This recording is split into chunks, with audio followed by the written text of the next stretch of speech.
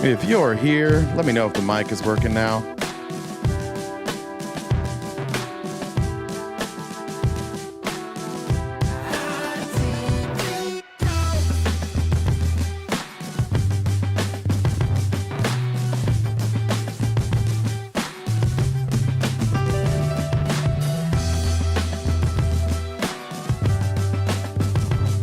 Good now? All right, neat. All the microphone checks.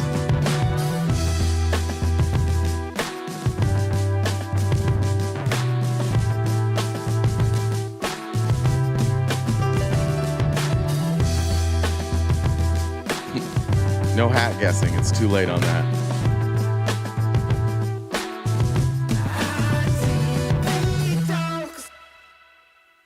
All right. That was a typical, pretty typical start for us here over at RTP Talks. Happy Tuesday, everybody. We got some weird lighting today also, so enjoy that. I don't know. It looks, I like this lighting a little bit better. I think it makes me look better. I don't know what I did differently, but the mic didn't work and the lighting looks better. So win-win all the way around.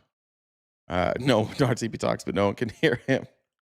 I want to start today because I think some super chats came in yesterday, and Mr.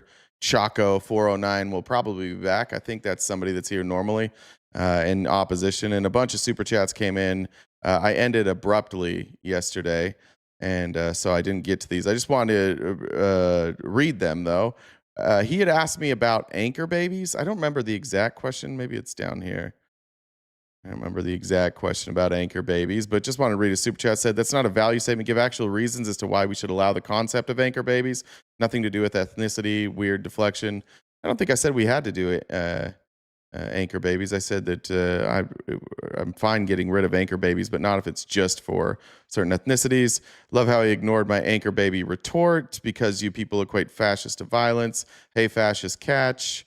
And also, the 14 points were made by a medieval historian with no expertise on fascism, and they apply to many governments, which I'm pretty sure we said. Calling the right fascist is justifying violence. So, there we go. Can you really not hear? Mama B? Oh, there we are? Okay. Windows and OBS audio saying fuck you. Yeah, I don't know what happened. I checked the audio, then I checked the audio on Discord, then I went live, and I didn't have the option to, like, pick my microphone from the drop downs in Streamlabs. I have no idea. So sorry about that. My bad, or Jen's bad. We could blame Jen if you want. She's not even here right now. She's busy setting up our thumbnail. So we're all right. Yeah, medieval. Medieval. I wouldn't recommend that. All right. Good morning. It's nice to hear you and then hear me in the background. I like that. Well, I've got like, so I can hear on a computer, and then I have like a phone muted back and forth, so I have to unmute in time. So last cranberry. Oh, he called us fascist, and that makes me grumpy. I might shoot a protest. Oh, that's beautiful. Thanks everybody for joining us for movie night last night. We finished off what's it called again? Dope Sick, which is a tough ending. Just a reminder that in this country, we all agree that rich people always win. Like anytime there's a scandal involving rich people, they just get away with it. And Republicans used to believe that too until they put a billionaire in office and now let all the rich people make all their decisions. And now suddenly rich people aren't a problem, and nobody knows or nobody thinks that rich people get off scot-free. In fact, they're the real victims. No, yeah, finished off hand check. Well, we tried to hand check Jen a couple of times, but Jen seemed really busy during movie night last night. I don't know what that was about. I think I was taking care of my child. I know. The audacity of me. You guys believe that?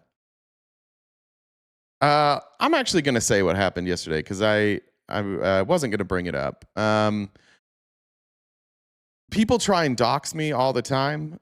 Somebody tried to dox me yesterday. There is a house that I don't live in that I still have ownership with, and somebody in attempting to dox me yesterday was doing that stupid thing they do where they send pizzas to somebody's house and try and get them to pay for it. So pizzas were showing up at a house that I didn't live at, so I was taking care of that. I do know who it was, And if that person is here again today, just know we do know who you are. You weren't quite as good at covering your tracks as you thought. The police have your name. I'm going to file harassment charges. So are the other people. We just have to figure out a way for them to file harassment charges without you knowing their name. So, I guess you can still pay for pizza at the time of delivery if you do cash. So So did what I helped with, did that help find out who it was? it did. It did. Awesome. Actually, All right. that's what helped. So they used a phone number that they generated from an IP, and I'm familiar with those because when I got catfished, the old catfish was sending sending me text messages from like 50 different phone numbers. So that's when I realized you can make basically unlimited phone numbers and they're one-time use. But anyways, I won't say who it is. I don't dox. I don't play that game. But that's what happened yesterday. And so I was just missing call after call from a number, and I'm like, well, these people never call me, uh, especially not like while I'm at work. They know when I'm working, so I was very surprised that I was getting call after call, and then I got the text messages. I was like, and I knew exactly what had happened. It's not unusual. I think every sizable. I think like once this happens to you, you can probably say like you've caused some waves. You're a big enough creator that people care to do shit like that. I'm fine. Those people are fine too. It's a sick person to do stuff like that to make people feel uncomfortable. And so that's what happened. Where I live now, just so anybody like, you can't really find it's not under my name. So and there's a reason for that. And it would be almost impossible to connect me to the name of the business that I rent underneath. It's not even mine. So good luck with that. I don't think anybody would even know this connection. So it is hard to dox me, but you can find like previous addresses that I lived at online, despite the fact that I've paid people to try and remove all that. I don't want anybody having to deal with people that hate me by going to old addresses, but it has happened before. It will probably continue to happen, but that's why I left early yesterday and I just had to run. I'm making half of America feel uncomfortable. Sorry about that. What are we doing? What are we making them feel uncomfortable with? With their sitting with themselves? Is that what it is? James, I did see a bunch of, I think it's the same James. I did see a bunch of weird comments from a James. I don't know if that's you.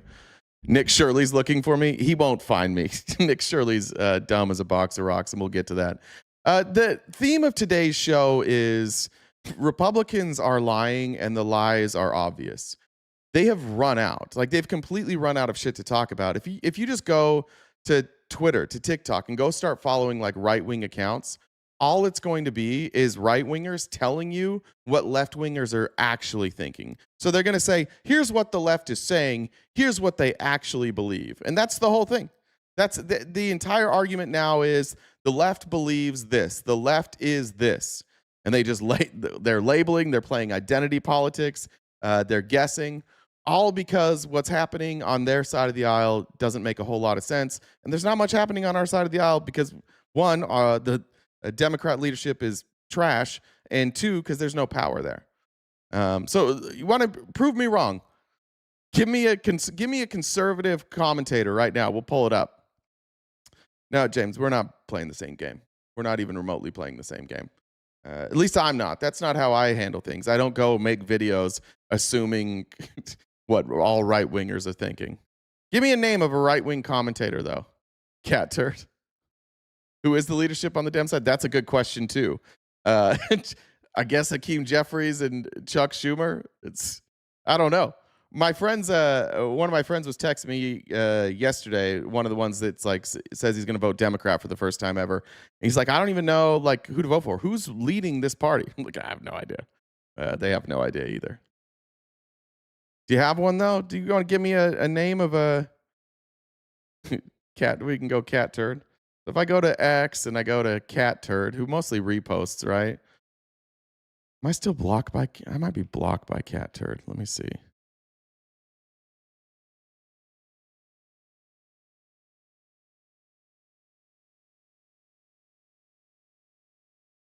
Yeah, okay. It's literally just like going after white women, going after feminists. Yeah. Dear liberals, ICE will continue deporting. There's absolutely nothing you can do about it but cry if you don't want to be deported. Yeah, that's it. It's just defend the regime and point at liberals. Tallarico's damn, maybe he vote for him. I can't vote for Tallarico. I don't live in Texas. So is Cat Turd a white woman? I don't know. Asmongold. Yeah, yeah, Asmongold. I thought, now again, I don't know that much about Asmongold. Somebody told me that he used to be, I mean, he was like a gamer and then he was like kind of on the left, but now he's just like alt-right. Is that true? I don't know anything about Asmongold. Legit question. Can a state governor activate the National Guard against ICE? I don't know, to be honest. They can activate the National Guard. They can activate the National Guard to protect their people. So, I mean, I'm sure that's a legal gray area, but if you activate the National Guard to protect your people against ICE from unlawful detainment, I don't know. I'm sure that would have to be a Supreme Court case. I don't know that that's ever happened. Does anybody know?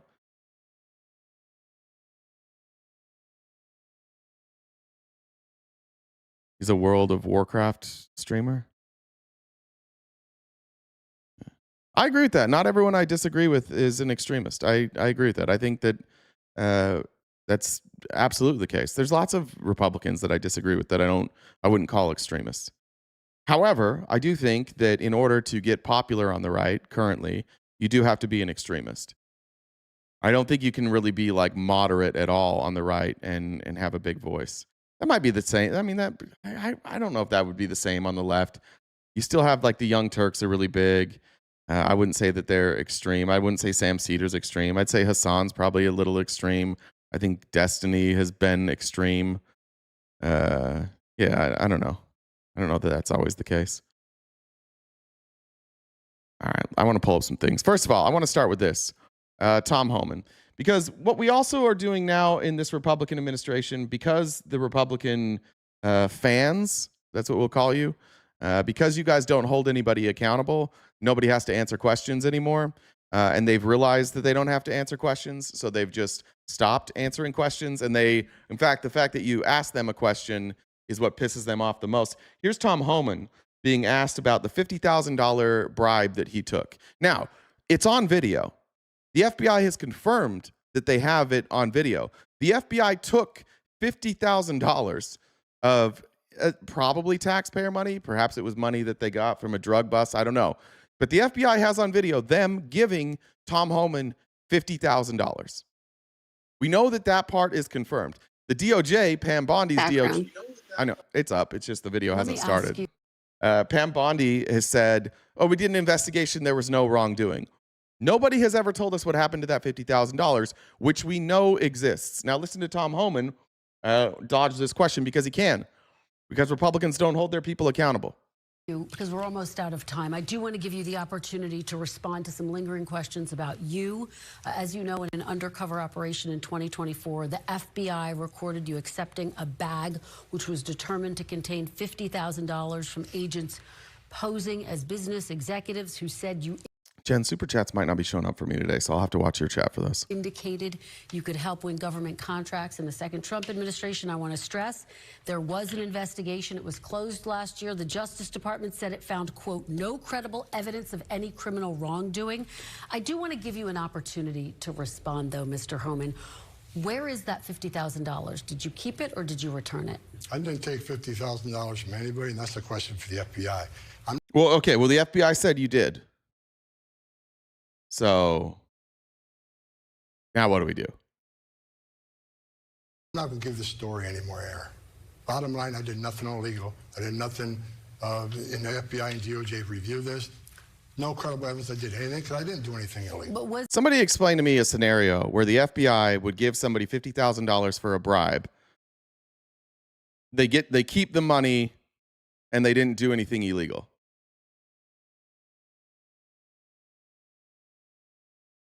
Anybody come up with a scenario where that would be possible?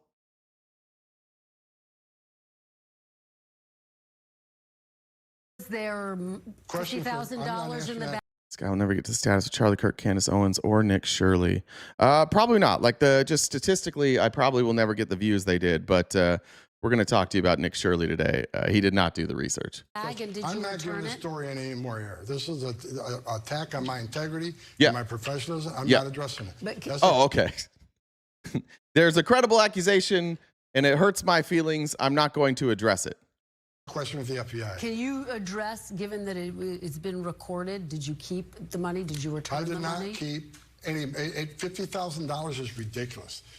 The True. FBI has been clearing this. You know, and it irritates me. This story keeps going on and on and on, even though I've been found to do nothing inappropriate. So I'm not going to ask any more of these questions. But just did you? Okay, well, fine. I understand that Trump's DOJ said you didn't do anything inappropriate, which nobody trust. None of you believe Trump's DOJ. You all know that. You only believe them when they go after Democrats. But you know when they come out and they say Tom Homan did nothing wrong, you know goddamn well they didn't do an investigation here.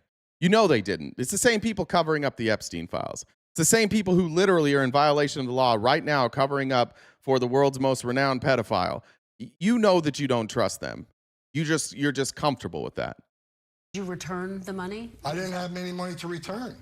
Okay. I didn't take the $50,000, bottom line. Well, Biden's DOJ investigated Democrats. At the very least, you can say, I mean, a lot of people, I think you'd get a lot of agreement that Biden's DOJ wasn't great. Republicans and Democrats in this chat are probably both going to agree that Merrick Garland was a failure. But at least they did investigations. They sent two members of Congress to jail. Two from their own party. At the very least, you can say they did stuff.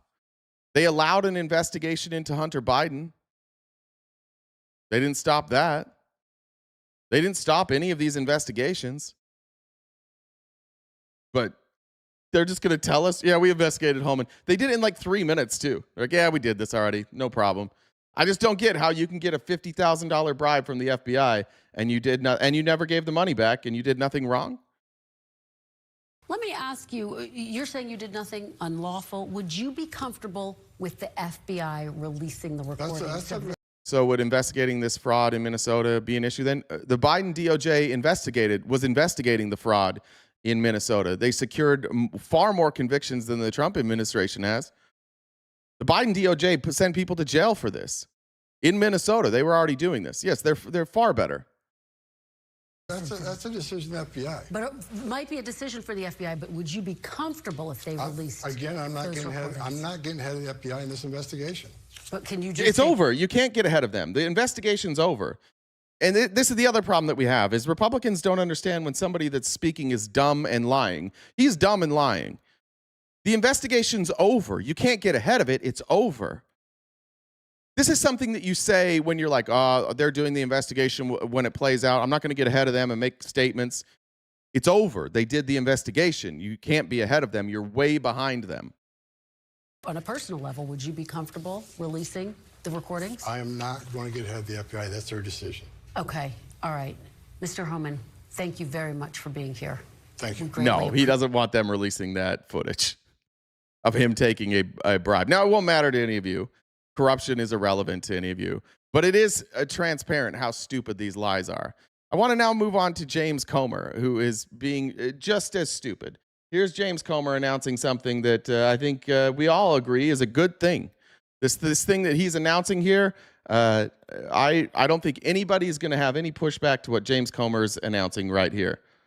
Unanimously by the committee in a bipartisan manner, we will move next week in the House Oversight Committee markup to hold former President Clinton in contempt of Congress. You hear that? Unanimous. That means Democrats and Republicans unanimously voted to hold Bill Clinton in contempt of Congress and bring him forward to testify. Unanimous. Both sides agreed on this. Of course, they're in the Epstein files. Republicans say, bring them forward. Democrats say, bring them forward. Of course, if you're in there. But then... So, with that, be happy to answer any questions real quick. Mr. Chairman. Anybody on the committee? Will you roll out bringing Donald Trump in for an interview Well, in this investigation? President Trump has answered thousands of questions about Jeffrey Epstein. In fact, Why not bring him in? He's answered thousands of questions. How many times under oath? None? Zero? How many times has Donald Trump testified under oath? We must hold these men accountable. What about Trump? No. I would say today, well, you all ask him questions every day. He answers questions every day Well, yes or no? about Epstein. Will you rule out? Well, you don't. These are grown-ups. Besides Lauren Boebert. These are grown-ups. This is my Congressman Andy Biggs right here. This is pathetic by any standard of being a grown-up. They know exactly what they're saying. This is running defense for Donald Trump. These are grown-ass men. Why are you guys so beholden to Donald fucking Trump? Why? The laws don't apply to Donald. This is pathetic on every single level to watch grown men cower. If I say that Donald Trump should testify under oath, he's going to tweet at me. He's going to be a matty poo. Why are you all such cowards? Notice how nobody gives a shit that you're bringing in Bill Clinton? You can bring in Joe Biden. I don't give a fuck. And you guys be like, yeah, bring in Biden, bring in Trump. No, because everybody knows that everything you say about Donald Trump is a lie that's bad.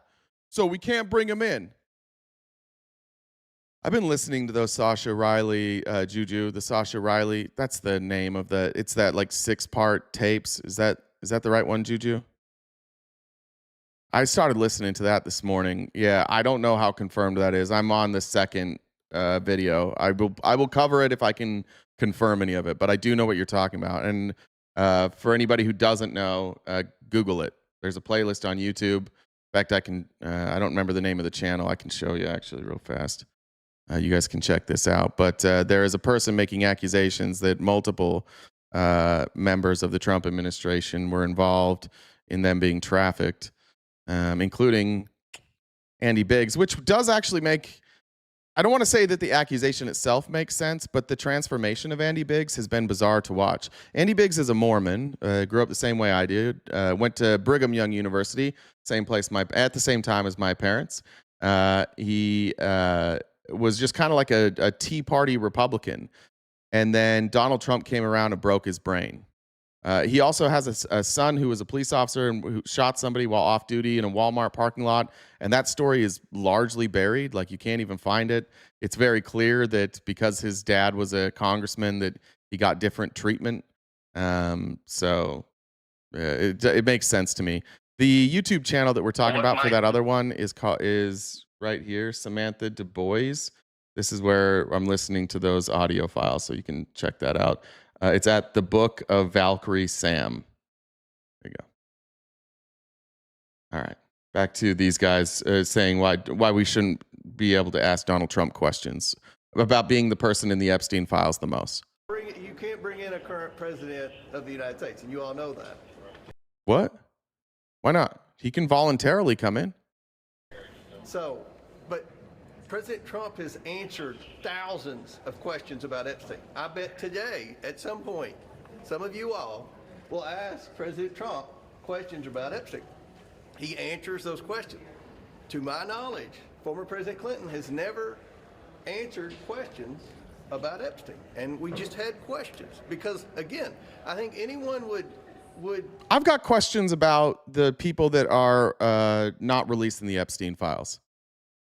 I'd like you to bring in Pam Bondi. I'd like you to bring in. I'm far more interested in Pam Bondi and Kash Patel right now, and explain why you're covering it up.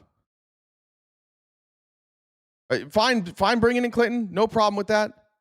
Why do we not have Pam Bondi and Kash Patel in front of Congress today explaining why we don't have the full files, why we have 1% of the files, and why the other part of the law that obligates them to tell us why they redacted things also hasn't been fulfilled? Has anybody seen our guy over on TikTok? Anybody seen MJ lately? I think his name's different now, whatever it is now, Scar. We were on a panel with Admir. Everybody on that panel, every MAGA person on that panel said that if the due date came and went and they still hadn't released why they redacted things out of the Epstein files, that would change their mind. Is it changed any of their minds? I would recommend that you guys go and talk to them. Go talk to MJ. Go talk to Angel, or whoever the other person was that was screaming at me. Go talk to all those people who said that day, hey, If the day comes and goes that they're supposed to explain the redactions, then we'll change our mind. Nope. You too, Larry. You too, Larry. So you guys just move on. Just keep it going.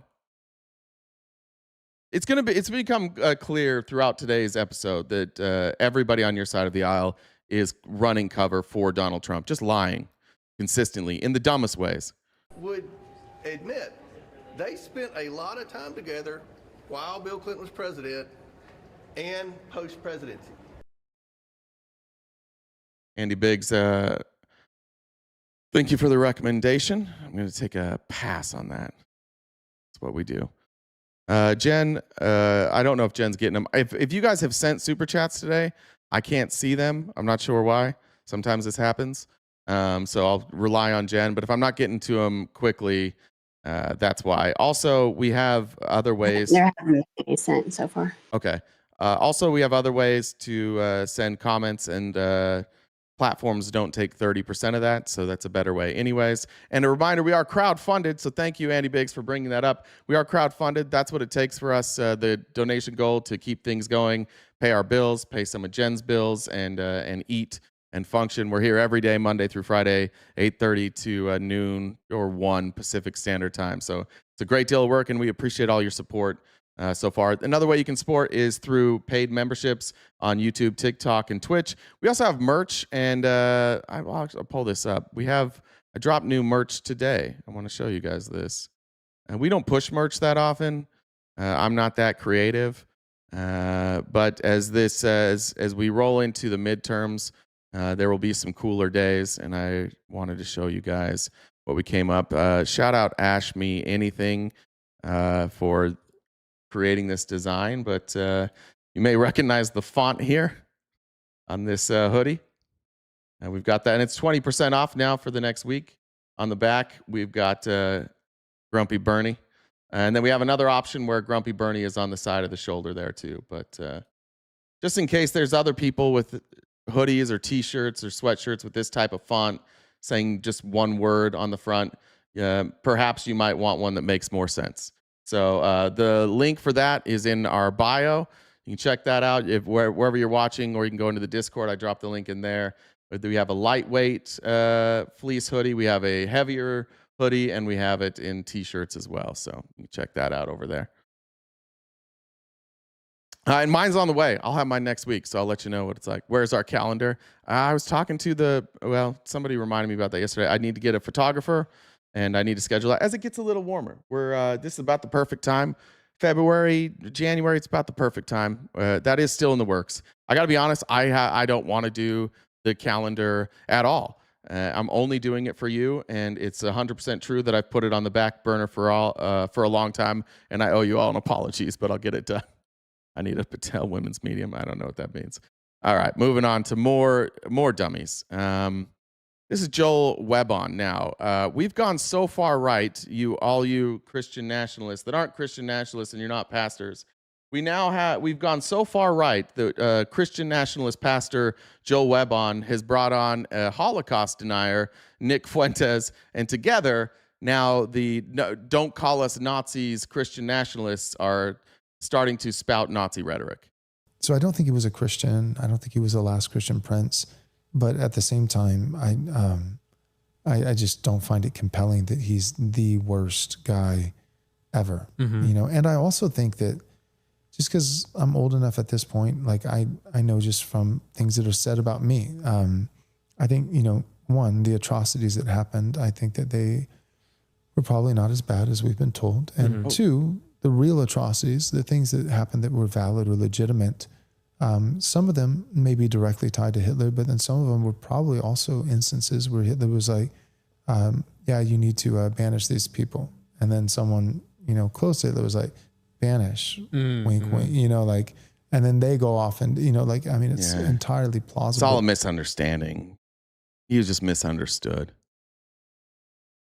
We're just doing casual Holocaust denial now over on the Christian right. Yeah. Isn't it crazy? You go forever like, we're not like them. You're exactly like them.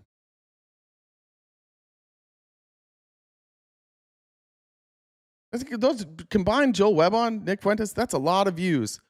That's a lot of Nazis in this country. A lot. A lot of people who say, don't call me that, but then they are that. I can't change your opinion. I'm not planning on changing any of your opinions. Like, you've already proven that you're an idiot. Like, you have to be a dumb motherfucker to be a racist person. Like, there has to be something wrong in your brain in order to be a racist, xenophobic, bigoted person. That, like, it's already weakness. So no, I don't think that citing accurate studies or correctly citing history or making solid points, I don't think it'll change any of your minds. I've watched too many times the dumbest of you get absolutely embarrassed on stage in a national on a national stage in a debate, and it doesn't change any of your minds. In fact, a lot of times the dumber your folks get, the more you cheer them. Here's a great example of that. Pearly Things. If you guys know, it's Pearl, whatever the fuck her name is. She debated Anna Kasparian yesterday. These are two content creators I'm not big fans of. But Pearly Things today is posting clips from her debate. She went to this debate. It was called World War Debates. It was in Atlantic City. Weird name. The fire is weird. And this is during, like, they had 30 minutes here where Pearl was able to ask Anna Kasparian questions.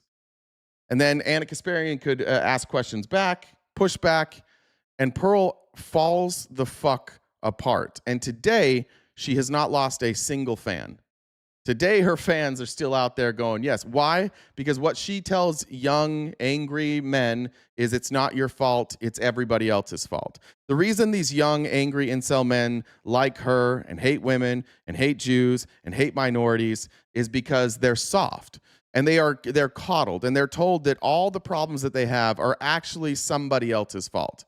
And that all they have to do is stick in this little group together, and they can hang out in Discord and on Reddit and on running around with Nick Fuentes at conservative organizations trying to piss people off.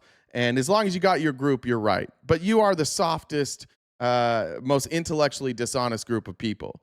That's why, like, when you say, like, we can't convince you, I'm not trying to convince you. To be very clear, what I'm trying to do is I'm trying to show everybody else exactly who you are, and then they can make the decision whether or not they would like to side with dumb racists. And you guys do help a lot. When I say these guys are dumb racists, then the dumb racists in the chat are like, here's some dumb racist shit, and then they just write dumb racist comments. So that's my plan. Just to be clear, I know you guys are lost. But I plan on highlighting that any chance I can get so that regular people see who you are and go, you know what, I'm not with that. And here's a great example of a dumb grifter being exposed. But that's not a phrase. Do you have any other, like, catchphrase or slogan you want to throw at me? What do men get out of marriage? They get a partner that gains 25 pounds in the first 5 years. Men get pretty fat too. I don't know if you've done a comparative analysis on that. They actually end up gaining more weight than their wives do. And who cares? Men. I mean, she just took that answer from the audience, by the way. She didn't have an answer. She's like, men. Women get fat after they get married. All right. How did she get like this? Because there's a bunch of incel men who pay her to make them feel good. That's how all of these right-wing grifters are. They just tell these whiny little bitch men that nothing's their fault, and then they pay them to do it. Conversation with your partner. Encourage her. Be an adult. How can men and women be equal? Especially if she's giving you children. How can men and women be equal when one is expected to die for the other? Is that a thing? Are we expected to die for the other? I didn't know that. I was unaware of this. I didn't know that. Did you know? I don't expect anyone to die for anyone else. I don't know what that even comes from. Yeah, but men are willing to die for you every day. The men in the police force, the men in the military. What about the women in the police force? They're 10%, and they cause so many problems. Who cares what percentage women make up of the police force. Yeah, They're in the they police can't- force. they My can't- sister-in-law's a cop, actually. They can't do the same jobs. There's videos on the internet see my everywhere of sister-in-law. women getting their guns taken because they're not strong enough. Are you just making things up? No.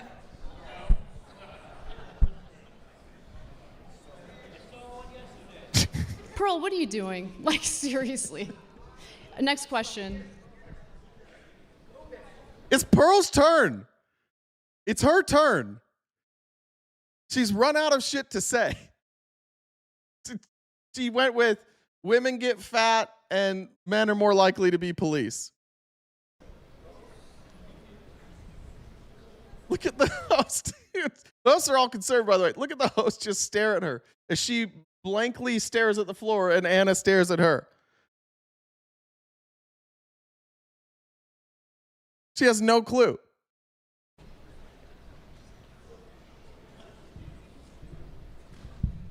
Do you realize how good you have it in this country? Absolutely.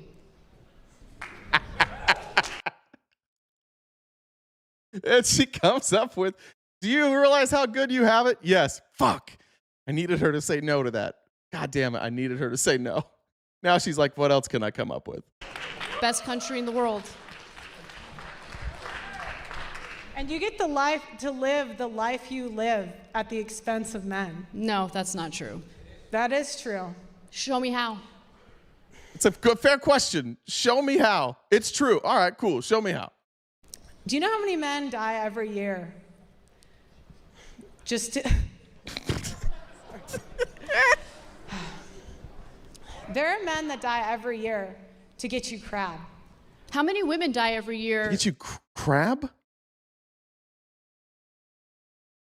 Is that what she said? To get you crab?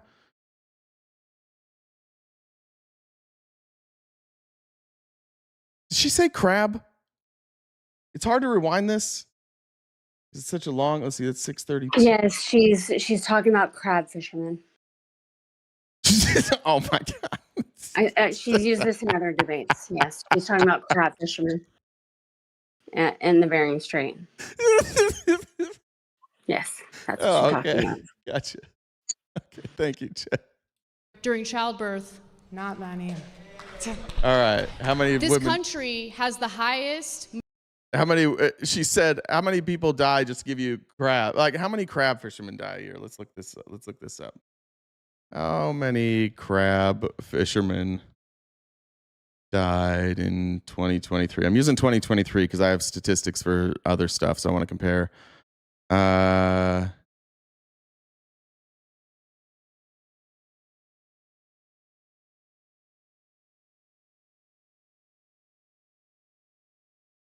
Let's see in the United States.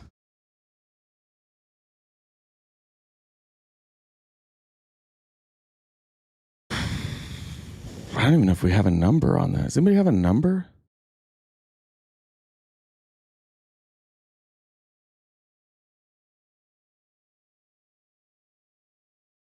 I don't know. If anybody has a number, great. Maternal mortality rate of any developed country. So a lot of women do die as a result of pregnancy and childbirth, yes. Remember, it's still Pearl's turn here.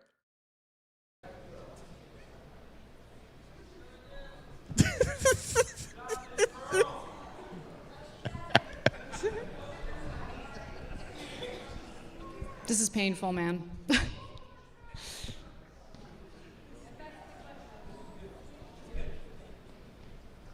Do you have any other questions for me? Not right now. All right. All right. Just to be clear, in 2023, when she talks about police dying for you, 136 federal, state, county, municipal, military, tribal, and campus law enforcement died in the line of duty in 2023. They're doing that for you. Let's just say, sure, they're doing that for just women. In 2023, 669 women died from maternal causes defined as deaths during pregnancy or within 42 days of its end due to pregnancy-related issues. That's nearly 6x. Being a woman in this country and having children for the men is 6 times more likely to end in your death than being a police officer. So who really is putting their life on the line for each other? Sounds an awful lot to me like women consistently are putting their life on the line far more than men. And many of these are also going to be women who didn't want to carry a baby. All these men chose to be police officers. Not everybody who gets pregnant chose to get pregnant. Some people are abused. Well, I did find crab fishermen. It doesn't have for 2023, but on average, 300 to 360 deaths per 100,000. I got that. I saw some people saying 30 to 50 a year. Yeah. I don't know how many crab fishermen there are in the U.S., but anyways. Everybody that you guys listen to is not, and I say grifter like in the real way. Like they're just talking points and they can't back any of this up. Nick, you think this is painful? Wait for the Nick Shirley interview that I'm going to show you. We're going to watch the whole thing. It's going to be a painful day. Let's go to our Housing and Urban Development Secretary. Let's see if he is any better. Let's see if he can get some facts right and not just lie right to your face. Over 12 million illegal aliens coming across our border has literally strained our housing supply, caused affordability to go up. 100% of rental demand in California and in New York is because of illegal immigration. Over 60% of that across our 100% of demand for rentals in California and New York is immigration. Of course, that's not true. Of course, that can't be true. I don't know what the percentage is, but of course it can't be 100. Why are people that work for the government citing that? Why are they saying 100%? If so, that's low. I don't know if that's low. It's behind Trump. It's a 7,000%. It comes from immigration. None of this makes any sense. Why do they all lie? nation. And so what we have done here at HUD is to ensure that no taxpayer funds go to illegal aliens when it comes to our FHA mortgage program. We signed a memorandum of understanding, a data sharing agreement with Department of Homeland Security to make sure that everyone that lives in HUD-funded housing is indeed an American citizen. We have put over 12 million illegal. But HUD housing is also rental housing. So how could, do you not have HUD housing in California and New York? If you have HUD housing in New York and California and 100% went to illegal immigrants, but you're also not renting to anybody who's an illegal immigrant, how are you renting to anybody?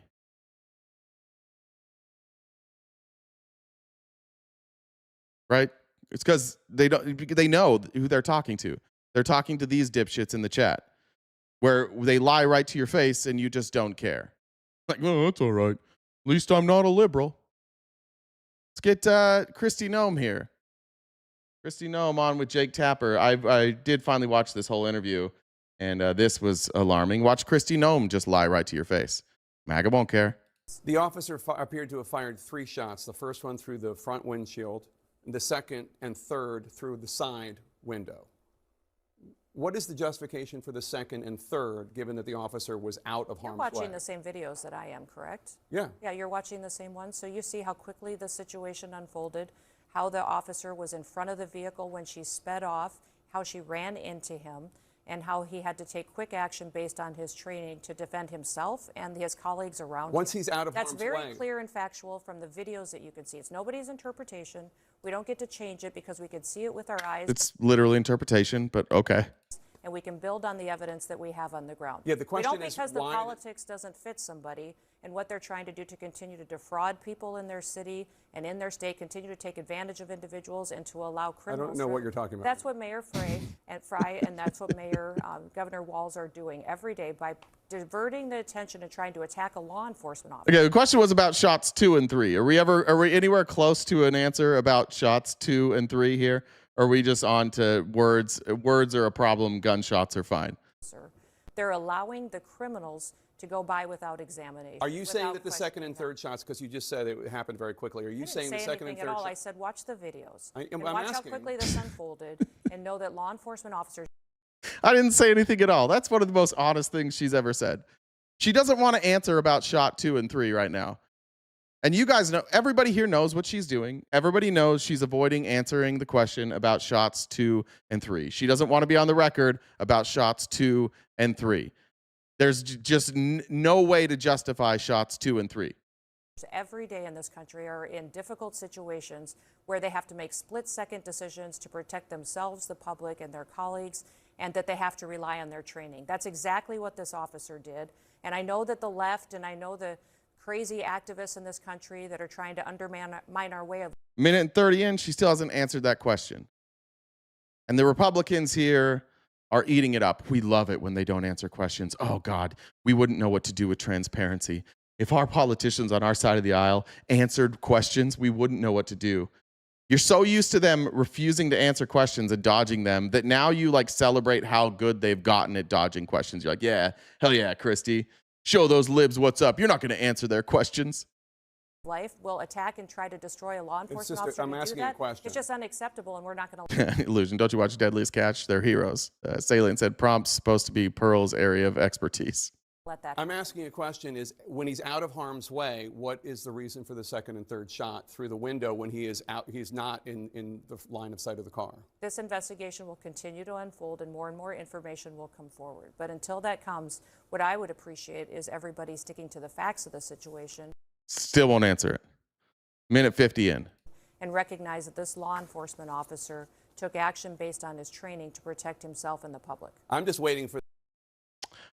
You might be right, but she's not supposed to be a politician, Icky. She's not supposed to be a politician. She's supposed to be law enforcement. Why are you justifying her lying? I agree. Politicians dodge questions. I get annoyed when that happens. It bothers me when they won't answer the questions. If this was Elizabeth Warren, I'd be like, she's not answering the question. That's annoying. Are you that like partisan that when they lie to you, you would rather be mad at me for showing it? Because that's what it seems like most of you feel. Like, if I show you your side of the aisle lying, you get mad at me. Isn't that a bizarre way to react to somebody showing you a lie? This person lied to you. How dare you show that to me? Fuck you, dude. Okay. You don't find that strange that you do that? You don't find it uncomfortable to sit with yourself after you do stuff like that?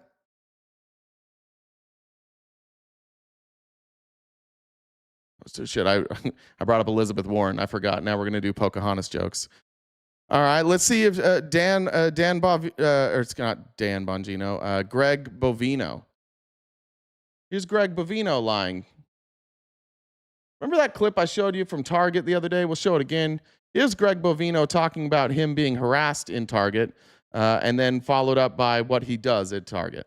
Agents, unfortunately. But something else here as far as what happened in that Target store is truly I felt sorry for the public. And the reason for that, Sean, is by and large, 90% of the public are happy to see us. They like to. 52% of Americans disapprove of how ICE is handling deportations. That's a made-up number. That's just what he's literally just making up a number right now. Also, why is our law enforcement playing politics on Fox News all the time? Why aren't they just out there doing law enforcement? Why are they showing up on Fox News and doing partisan politics and making up numbers? Engage with us. They like to talk with us and find out about our missions and what we do. A lot of people ask about recruitment and things like that. But when you have that very vocal 5%, 52%, it actually scares the public And, you know, I actually felt sorry for the public in the Target store that day because it actually scared them. Yeah. Unfortunately. People in the public is afraid of people telling ICE to leave, not afraid of ICE. Here's we showed you the video of him being yelled at, but here's another thing that happened in Target. We showed you this video. We'll show it again. This is the young man being arrested in Target. And here's what Homeland Security released. Sorry, I'm a pro photographer, happy to help out with the calendar, but you'll need to fly me out from Nashville. Thanks, Jeremy.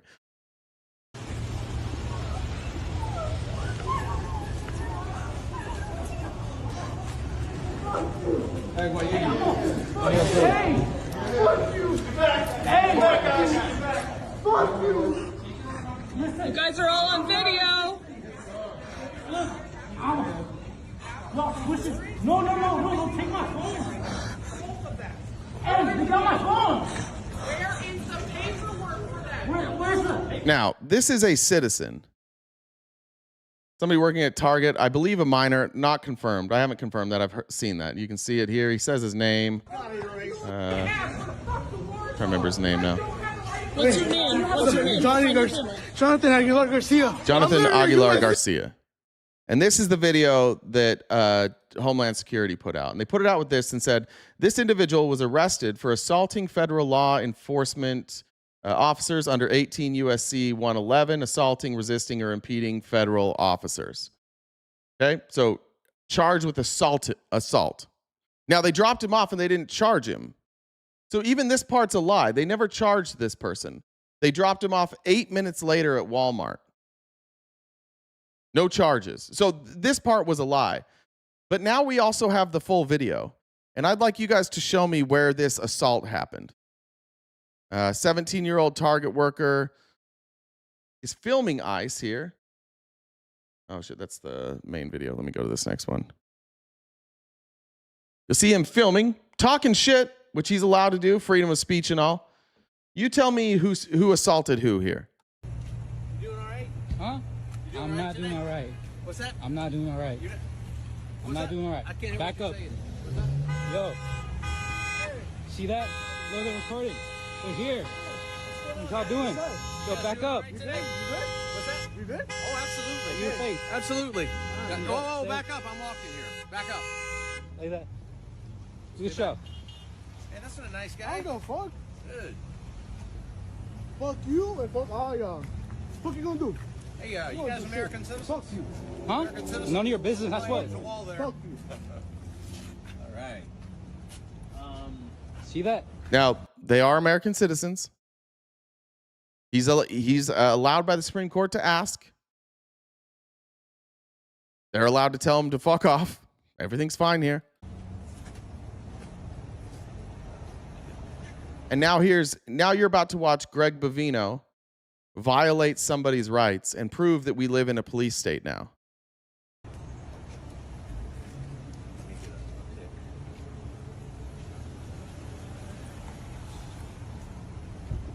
Blocking traffic.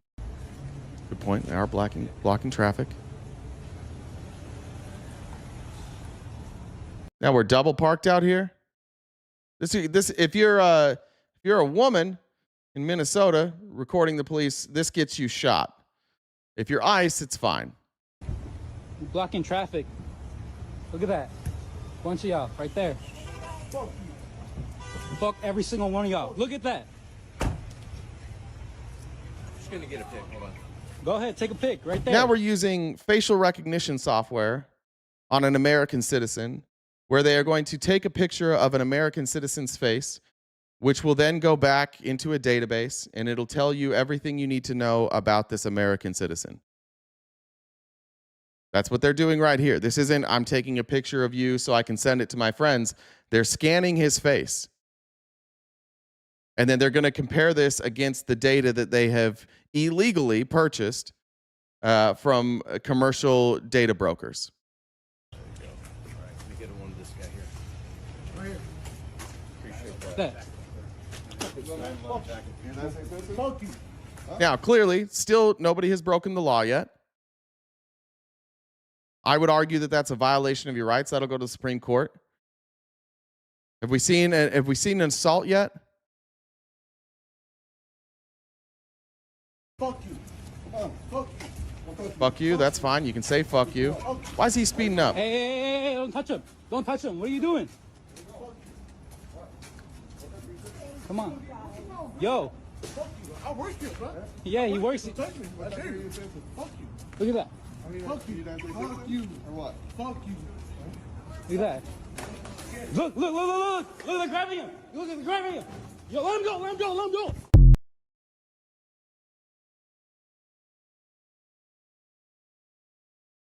Want to watch it again?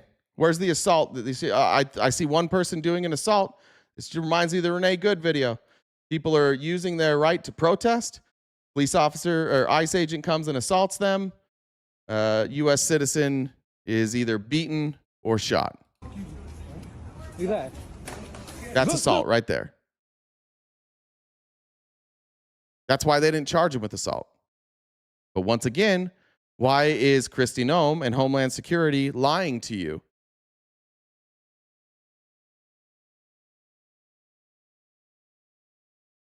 He touched him going in the door. Bumping somebody is not assault, but let's watch that again. Let's see. Fuck you. Or what? Fuck you. Look at that. Look. He did? He touched him going into the door? Look. Larry, you fucking bootlicker. Let's see.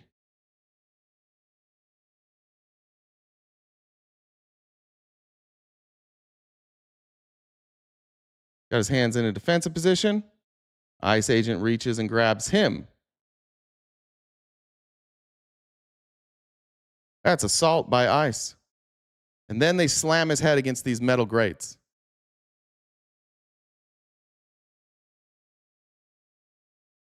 Look at the bootlickers in here. This is awesome, guys. We love this.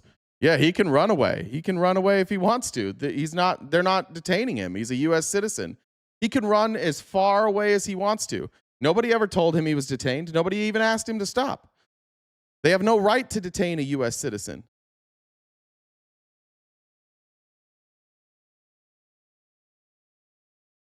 So again, we're not trying to convince you dipshits.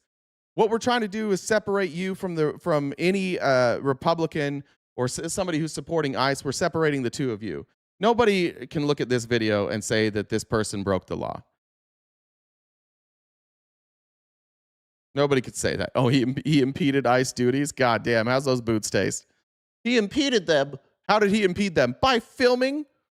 You're allowed to do that. Nothing he did was against the law. As a U.S. citizen, I can film ICE. I can do all of this stuff. Why do you think they released him without charges? Why don't you think they charged him?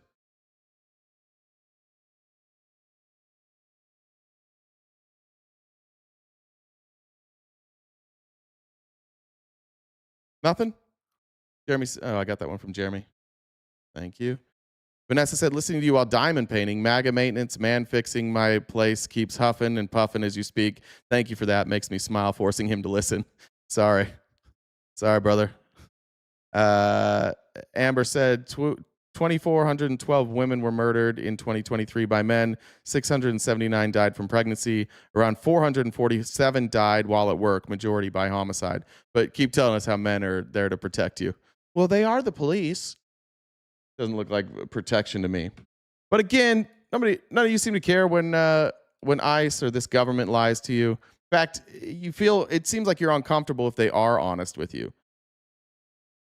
Let's move on. Let's move on there. Move on there. I'm going to get into Nick Shirley. And now let's get to the worst thing I saw yesterday. Guys, take some not necessarily an aspirin, Tylenol, ibuprofen, Excedrin, whatever you need. Drink water. This is going to get painful. Let me just say this before we get going. Andrew Callahan is a very, very good journalist. Andrew Callahan is not overtly political. And I do believe that Andrew Callahan, if he wanted to, could have pushed harder against Nick Shirley. But Andrew Callahan doesn't want to be viewed as an interrogator. He wants to be viewed as an interviewer. And he wants to be able to interview people on the right again. So he's going to be very, very soft on Nick Shirley. This is one of the most softball interviews I've ever seen Andrew Callahan give, but he knows. Like, he's a smart guy. He knows that if he pushes Nick Shirley's going to freak out. Because without really any pushing, Nick Shirley freaks out in this interview multiple times. But what we're going to learn from this interview is this young man is remarkably uninformed. I would say remarkably dumb. And he's clearly the byproduct of being born and raised in a cult, which is the same cult I was born and raised in. And he's going to say things that I used to say. And you're going to see why it is that religious people often get sucked in to other cults. You're going to figure out like how somebody can go from like, I love Jesus to, yeah, we need to go after minorities. You get there because you believe things without evidence. And he's going to prove that most of what he believes comes without evidence. He also doesn't seem to understand that he has been used. He also seems to think that like the way he got big was just on his own journalism and not behind a coordinated effort on the same day they released the Epstein files to push out his story. My video on the expose of the fraud in Minnesota is the most viewed video ever by a creator, longer than 10 minutes than anybody other than the name of Mr. Beast. Altogether, it did around 500 million views. Who do you think were the main people who signal boosted the video and brought it in? Oh, I will slam the Mormon faith all fucking day and you can leave. I will absolutely slam somebody's faith. If your faith teaches you to ignore facts and just go with your gut, I will absolutely slam your faith. I have every right to slam the Mormon faith. I was a Mormon for 30 years. And I'm still on the records there as a member. 100%, I am going to, and he brings his faith into it. He brings it up. He'll show you. This isn't me guessing. He's going to tell you how his faith made him a person who just believes things without evidence. I'm not interpreting this. He's going to say it in this video. But if you're somebody who thinks that somebody's faith can't be criticized, this isn't going to be for you. Everything is open for criticism, including your faith. Excuse me. To that true viral orbit. Elon Musk, who shared the video. JD Vance, he shared the video. You had the Attorney General, well, she actually didn't share it. She reacted to the video a few days later. Literally, quite frankly, every account on X saw that video instantaneously. Health and Human. How would that happen?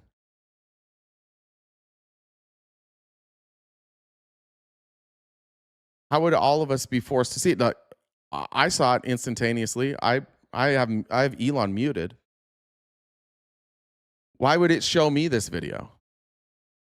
Maybe the people in charge of the algorithm prioritized it, boosted it. He doesn't seem to realize, even at this very beginning, that like all these people who wanted to hide the Epstein files boosted it.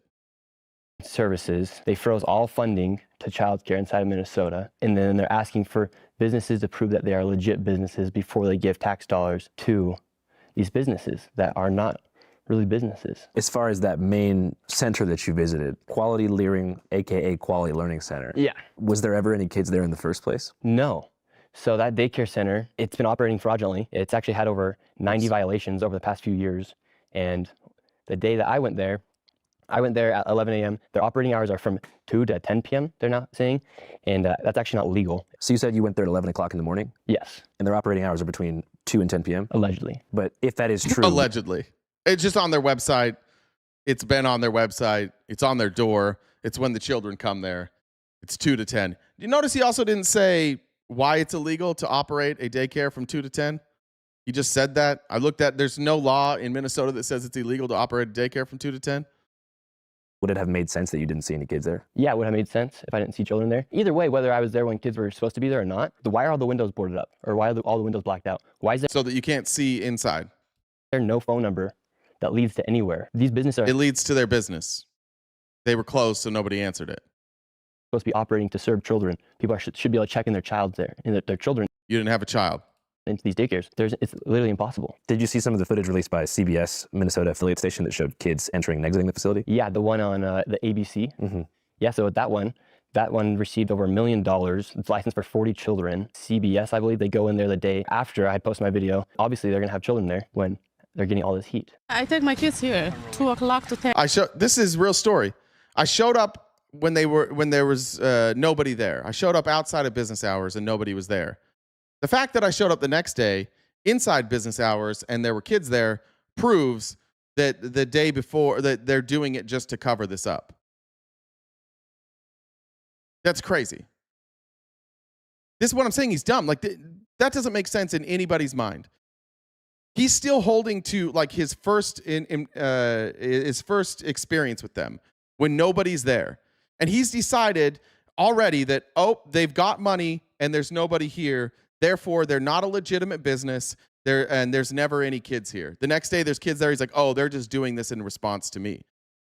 That's the type of conditioning that you get when you were born and raised in a Mormon cult to believe things without evidence. He believes that it's not a legitimate business, and he doesn't have evidence on from his video. All he has in his video is a video of him knocking on the door and them not answering, a picture of the sign, and the total amount that they have been given by the state.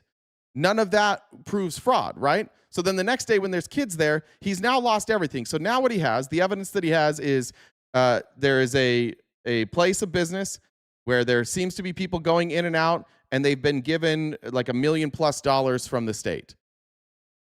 That's not a fraud case. Could they be committing fraud? Sure. Could they be operating illegally? Sure. Has he provided anything that tells us that they are? No. He has simply told us this place exists. There's nobody here when they're outside of business hours, and here's the amount of money they've been given. So if you're somebody who is convinced that that is fraud, then of course you like Nick Shirley. But you're also somebody who doesn't require evidence to believe that there's fraud. Again, I'm simply saying, sure, there could be fraud, but you have to show me evidence of fraud. And you guys are saying, I don't need evidence of fraud. Look at them. And yeah, there's a lot of kids inside. And same thing at that daycare. Why are all the windows blacked out? This is a daycare. Why can't a lady just give me a paper to enroll a child? This door is locked. This facility is licensed for 40 children. Well, I guess maybe I'm just trying to think from all perspectives and help you clear up some misconceptions. Yeah. I mean, I figure like if you're going with a camera and like 3 or 4 dudes, some of whom were like larger security looking guys, some had face gaiters on, maybe there's a fear that there's like something weird going on, or it just seems unfamiliar and they feel like they don't want to let you in. Yeah, they might feel that fear, but if they're operating legally, why would they have anything to fear? And the neighbors around it said they had not seen a child there. Yeah, if you're operating legally and somebody shows up that's not law enforcement, no badge, and they show up with masked men with cameras, if you're operating legally, then you just let those people in. You wouldn't be scared. No, they didn't know who he was. This is just a stranger that showed up with video cameras. Yeah, this is what I'm saying. Like, all of his excuses, and I appreciate that Andrew Callahan didn't push back, honestly, because I want to hear him give his full defense. His defense now is like, oh, you would let masked men in if you weren't breaking the law? For 8 years. If you go on Google Maps right now, you can actually see the images of the daycare progress over the past few years. And starting in 2021, the door is boarded up from the image from Google Maps. That's not boarded up. It's the windows are blacked out. And did you notice that there were kids in those videos? Did you notice that Nick Shirley said there's not kids going there? That there's never been kids going there? And he just showed kids going in the door? I think like if you show that, it's actually pretty crazy to see. And then they moved the building and they cut open a door on the backside of the building as well, where they had quality layering. Where there's kids going in? All right. One man's been living there since 2017, hasn't seen a single child. And when I go and post my video on X, a lot of people were saying, man, he says, hasn't seen a child. We've just seen multiple pictures from different days of children going in the daycare. But he doesn't believe that. He just believes the one man who said he's never seen a child. Well, Nick, you went during winter break. Well, actually, I went December 16th. School was still in session, so kids should still be going to daycare. The following days after the video then goes viral and gets over 100 million views, they have a person come out and he says, no, we're open. I'm the manager. That clip was from the next day. The clips from Google Maps were from previous days. So now we have previous days and the next day where there's kids going in. The only time we don't have evidence of kids going in is when Nick Shirley's there outside of business hours. You just want to believe this. I don't know why you won't admit this to yourself. And again, I'm not saying that they didn't commit fraud. I'm simply saying Nick Shirley didn't provide us any evidence of fraud. He provided us evidence that there's nobody there outside of business hours and that they've been given money by the state. That's the only evidence he's provided us. You guys have all then made the leap that therefore fraud. But Nick hasn't provided anything. and the son of the owners were open. At that same time, simultaneously, the lady who's in charge, the Commissioner of Children of Minnesota, says the daycare closed a week ago. Quality Learning Center, which Brown says permanently closed last week. While we have questions about... Now, somebody brought this up yesterday that it had permanently closed last week. It is not permanently closed. They have suspended business as for now, and they cite because of the harassment. So after all this happened, they were basically like, we don't want to deal with it. That wouldn't shut down any investigation into fraud. If they are, could you say that they're shutting down because Nick Shirley shone a spotlight on them and they committed fraud, so now they're running? Sure, that's definitely possible. It's 100% possible that Nick Shirley did find a business that was operating fraudulently and the spotlight on them made them run and hide. That could absolutely be true. I'm not saying that Nick didn't highlight businesses that could be fraudulent. They might be, but what he didn't do is prove fraud. So I'm just saying, I'm just going with the evidence. The evidence is, so far, nobody has shown me fraud. If evidence comes out later that shows fraud, what's going to happen is I'm going to say, yep, that's fraud. And you guys are going to go, see, told you. It does. You still relied on shitty evidence. The fact that you're guessing right doesn't matter. But on the other side of this, like, what if they weren't committing fraud? What if now a business has been forced to shut down because of harassment due to Nick Shirley claiming fraud without evidence? That wouldn't bother you probably, right? That were used in the video, we do take the concerns that the video raises about fraud very seriously. So I filmed my video, daycare is allegedly open. Then a few days later, the lady says that the daycare was closed while that guy is outside telling people that the daycare is open. I mean, it seems like that learning center has had a serious history of violations. Quality Learning Center, yes. Yeah, going back to 2020. Yeah, it's literally not a daycare. But how could they have violations related to childcare if there was no kids there? Yeah, the way they're operating inside of there, they had the violations. Those people are not able, they were operating fraudulently inside that daycare. But fraud... Huh? He might not know what fraud is. He might just think fraud means crime. That might be the problem. Nick might just not know what these words mean. How could they get violations for how they're handling kids without kids? I mean, there's no kids, but the violations relate to like poor safety conditions that put the kids in danger. And so why would they be operating, and why would Minnesota continue to be giving them millions of dollars if they're receiving all these violations? That's a good question. That's a good question by Nick. And Nick should have done that in his journalism. Nick should have said, look at this place. This place has all of these violations. Why are we still giving them money? That's a good question. Why is Minnesota allowing a daycare like this to continue to operate despite repeated violations? That's good journalism. That's a good question. But Nick didn't want to do that. So instead he said, there's no kids here. And now he's fucked. His reporting said there's no kids that go here. Now he's already 4 minutes in admitted that there's kids there. So his entire story on Quality Learning Center is now debunked. His evidence of fraud was no kids are here. He's now already admitted that there's kids there. It's like a really valid question. Yeah. Why do you think Minnesota would be giving a daycare center with so many violations so much money? Well, that same man at Quality Learning Center who was saying that they were open after the commissioner was on the live stream saying they were closed a week ago was also partying with the mayor of Minneapolis. Is the manager of the infamous Learning Center in Minneapolis also one of the... Well, OG, take that up with Nick, because Nick just admitted that there were kids there, so take it up with him. Guys that was dancing in the back of Mayor Jacob Frey's election victory video, the one that went super viral where he thanks his constituents in Somali for re-electing him last month.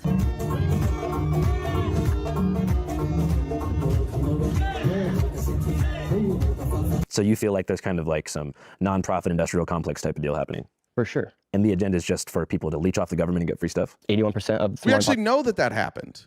We actually know that there was like a ring of people who were committing fraud. And the ring, what's the lady's name? It was a white lady, Amy Brock. Is it Bach? I think it's Bach. Amy Bach. We already know.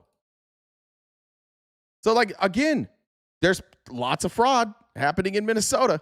Lots of it. Here's the person that was behind most of it. It's this person named Amy Bach. I've never seen Nick Shirley even mention the name Amy Bach. Have you? By the way, Nick Shirley chose this story and believes this story because he's racist or xenophobic, and he's going to prove it later. And you guys are going to freak out right now, but he's going to admit why he believes that this is being perpetrated by Somalis. population inside Minnesota is living off welfare. And 89% of the fraud being committed inside Minnesota is by the Somali population. So what do you think the solution to something like that is? Go freeze the funding. Each business can then prove if they are legit, and if they can't, cut the funding. And so far, no business has sent any information to the HHS showing that they're legit as of today. They've had 3 days to do it. They haven't been able to prove it. They haven't even tried to make the effort to show that they're a legit business. First it was... What? That's not how this works. You don't prove that you didn't commit a crime. In our justice system, they accuse you of a crime, and then you go to court and you defend it. There's no scenario by which a business is required to send a letter explaining how they didn't commit crimes to the Justice Department. That's bizarre. Rory said all clout chasing. Yeah. Jerry Mandarin said these bootlickers hate most of the Constitution. I wouldn't even say that this is clout chasing by Nick Shirley, by the way. I think that Nick chases clicks.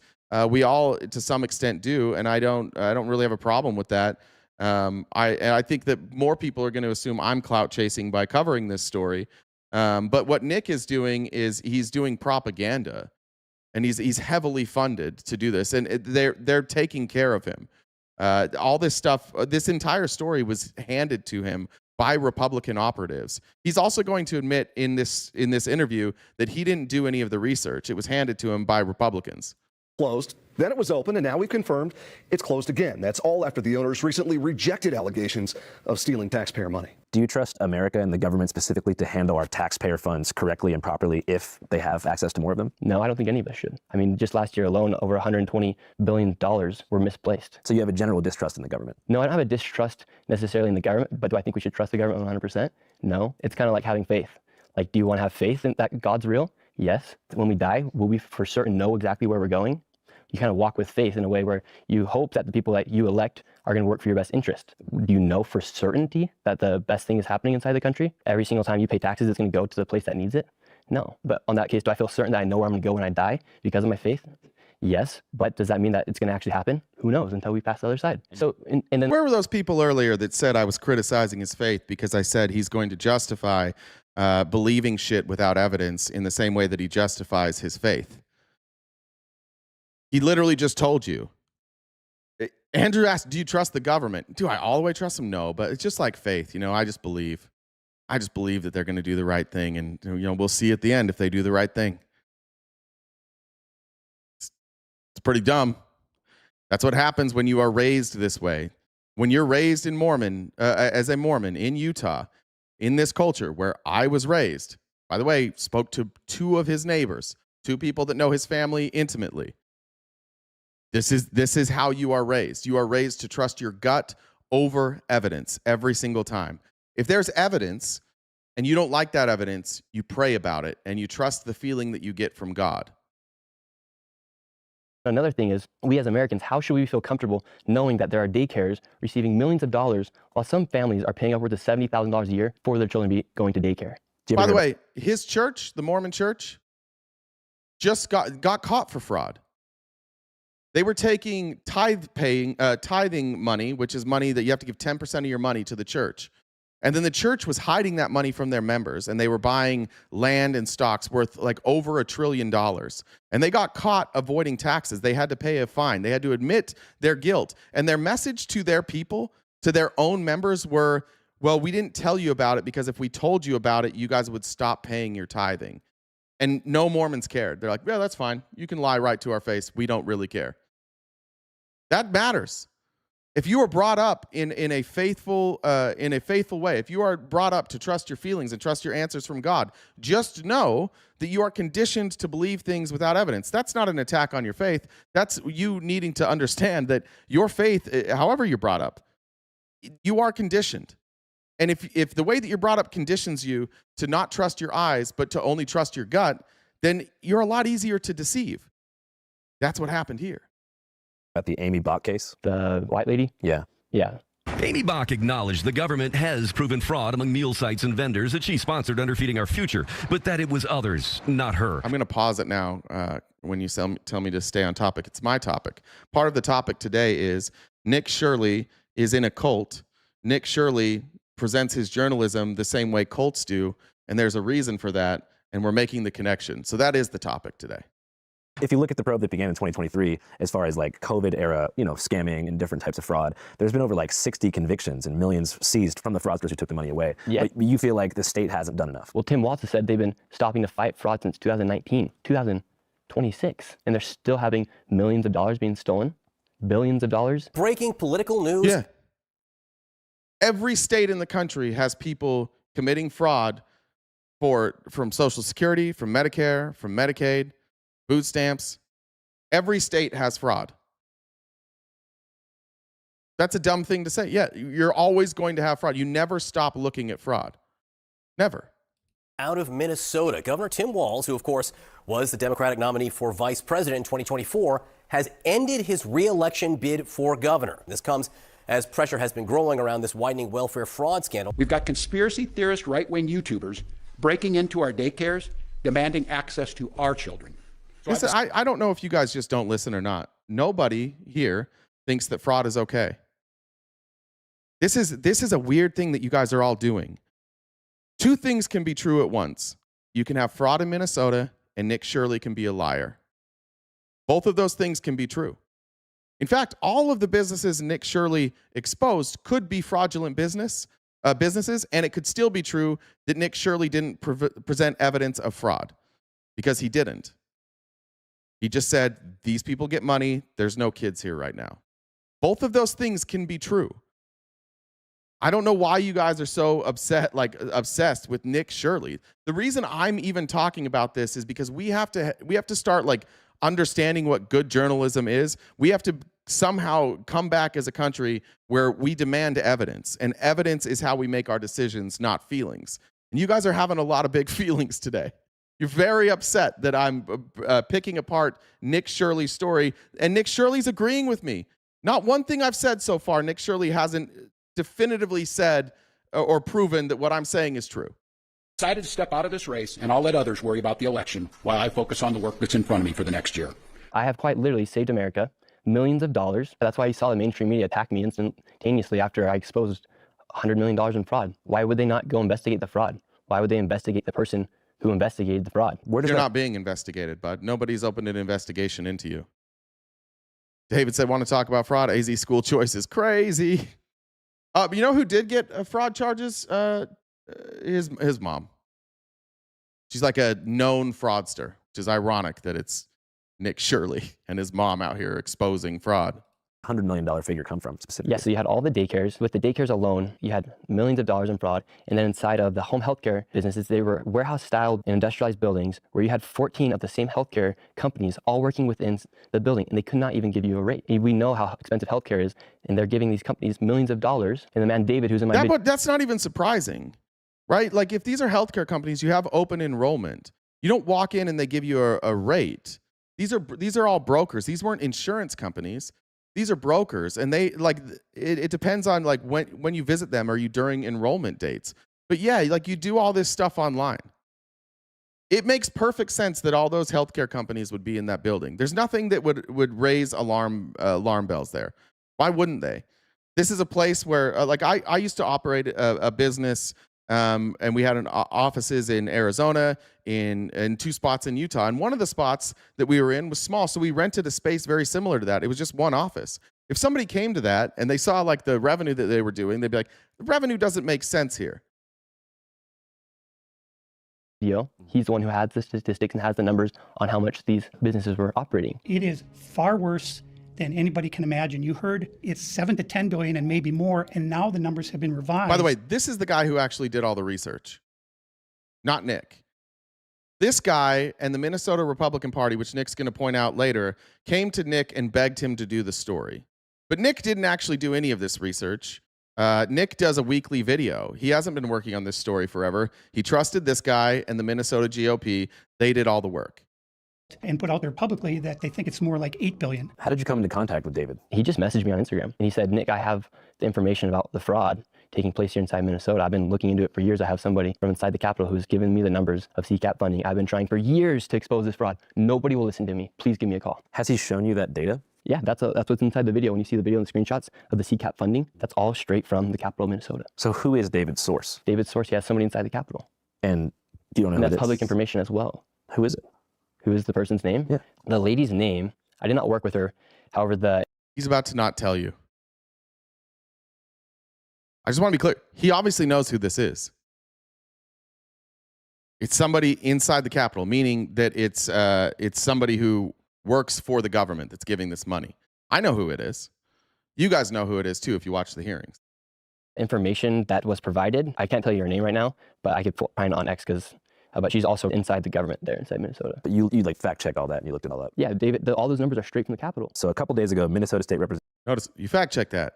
Yeah, it's all from them. Yeah, the government gave me these numbers. He didn't fact check it. The lady's name, by the way, is. Let me pull this up. I should have had it. Shit, what's the picture? I know what she looks like. Let me just pull up the video. I think it'll say. It is here, I think. Minnesotans on the scale of the fraud problem for years. In response, This is when who it was. Republicans took control, Robbins. ended Democrat control Whatever of the her Minnesota name House. is. That's who gave all the information. Representative Lisa DeMuth said that her Republican caucus had been, quote, working with you ahead of your coverage. How do you respond to that? Yeah, I had no idea who she was. Our caucus has been working to expose fraud for years, including working with Nick Shirley. Minnesota House GOP leaders say they provided the YouTuber with information in the now viral Oh, yeah, I know who she is. I didn't know her name. I just know who she is. I watched the Minnesota hearings. video. So you feel like she's just clout chasing? Yeah, that's what I literally put in. All right, want to do this? You want to do? Talk that, Kevin. We'll do this. Or E-Tom. We're gonna do this, and so just so you can shut the fuck up. E-Tom says my biggest video has over only 2,000 likes, and he has two that have over 200,000 likes. Just so we're clear here, let's look at the last streams. That was yesterday's stream had 117,000. The day before, 228,000. The day before, 243, 161, 240, 82, 300,000, 100. Like, try again. We do get views, but no, I don't get the views like Nick Shirley does. Let's not pretend that people aren't tuning into this show. In the reply in the tweet, her campaign freaked out when I tweeted that. That's the lady who I was referring to earlier in this interview.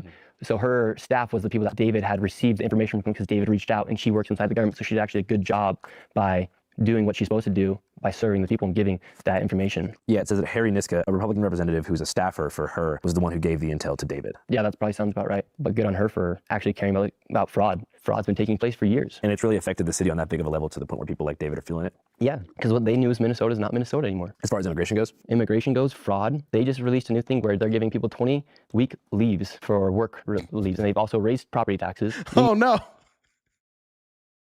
We don't recognize Minnesota anymore. They're giving people paid leave. And they raised property taxes slightly. Well, you have billions of dollars, quite frankly, literally. Amber said Oklahoma lied in food stamp error rates at nearly 11% in fiscal year 2024, translating to significant state costs and potential federal penalties, according to the Oklahoma Council of Public Affairs. Also, Florida shows high activity in federal benefits fraud cases, with the Southern District of Florida leading in prosecutions, according to the United States Sentencing Commission. Yeah. Why aren't we in Florida or Ohio, do you think? Billions of dollars over the past few years going to fraud. It's not a hyperbole, it's fact. Government has shown. Yeah, it's maternity leave. I'm sorry that you guys want mothers to go right back to work after they have a baby. What was he saying? We don't recognize Minnesota because they give mothers maternity leave? Oh, no. Of $9 billion has gone to fraud. I would vote for anybody but Tim Walz inside that state of Minnesota. Yeah, definitely. I'm glad you cleared that up because, it's like the same reason that people lost trust in traditional media is because they felt like there was no barrier between the establishment and, corporate news pundits. And they felt like CNN was an arm of the Yeah, if your property taxes went up 120%, but the rate only went up 2%, then the reason your property taxes went up is because the value of your house went up. And are you blaming the government for the price of your house going up? Probably not, right? You wouldn't be that silly to blame the government for the skyrocketing cost of new houses. Party, and then Fox was an arm of the conservative wing. So the fear now that I've thought about before, and I'm not saying this is happening, it will probably take like 5 to 10 years, is that somehow the political powers that be figure out how to use the independent creator economy, like on a sleeper cell level, to do their bidding for them. Yeah, that could happen. Like with influencer contracts and stuff.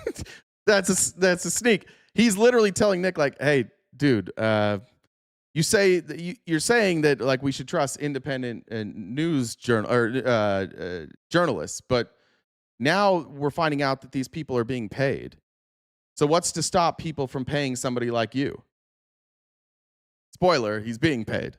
Like that. Yeah, you saw the DNC do that. All the people that are out talking against me, a lot of them have cut checks from the DNC. Through like a paid influencer program? Yeah, and it's public. Would you ever agree to something like that? No, never. Hell yeah.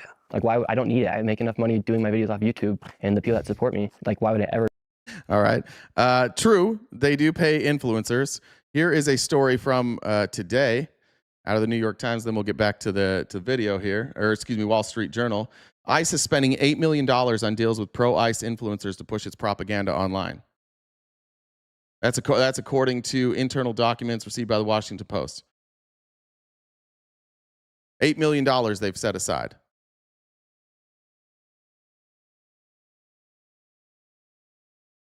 Notice how he didn't bring that up? It's only the Dems. Doesn't want to bring up Benny Johnson, doesn't want to bring up Tenet Media, paying Republican content creators millions of dollars. I can tell you, honestly, nobody has ever offered to pay me money. I've had conversations with people that say they think they could get money. Nobody's ever offered to pay me money. The most I've ever heard of on the left of somebody being paid was David Pakman, who got $8,000, I think, a month. Is that what it was, or was it $4,000? Or turn against their best interest. And you mentioned that the mainstream media has kind of been attacking you since this video did its rounds. What are some of the things they've said? Like, what's their main point of attack? Yeah, if you listen every single time they bring up Nick Shirley. It is because I suck, sure, Jorge, but also nobody's going to pay lefties to do political content. The people with all the money don't like what I have to say. Why would a rich person pay me to say, like, we need to tax the rich, we need single-payer health care? We need to break up monopolies. Rich people are the ones who are going to pay. They want to pay people to go bootlick for capitalism and bootlick for the government, which is what you guys are doing right now, and which is exactly what Nick Shirley is paid to do. On these news sites or the internet or on their TV, they'll say right-wing YouTuber, MAGA YouTuber, conservative. It's never journalist Nick Shirley. It's right-wing journalist Nick Shirley. Yeah. MAGA influencer Nick Shirley. Yeah. When I interviewed Hunter Biden, they did a RV YouTuber was the one they would use for all which actually sounds pretty cool. Like, I'd want to be that, but I'm not that. And then like a liberal podcaster. See, Scott says taxation is theft. I'm from Minnesota. You are wrong. Taxation is not theft. That's silly. Taxation is taxation. It's not your money. It has their name on it. They can't steal from you what is theirs, right? The government owns the currency, so they can't really steal that from you. You have an agreement with them. Amy said, in my state, the person who gave birth gets 18 weeks paid off. The other parent gets 12 weeks off. Oh, no, not time off for having a child. And that in the Atlantic said Gen Z influencer. So yeah, it's just like they're so mad that we have the opportunity, people like me and you, to upload a video and to get more views than them. Essentially, we're a threat to their entire industry. That's why they hate us. That's why they will never give us credit. And so when they see me doing what I'm doing, when they see me get more views than they will get onto their website for the whole entire year on one single video, yeah, it's going to make a lot of people mad. So-called evidence comes from a man who has... This is just like dismissing immediately. Like what Nick and what most of you guys do is you dismiss the criticism of him as jealousy. Sit with it. Does the criticism land? Has anything I've said about Nick been wrong so far today? Can you point to a single thing I've said today that was wrong? If you can, bring it up, that's fine. But like you can't just dismiss everything as jealousy. Anti-Muslim and anti-immigrant content in the past. CNN's Whitney Wild speaks to the man behind that video and takes a look at his claims. We're from CNN. Can we talk to you?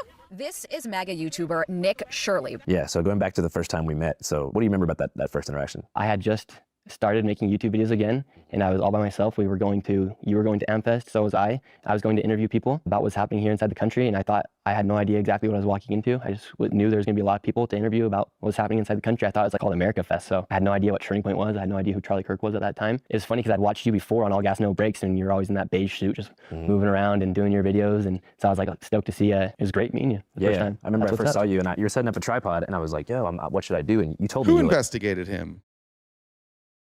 Xanthras. Who's investigating him? I covered this story. I covered this story before Nick Shirley did. I covered this story months before Nick Shirley did. CBS covered it a year before Nick Shirley did. CNN covered this before Nick Shirley did. MSNBC covered this before. We all covered it before Nick Shirley did. And we all covered it honestly. We just gave the evidence. Who investigated him? Why? Because his mom committed fraud? Yes, his mom committed fraud. If you watched the first day we did this, all we ever talked about was like, Nick Shirley's not giving evidence here. Scott, if we have time at the end of the show today, you can come debate me about taxation as theft. I'd be happy to do that sometime. like, you should go cover the border. And I told you, I was like, I want to go to Nogales to cover it. And you were like, no, you should go to Lukeville. Yeah. So you were the one who actually sent me in the right direction to do that. Yeah, you actually said, hey, can I get that information? I'd love to do something with you. I sent you the information, then ghosted me right after. Well, now the whole world's going to know that there wouldn't have been a border video without my guy Nick right here. It's the truth. It's the truth. Was that, so you said you had just started making videos in 2023. Had you done interviews before that? Yeah, so I had actually started, I've been doing YouTube since 2017 when I was a sophomore in high school. Mm-hmm. I started just wanting to have fun with my friends, and I started watching YouTubers. And Now, here's what we're going to learn about the pipeline of failed YouTubers turned political propagandists. You can follow this timeline with anybody. You can follow this timeline with Ben Shapiro, who is a failed screenwriter. You can follow this with Michael Knowles, who was a failed actor. Benny Johnson, who was a failed actor and personality. What's the guy who hates his wife? Steven Crowder was a failed comedian. You have what's her name? Riley Gaines, failed college athlete. I mean, actually, she was a good college athlete. They take people who want attention, who are kind of silly and dumb, and they turn them into right-wing influencers. In fact, they kind of did it with the Pauls as well. He wanted to be Jake and Logan Paul. That's what he tried to do first, and that didn't really work. So then he's like, I guess I'll be a MAGA influencer now. Like the lifestyle they lived, and I was like, oh, I'm fun. I like to have fun. I'm creative. I can be entertaining. I could do YouTube. Like a lot of us think when we're in high school, like how many discussions have you had with your friends where you're just like, bro, that could be us. You know, most YouTubers wouldn't Zero. I've had zero of those conversations. here and capture this because of political stuff. You know what? I don't care. We're out here, baby. Like and subscribe. Let's go back to the young Nick Shirley. Where'd you grow up? Yeah, so I was born here in Utah, spending a lot of time with my family, friends, playing football, basketball, soccer, track, you name it. Sports was my entire life when I was younger. True American life. Yeah, true American life, going to church, getting decent grades, having fun, hanging out with friends, riding your bike around. And you said the church. What kind of church? Yeah, so member of the church. Now watch, now this I love. Because Nick Shirley and all of you conservatives have a real problem with people changing words and wanting to identify how they want to identify. My whole life, people identified me as a Mormon. In fact, the Mormon prophet when I was, most of my childhood, was a guy named Gordon Hinckley. And Gordon Hinckley had the website Mormon.org. At that time, they produced a movie called Meet the Mormons. There was Mormon ads everywhere. You've all seen them. They had like those little pass-along cards that said like go to Mormon.org to learn more. We embraced the title of Mormons, and there was one guy in the Mormon church that was in leadership that was like, we shouldn't do that. We should refer to ourselves as the Church of Jesus Christ of Latter-day Saints. And everybody else was like, no, dude, that's dumb. Everybody knows us as Mormons. Let's embrace it. All press is good press. So for most of your life, Mormons have been identifying as Mormons, and now they're saying we get to choose how we identify, which is ironic that you can take a made-up religion and force and try and ask everybody else to call you what you want them to call you. But if it's a trans person, oh, we can't do that. We could do it for our made-up religion that was started by a con man, polygamist, sex offender, but we can't do it for trans people. Latter-day Saints. Is that the same thing as Mormons? Yeah, but we don't call ourselves Mormons now. Because of South Park? No, it's just we're not Mormon. We don't follow Mormon. We follow Jesus Christ. So we actually want people to refer to us and know us as members of the Church of Jesus Christ. So Joseph Smith is not a prophet? No, he's a prophet. In addition to Jesus? Jesus is a savior. Oh, okay. He's also a prophet, but he's also our savior. He's your savior. He's my savior. What'd you say, Drew? Set himself up for slander cases by the daycares. True. They should sue him. If they're legitimate, they should sue him. He's everyone's savior. Thank you. So what do you think is the main thing people get wrong about LDS? We're Christians. We're just people who love God and love Jesus. And yeah, we do follow higher standards. No drinking, no smoking, no sex before marriage. Go to church on Sunday, follow the 10 Commandments. Follow the Bible. We follow the Bible. One of your earliest videos that you now deleted was about some of those loopholes. Oh, yes. About soaking. Have you ever thought about soaking here at BYU? No. Because there's a lot of misconceptions on that, and that's not right. Soaking's not right. Is it real, though? I interviewed people at BYU, and they might have said it was. So you think it counts? Yeah, oh, 100%. 100%. Wow, the rumors are true. Kids here at BYU actually do soak. They soak and they hump. Definitely. I think that's like my biggest advantage. That I don't A lot of dry humping. A lot of dry humping at BYU. Can confirm. Have many vices, whether it be pornography, whether it be alcohol, whether it be cigarettes, whether it be vapes, whether it be nicotine. That stuff doesn't tempt me. And you feel like living a clean life that way gives you like a journalistic superpower that allows laser focus so you can just become a content machine? No. It's kind of what you're doing. Well, that's just who I am. But I mean, I feel like if you drank and partied and stuff, you might not be able to make as many videos. Well, if I drank and partied, I wouldn't be able to show up to my job at McDonald's. You'd probably be able to hold down a McDonald's shop if you had some years. But if you're referring to being on time and all that stuff, and I'm talking about the sheer volume of content you've been able to produce over the past year. I'm a highly functioning person. Yeah, congratulations. Thank you. Aside from the recent stuff, what pieces have you been most proud of since I last saw you at Turning Point USA? I'd say my Brazil videos, those were very awesome. Going to the favelas, that was an experience that I can't even believe favelas are real after going there, because I came this close to dying in the bottom of a destroyed house on the top. Now this is a crazy story. He went to Brazil and he almost died. And he's going to expose himself as a little bit racist again here in a minute. Of Rio's biggest favela. When you say close to dying, like there was a gun in your face? Yes. And if I didn't pay the man, I would have died. You think so? 100%. Você dá-lhe uma olhada que você vai ver que aqui não tem trégua. Oh, wow, this is heavy. Aqui, entendeu? Não há paz. Paz para a polícia, fogo. That guy, after I interviewed him, he got beat up by the gang leader and kicked out of the favela for letting me interview him. Some other unknown, or perhaps known by some, Nick Shirley lores that you've met deceased rapper YBC Duel. Yes, I did meet him. It was Brandon Buckingham. Yeah. All right, so fair enough. He's in Brazil. Somebody has a gun in his face. He's like, I almost died. That was very unsafe. Now listen to this story. He was. A special guest right here. Oh, we got special guests. No, listen, this is Nick Shirley from Salt Lake City, Utah. The Latter-day Saints, the Mormons. You ever heard of the Mormons? This is the first Mormon. Is this the dude that like does the music in restaurants? That like, let me in, I'm trying to fuck. That guy? I think that's him, isn't it? Church of Latter-day Saint member ever to be out here in Philly like this. Just like that. Just like that. Feet on land. Look at his sneaks though. Yeah, so that was an equally, I would say, or similarly dangerous Yeah, scenario. no, I'd say the America hoods are about just as dangerous as the favelas. For instance, Chicago, you have armed militias walking around Chicago as well. Same within. He goes to Brazil, has a gun in his face. The guy threatens him if he doesn't pay him. He goes to, what was that, Chicago. Nobody threatens him. They call him cool. They show his sneakers, and he walks out of there with no problems. And he has the audacity to say, yeah, they're equally as violent. They're equally as unsafe. Excuse me, what? But one of them, they pulled a gun and put it in your face. And the other one, they put their arms around you and talked about your shoes. Yeah, they're not the same. Really, think about how many young people are dying because of gang violence. Like, I loved your video you did in Baltimore about them kind of combating that and showing that like community really can make a difference and people really need to be looking out for one another because it's not worth dying. I know you don't hear any racism. I'm sure you don't. So going back to high school, right? So you said that after high school you went on a mission trip, right? Yeah. Where to? Chile, Santiago. Is that where you developed fluent Spanish? Yeah, I actually was fluent in Spanish when I was younger. When I was here in Utah, when I was growing up, I was in a Spanish immersion program from kindergarten to 4th grade. Spoke Spanish fluently, moved to Washington. Similar to you, moved up to Seattle area. I didn't practice my Spanish anymore. I lost it. Decided to go on this mission thing for our church. And they sent me to Chile, Santiago, and I learned Spanish again. What's the purpose of a mission trip? Yeah, you're there to go share the gospel, the restored gospel of Jesus Christ, and to teach people about Jesus and give them the opportunity to come into Christ, and if they want to follow, or if you just want to teach them about Jesus, that's all you're supposed to do. At what point did you start to really... You recruit. You go to these poorer countries and you recruit. And oftentimes, you recruit them to come back to the United States. The very people that he's against coming into this country are the ones he says he was serving by teaching them about Jesus. Same people.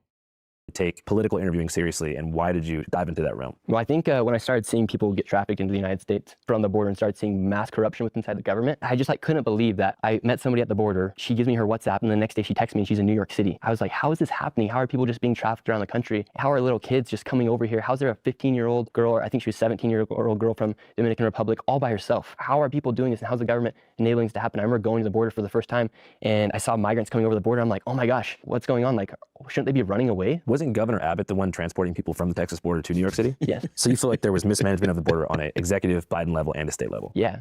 And I think Governor. Yeah. I mean, is it Biden's fault if Abbott is busing people from Texas? How did this happen? Greg Abbott bused them to a sanctuary state. That's what happened. It's not hard. It's not hard to figure out. What do you mean I couldn't figure it out? This is how vehicles work. They move quickly.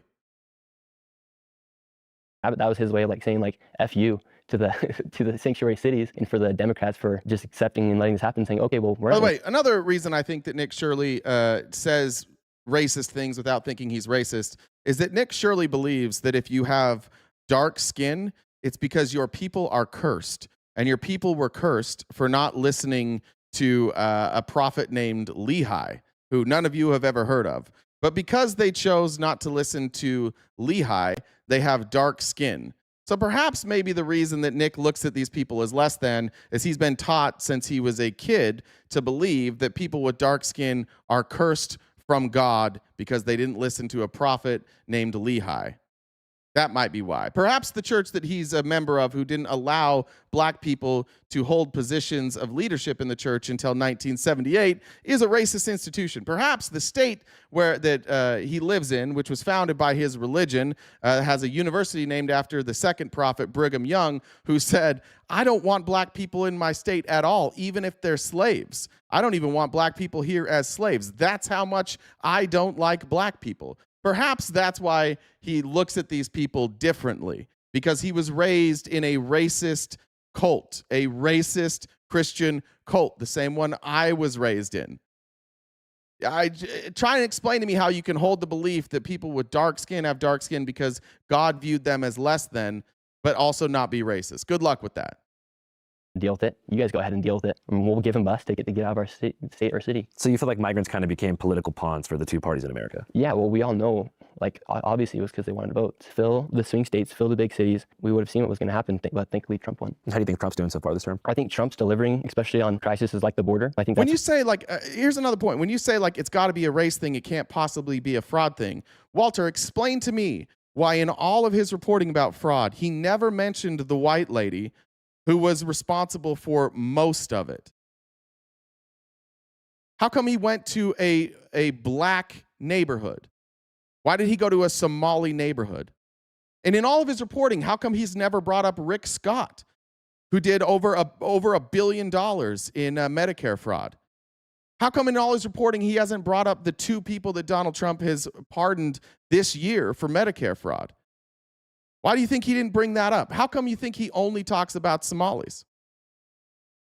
Oh, he says he talks about, bad news. He talks about Somalis later, Patrick. I would hold on. Just wait till you find out why he doesn't trust Somalis, and it's dumber than you think. Been the major win of this election. Right now, you're not seeing illegal migrants come into the country. Me and you both did videos at the Loopfield border. We spoke with migrants. That was the most inhumane thing that I think America's seen in years, as far as letting people be trafficked into the United States and then bringing them into the system, making them rely on the government, not giving them working visas, putting them inside of shelters, busing them all around the country. Families were separated. Thousands of children went missing. The government was literally trafficking children into the United States, trafficking people, incentivizing them to leave their houses in Colombia, leave their house in Ecuador, and then to come to the United States, and you're living in a shelter in New York City. So is it true that gangs are inside of the Roosevelt Hotel? This is me confronting a group of Venezuelan migrants who are potentially dangerous gang members of the gang Tren de Aragua outside of the Roosevelt Hotel in New York City. Most of these migrants, they came here, they thought life. Why are they potentially gang members? Just because they're from Venezuela? So anybody from any country would potentially be a gang member, right? Good, and they end up getting put inside the shelter and became essentially slaves to the system in a way, where they're relying on the state to give them money, they're relying on the state for housing, they're relying on the state to give them a work permit to be able to work. That's not right. That's pretty mean if you ask me. It's really mean of the government to help people with housing and food and work permit so you can work. That's mean, he says. His state doesn't exist without them operating as a communist village, by the way. The founding of Utah was literally, you took everything you met, like everything you grew, anything you ranched, any money, and you gave it all to the church, and the church kept it in the bishop's storehouse, and then they distributed it how they wanted to. That's what his religion. And by the way, his religion also believes that in the future, the United States Constitution will be hanging by a thread, and the Mormons will come in and reintroduce communism, but they will call it the law of consecration, and the whole country will live under communist rule. That's what he actually believes. It's a weird thing living in Utah because people's religious beliefs and then their political beliefs don't line up at all. And somehow they've figured out a way to like mesh the two. And it's really confusing.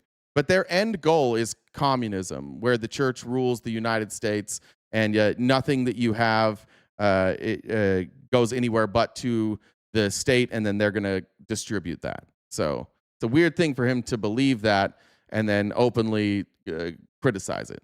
Was the reason they hopped the border in the first place because the immigration system is so backed up, right? Well, yeah. Stacey, are you Mormon? I'm not jumping to conclusions. I was born and raised Mormon. You want to see? We can show it to you.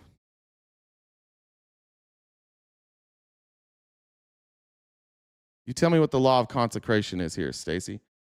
The 70s, the LDS Church apostle Bruce R. McConkie said that the law of consecration is that we consecrate our time, our talents, and our money, and the property to the cause of the church. Such are to be available to the extent they are needed to further the Lord's interests on earth.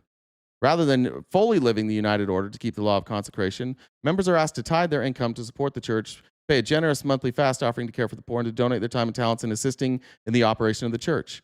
Adherents believe that the law of consecration will be fully practiced in the future, including during the millennium after the second coming of Jesus, when the Mormon church will reign supreme. Stacey. So guys, Stacey the Mormon lied to you. Stacey the Mormon lied and said that they don't believe that. They absolutely believe that.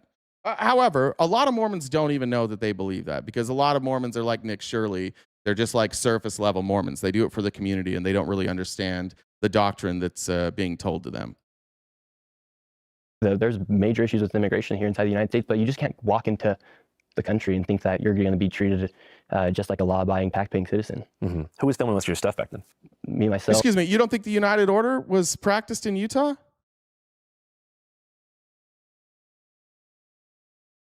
Let's look that up. I don't know what I'm talking about, says John David Anderson. Yes, the United Order, a form of communal living and economic cooperation, was practiced in various Utah communities, most notably Orderville, under the direction of Brigham Young in the late 1870s. Whoops, fucking whoops. John, stop defending your cult by lying to people. This is my problem with Mormons. You all fucking lie about what your religion says. Be honest. Have some balls. Stand on it. I'm tired of, like, my people are such fucking pussies. You'll talk about it openly with your friends and family. You'll talk about what you believe. But once it's in public, you all lie about what you believe. That's why I left the cult. Your whole life is a lie. Internally, you guys all talk about what you believe, but then you go out in the world and you lie to people like you're doing right now, that that's not what you believe and that that's not what happened. And then I also bring my mom with me. She's like a producer. I said 1870.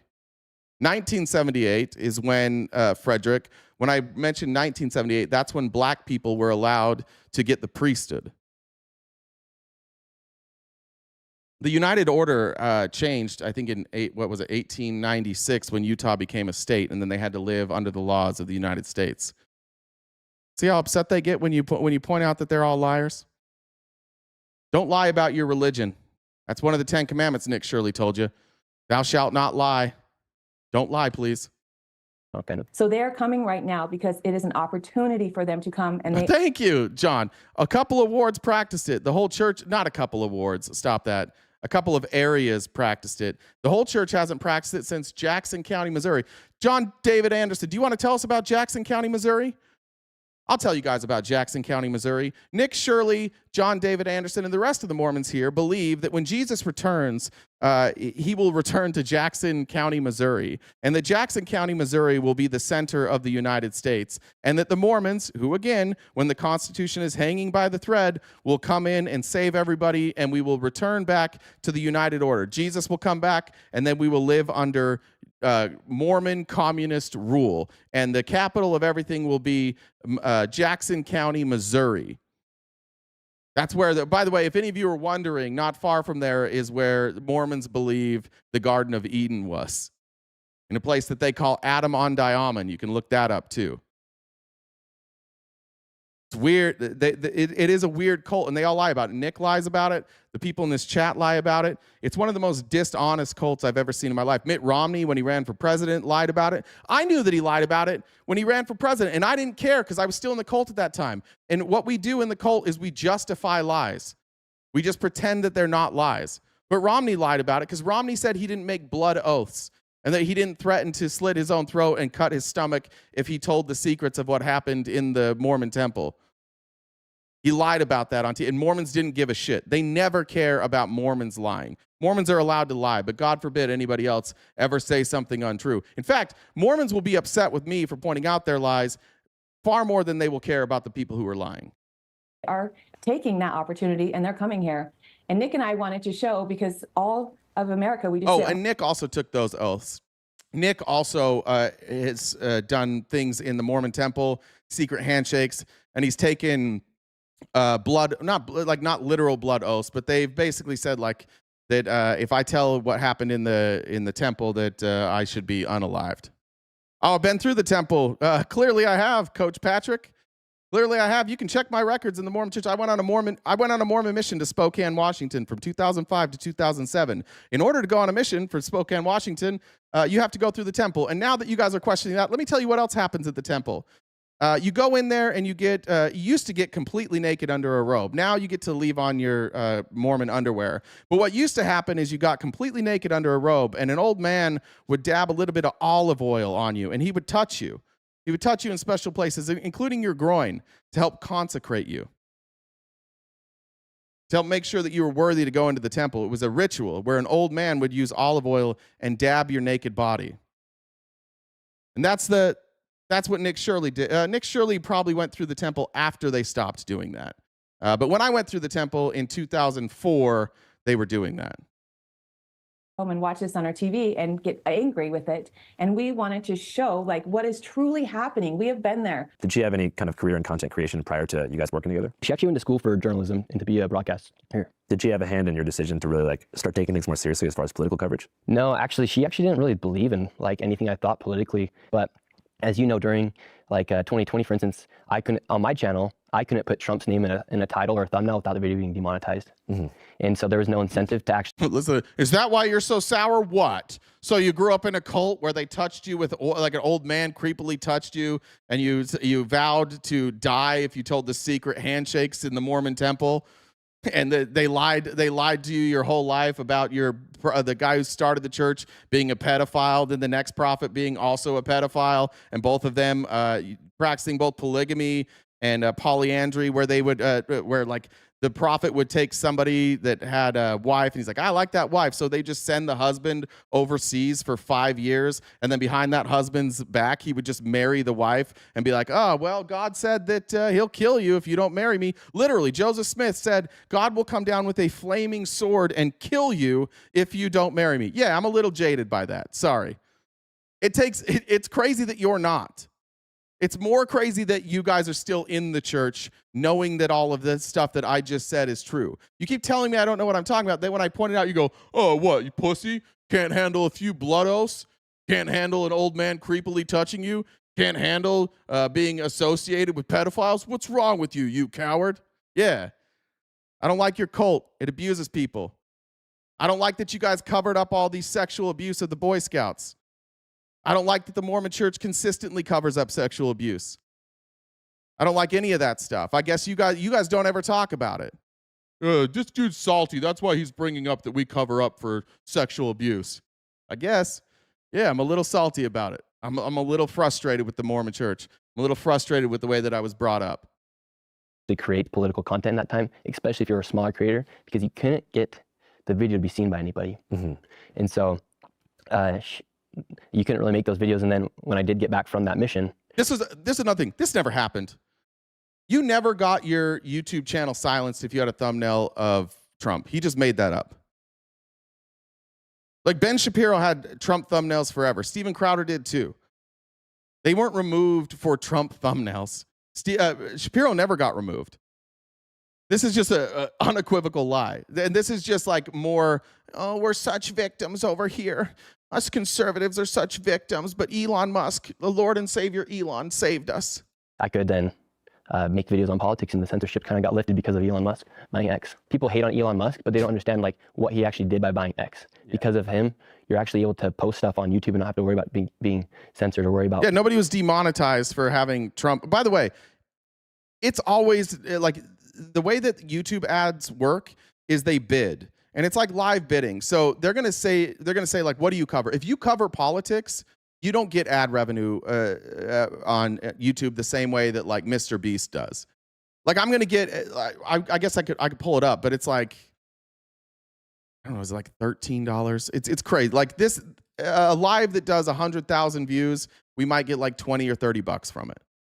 Tops. Nobody likes running ads on political streams. So that's true, but it's not because of Donald Trump. And he wasn't demonetized. Nobody was demonetized for talking about Trump. Not one person. Not being able to get the video monetized. Yeah. If you can't get your video monetized, you can't make your videos. And so I think what Elon did really did change the shape of our society. Because then you also saw other platforms like Rumble follow, Facebook, they lifted their censorship, YouTube lifted their censorship. So without Elon Musk, none of that would have been possible. Was there a part of you that was wondering why the Trump administration and various allies promoted your expose so? By the way, lifting censorship for them, I've been more censored. Like the left has gotten more censored, the right has gotten less censored. That's what happened. Hard when they did. I think it hit the heart of every American being able to see Rory. that their money that they pay for taxes is going to fraud. People like to talk about how our money is going to other countries or how it's being used wrongfully, but people can't actually see it with their eyes. And that was one of the first videos ever where people could see that people were abusing the system and taking dollars from the United States citizens, and they're actually not operating a business. But I mean, now that's a lie again. Now he's back to a lie that's already been debunked in this interview. They're not actually operating a business. Every business he went to, he has not proven that any of them weren't operating a business. And in the Quality Leering Center, he has already admitted that it was a business. He's just back to these prepackaged lies. And now for the rest of this, what you're going to see is this is somebody who has been coached on Republican talking points, but they didn't go any further than that. They're like, just say this. And he doesn't know how to explain any of it. Tanya said, great show today. Appreciate it. Who's in their feelings, Jen? Who is this all in their feelings today? Etom. Good Lord. I'm just talking about if you look at Google Trends specifically, like the phrase Somali fraud was borderline non-existent. It just so happens to really kick up through your piece on December 16th. Yeah. Which is the exact same day that the Trump administration and Kash Patel released the redacted Epstein files list that by all people was seen as like a disaster. Okay, so Republicans then explain this. We can show you multiple sources of media who covered this story before he did. And you can see that there was almost no views. In fact, the people who gave Nick all this information tried to get it out there too. So they've been trying to get it out. Why would it be coordinated, just happened to be coordinated on that day? Now, I'm actually not blaming Nick for this. I don't think Nick Shirley knew this. I think they used Nick Shirley. I don't think they said, hey, we want to cover for the Epstein files. Can you release this on the same day? They might have chose a day. They might have coordinated it with him releasing it. But I don't think there's any evidence to say that Nick Shirley was in on a coordinated effort to have a story that competed with the release of the Epstein files. But I do wholeheartedly believe that the Republicans who don't want that exposed took special interest in this story that they already knew about. Republicans have talked about this multiple times. It's not a new story. But on that day, they chose to amplify. And you can see, based on the traffic, that Elon was pushing this story out. So I'm not necessarily blaming Nick Shirley for this, but there certainly was coordination by everybody trying to amplify his story. Hundreds of pages of blacked out stuff. Was there a part of you that was curious if maybe there was people in the GOP who chose to signal boost your piece as wide and far as possible in a way to distract and move the goalpost away from that? I don't know. Like if that was their initiative, it probably worked pretty well. But I just posted my YouTube video and That's the beautiful thing about the internet, is you just post and see what happens. Every week I've been uploading video. To me, that was just gonna be like another YouTube upload. Like, I didn't know that it was gonna be the most viewed video ever on X. You're trying to say that it was some coordinated attack to get people's eyes away from Epstein, but the majority of the traffic, it has over 600,000, I think it has over 600,000 likes. So it wasn't just... Jacob, no, the video that he presented is not evidence that there are scams. There's not. This is where we have to get back to like just being honest as Americans. Could those, I'm not saying that none of those companies that he investigated have committed fraud. I'm saying he didn't provide any evidence of it. He went to businesses. He said this business has no children here. It was outside of business hours. He said the windows are blacked out or boarded. He says boarded up. The ones he's talking about at Quality Learning Center. I've had my child in daycare. Their windows are blacked out.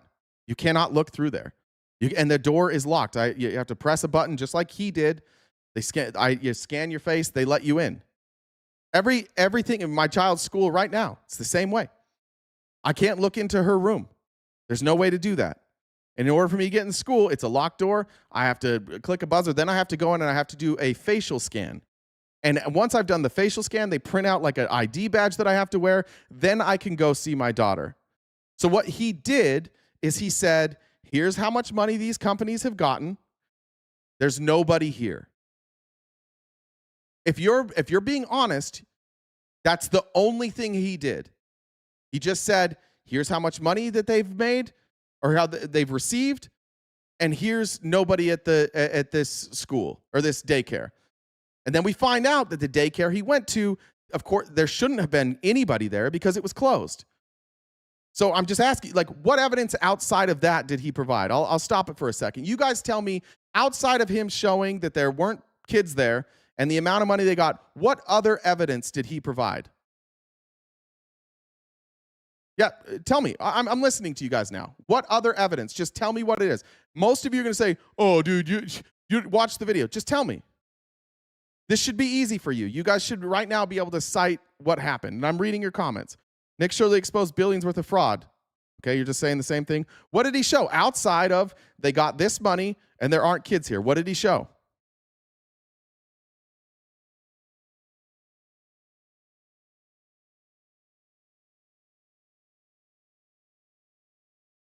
I'm not seeing anything. 100 declared kids. No, that was capacity. When it says they could have up to 100 kids, they could have 11 kids. Look at the paperwork, boy. Don't be stupid. See how I told you? Isn't it weird how I told them that they would just tell me to look it up and they wouldn't have an answer? One of you's got to have an answer. David had significant documentation of funding over the years and that locals did not recognize the movement of that many children ever being present. So, yeah, that's what I said. He said that there weren't children here, which isn't true. There were children there. And he shows how much they had been given by the state. I'm giving you your chance now. I'm giving you your chance. And you're all taking a chance to like criticize me. Just let me know. What's the other evidence? $1 million for 11 kids? Where are you getting the 11 kids? Where are you getting 11 kids? Where's the 11 kids from?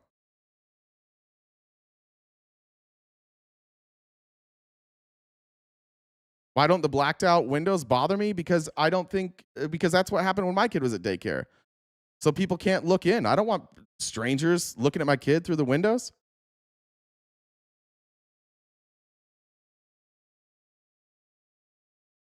See how you guys don't have evidence?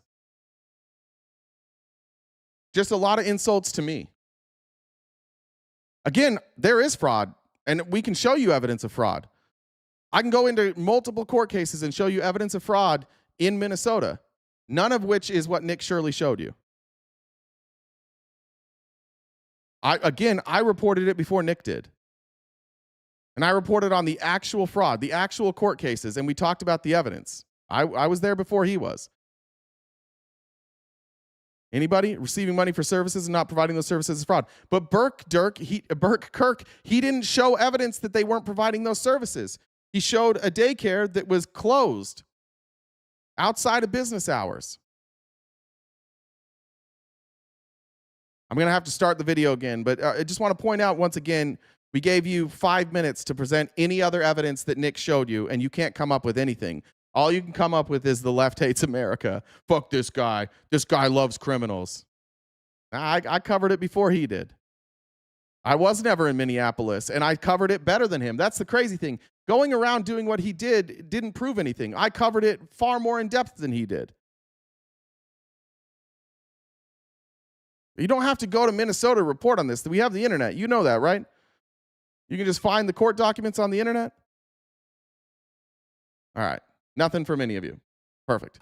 Elon Musk, who was sharing the video, it was everyday Americans who were showing that video because they're sick. Hey, what's up, guys? Channel 5 Live reporting here from the new mobile editing studio. So statewide fraud is a serious issue. Defrauding people is bad and not cool whatsoever. And I tend to think that it's a good thing. Or click the link below to sign up. I really believe in what Ground News is doing, and I hope that you do too. All right, back to the cabin in the wilderness of Utah where Nick Shirley's hiding out. Like, what are they known Why does he have so many death threats? Because he operates online and he has a lot of views. He does 100 times the views I get, and I've had death threats. So, like, that's why. Because people are crazy. Africans? No, Somalians. Well... Say the thing that's on top of your head. Captain Phillips. Yeah, exactly. But I'm also an American who doesn't know any Somalis. Well, actually, I grew up with a few. What do you know about Somalis, he said. Captain Phillips. Exactly. He's going to double down on this for the next 10 minutes. That what Americans need to do is be honest and remember that what they think about Somalis that they learned from Captain Phillips should be enough for them to believe him. It's going to be crazy. Seattle, but I'm not like very in tune with the culture. Yeah, and so why is 89% of the fraud happening inside Minnesota? We hate you far more than you hate Nick Shirley. That sounds about right. You guys are a hateful bunch of motherfuckers. I don't even hate Nick Shirley. I just think that he's not doing good journalism, and I get frustrated that dipshits think this is good journalism. But yeah, I'm not surprised that me pointing out that he does shitty journalism makes you more mad than the fact that he's a shitty journalist. By Somalians. Yeah, and why have apartment complexes in locations inside of Minnesota? White people have been pushed out. White people? Yes. Inside these apartment complexes, you will not find a white person living inside. Okay. So 1, Somalis are Captain Phillips, and 2, white people have been pushed out. Let's see what his evidence for white people being pushed out of these apartments is. Out of Cedar Riverside, for instance. Where'd they go? They got pushed out. Like to low-income areas? They got pushed out of, I don't know where they went, but they're not there. Cedar Riverside was originally housing for the College of Minnesota. There's a bar there called Palmer's Bar. It used to be a staple for Minnesota. However, the Somalians inside of Cedar Riverside made complaints that Palmer's Bar was too loud. They literally changed their state flag to be more like the Somalian state flag. Flag of Minnesota. Tim Watts said their other flag was racist, and he called. So, doesn't know where they went. It used to be college housing. Now it's public housing. A bar got shut down, and they changed the flag. That was his evidence for white people got run out. Listen, my rebuttal is when you make a claim, it's up to you to prove the claim. Yeah. Oh, sorry, that was to somebody else. That was to Heidi. Yeah. Did he provide any? This is enough evidence. Like, watch Republicans will be like, yeah, see, he's right. They're literally going to say he's right. Even though he's not providing evidence of what he's claiming, it's just that this is all it takes for Republicans. Bring up the flag, bring up a bar that was closed. By the way, what's the name of that bar? Let's double check that real quick. Let's see what he was saying about that bar. We're at 2908. Let's go here. What was the name of that bar? To low-income areas? They got pushed out of, I don't know where they went, but they're not there. Cedar Riverside. I don't know where they went. They're not there. Was originally housing for the College of Minnesota. There's a bar there called Palmer's Bar. It used to be a staple for Minnesota. However, the Somalians inside of Cedar Riverside. Iconic Minneapolis dive bar sold to mosque.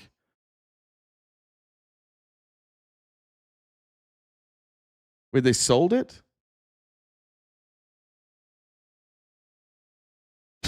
What is he saying? Cedar Riverside bar sold. What is this? Palmer's Bar, a legendary dive bar, was purchased by a Muslim nonprofit to become a community center after facing financial struggles and changing neighborhood dynamics. Maybe he's citing this. After announcing the closure of Palmer's Bar, co-owners Pat and Sarah Dwyer have shared a fuller explanation about what led to the decision. The couple revealed the bar has been losing between $10,000 and $30,000 each month due to a combination of economic pressures, changing drinking habits, and the closure of nearby businesses. They say despite cutting costs and raising prices, it just wasn't enough. And what did Nick Shirley say? Okay, so there's the owners. And what does Nick Shirley say? Made complaints that Palmer's Bar was too loud. They literally changed their state flag to be more like the Somalian state flag. That's just a flat lie. That's just a flat fucking lie. That they were forced to close because people said they were too loud. How come the owners didn't say that? Where'd he get that story from? Minnesota, Tim Walz said their other flag was racist, and he called people like me white supremacist for talking out against the fraud that's happening inside of his state. He's been talking about fraud since 2019. I don't know if he called you a white supremacist, but you are. You're not wearing a hood. You might not be advocating for lynching. But like your religion, which you just claimed is the most important thing to you, believes it is a white supremacist religion. It says if you have dark skin, you're cursed. There's no other way around. There's no way around that. If you believe that the people with brown skin have brown skin because they were cursed by God, and that you are the chosen people, by definition, that is supremacy of white skin. There's no how else could you define that? That's what the Book of Mormon says. The white people there, they followed God. They listened to what he said, and the other people didn't. They were all white together. For somehow, a group of people who came over from Jerusalem and came to Central America were all white. I don't know how that happened, but now there's a curse on brown people. And by the way, part of Mormon religion too is that if you are righteous, that you can become white and delightsome. Those are the official words. Where's my Mormons here that are going to say I'm lying again? Should we bring up the white and delightsome? That's what Nick believes here. Nick is a white supremacist. All Mormons that believe in the Mormon doctrine are white supremacists. From 2 Nephi 36. The original text says that the Lamanites, who are the people with dark skin, would become a white and delightsome people after they accept the gospel of Jesus Christ. So the curse would be reversed, and they would become white and delightsome. And Mormons actually started programs to teach indigenous people, specifically, and I think there's somebody here that actually lives on the reservation near Bluff. And they started a program that they called the Lamanite Training Program, and then there were Lamanite Placement Centers and Lamanite Education. They called indigenous people Lamanites, meaning that they thought that the reason they had brown skin is because they were descendants of the Lamanites, who were white people somehow from Jerusalem, whose skin turned dark because they didn't follow Jesus. And they would teach these people that if they followed the teachings of Christ, they could become white and delightsome. And we have stories of indigenous people using bleach or lemon to try and lighten the color of their skin so they could look more white. So you had these people who would go out and they would follow the rules of the church religiously to the T, and their skin wasn't getting any whiter. And so they started using lemon juice or bleach to make their skin whiter. And that's Nick's religion that he has advocated for multiple times here. You cannot be an active Mormon and not be a white supremacist unless you reject the doctrine, which he doesn't. So just by definition, you are a white supremacist if you're Mormon. Sorry. I'm going to make the rules. If you believe white people are blessed because of the color of their skin, white supremacy. How do you feel about the way the, liberal side of the mainstream media has characterized the reporting? They're defending fraud. I'm showing people what's happening. I showed it exactly how it is, as it is. And now they're defending fraud. Even if one of these businesses is operating, why should any American be happy or be satisfied with daycares ran by all Somalians receiving millions of dollars? And out of that, the population of Minnesota, I believe it's around 5.8 million. You have not seen one single Minnesotan say that their child... Sorry, whatever. Fine. You don't want to believe it? Call it an old wives' tale. Thank you for citing the scripture there. 2 Nephi... What was it? It was 26. Is that what it was? 36.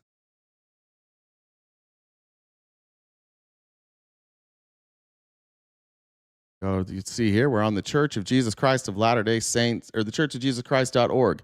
That's their website, and these are their scriptures. So this is 2 Nephi chapter 30, verse 6.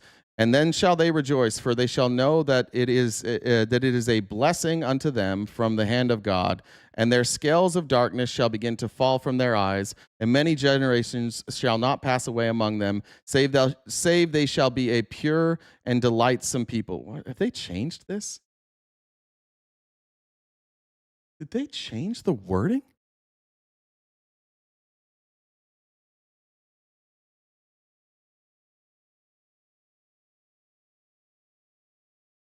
Hold on one second.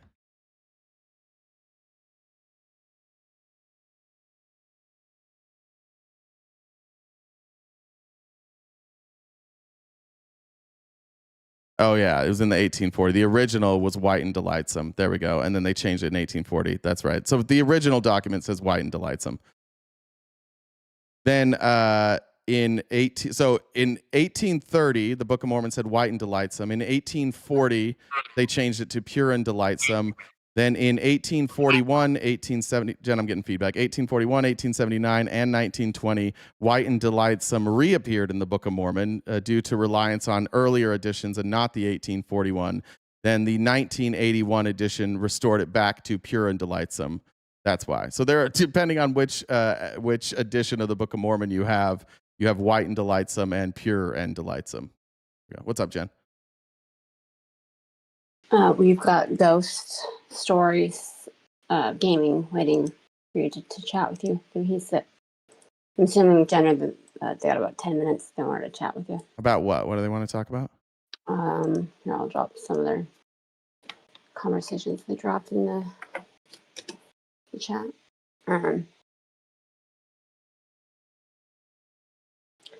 Just want to remind everybody we've got a little over an hour or so left for the show. We're a ways away from our gift goal. If we hit up the dollar train, we could probably knock this out fairly quickly. So Venmo, Cash App, PayPal, Super Chats can all go towards knocking out the remaining gift balance. If you haven't subscribed to us already, please do so. You can join us for members only events if you do that, if you're a paid member. And also, fun fact, if you type in all caps in all the chats, you're likely going to get timed out. So if you're trying to yell your points, it's just going to get you a timeout. So. All right, let me hop over there. I do still want to finish this interview, so I probably won't stay on this for too long, but we'll go ahead and hop over here. It's Kai, you said?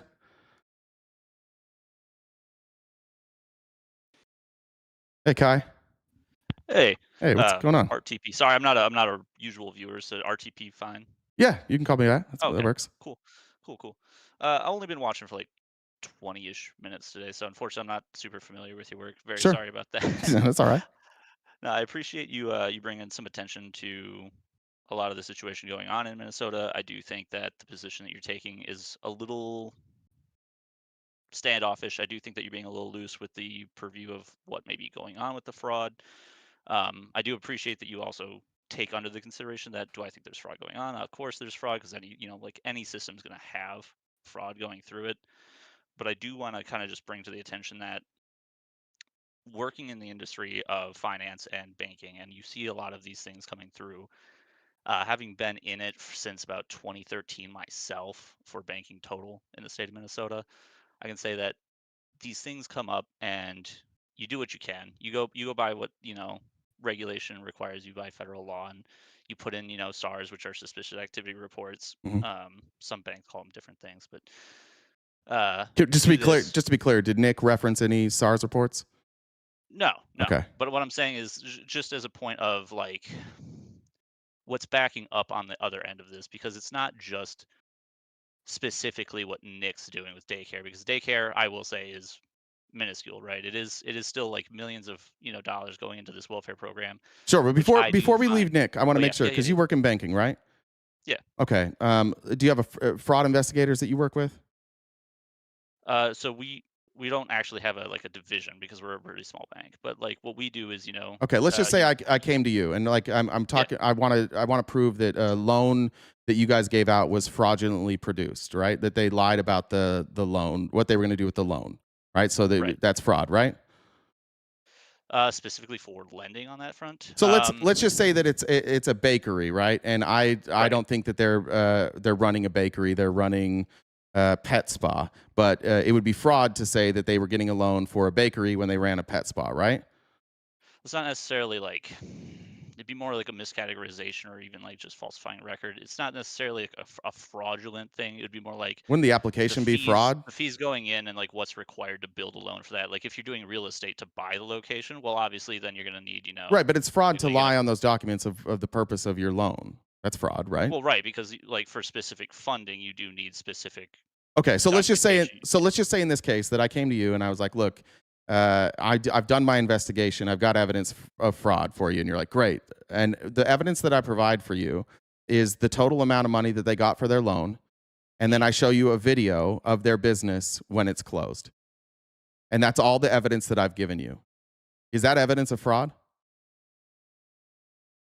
Be concerned if like say like they hey like this is their standard operating procedures, and also yeah, but the business is closed. They're supposed to be classified under this NAICS code, but which is like wait, hold on, they're a lesser of a warehouse or something. But the video that I've given you, I showed you the amount that you loaned them, and then I showed you a video of me trying to walk into their business, and you can't see in the windows. The door is locked, and it's outside of business hours. Have I exposed fraud?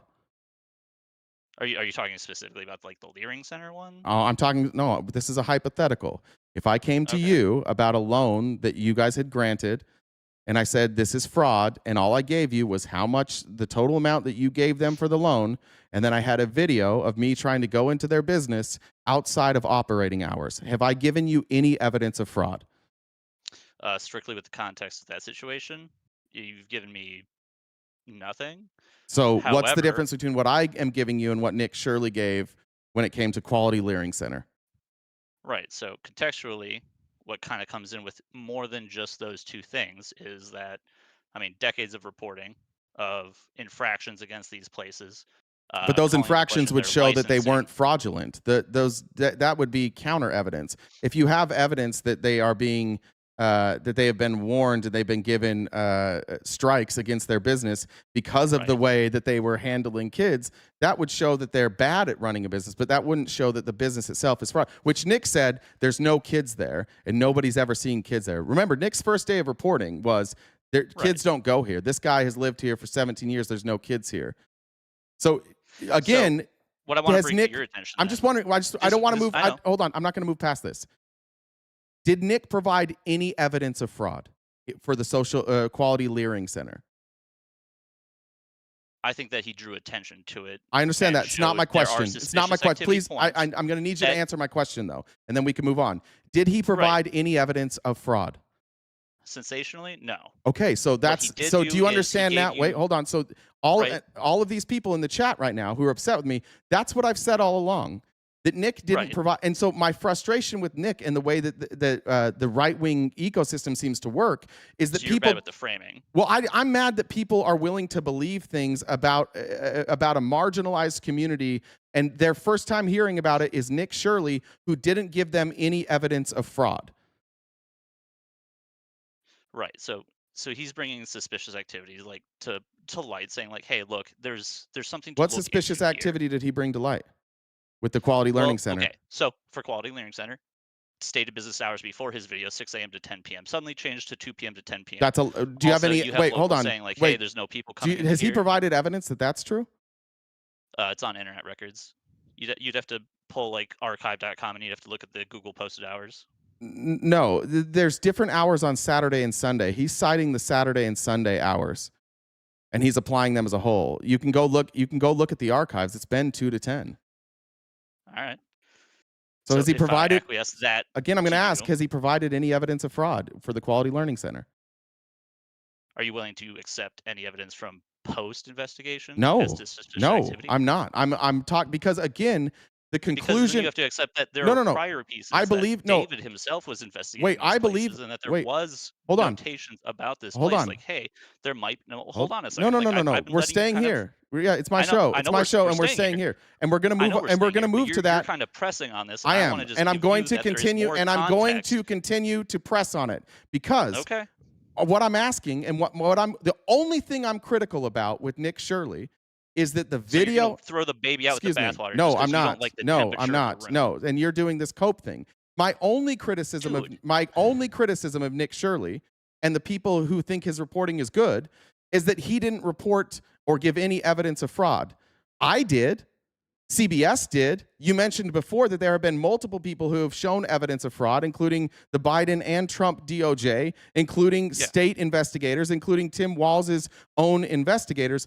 All of them, me, them, other news organizations, we all showed the fraud. Nick's the only person who didn't show fraud, and yet he's the person that Republicans believe the most, which makes me nervous because it shows that Republicans don't need evidence to then demonize an entire community, because Nick didn't give them evidence. So, okay. I'm getting from you then is that you're just upset that he did relatively just an expose without actually doing like the full audit of finances. No, I don't care. Look, they're actually specifically taking this money. No. This isn't just a question anymore. This is a definitive, like, hey, I'm not upset with him. I'm not upset with him. I'm upset with our country. I'm confused by our country. I'm confused by the people who saw that reporting and that was enough for them. I mean, it's a viral video of like, what was it, like 40 minutes of jumping between different places with very short visits. Yes, and I'm gonna say, and I'm still concerned why people believed it. Terrible, just. So why did people like believe it? Little Joey. So like, why did people believe it? People believe what they want to believe, and it's going to I come know, down to that. that's my Same concern. thing kind of goes on with the entire like. But that's my Renee Good was dropping off her kid, or no? Wait, she but was that's just my caught in traffic. wait. But Like, hold people are on. gonna But hold believe what on. They want to believe. But hold on. That's my criticism. So what are we arguing about right now? My criticism no. is Nick didn't do real journalism. He provided no evidence of fraud, and people believed it. That's my only criticism.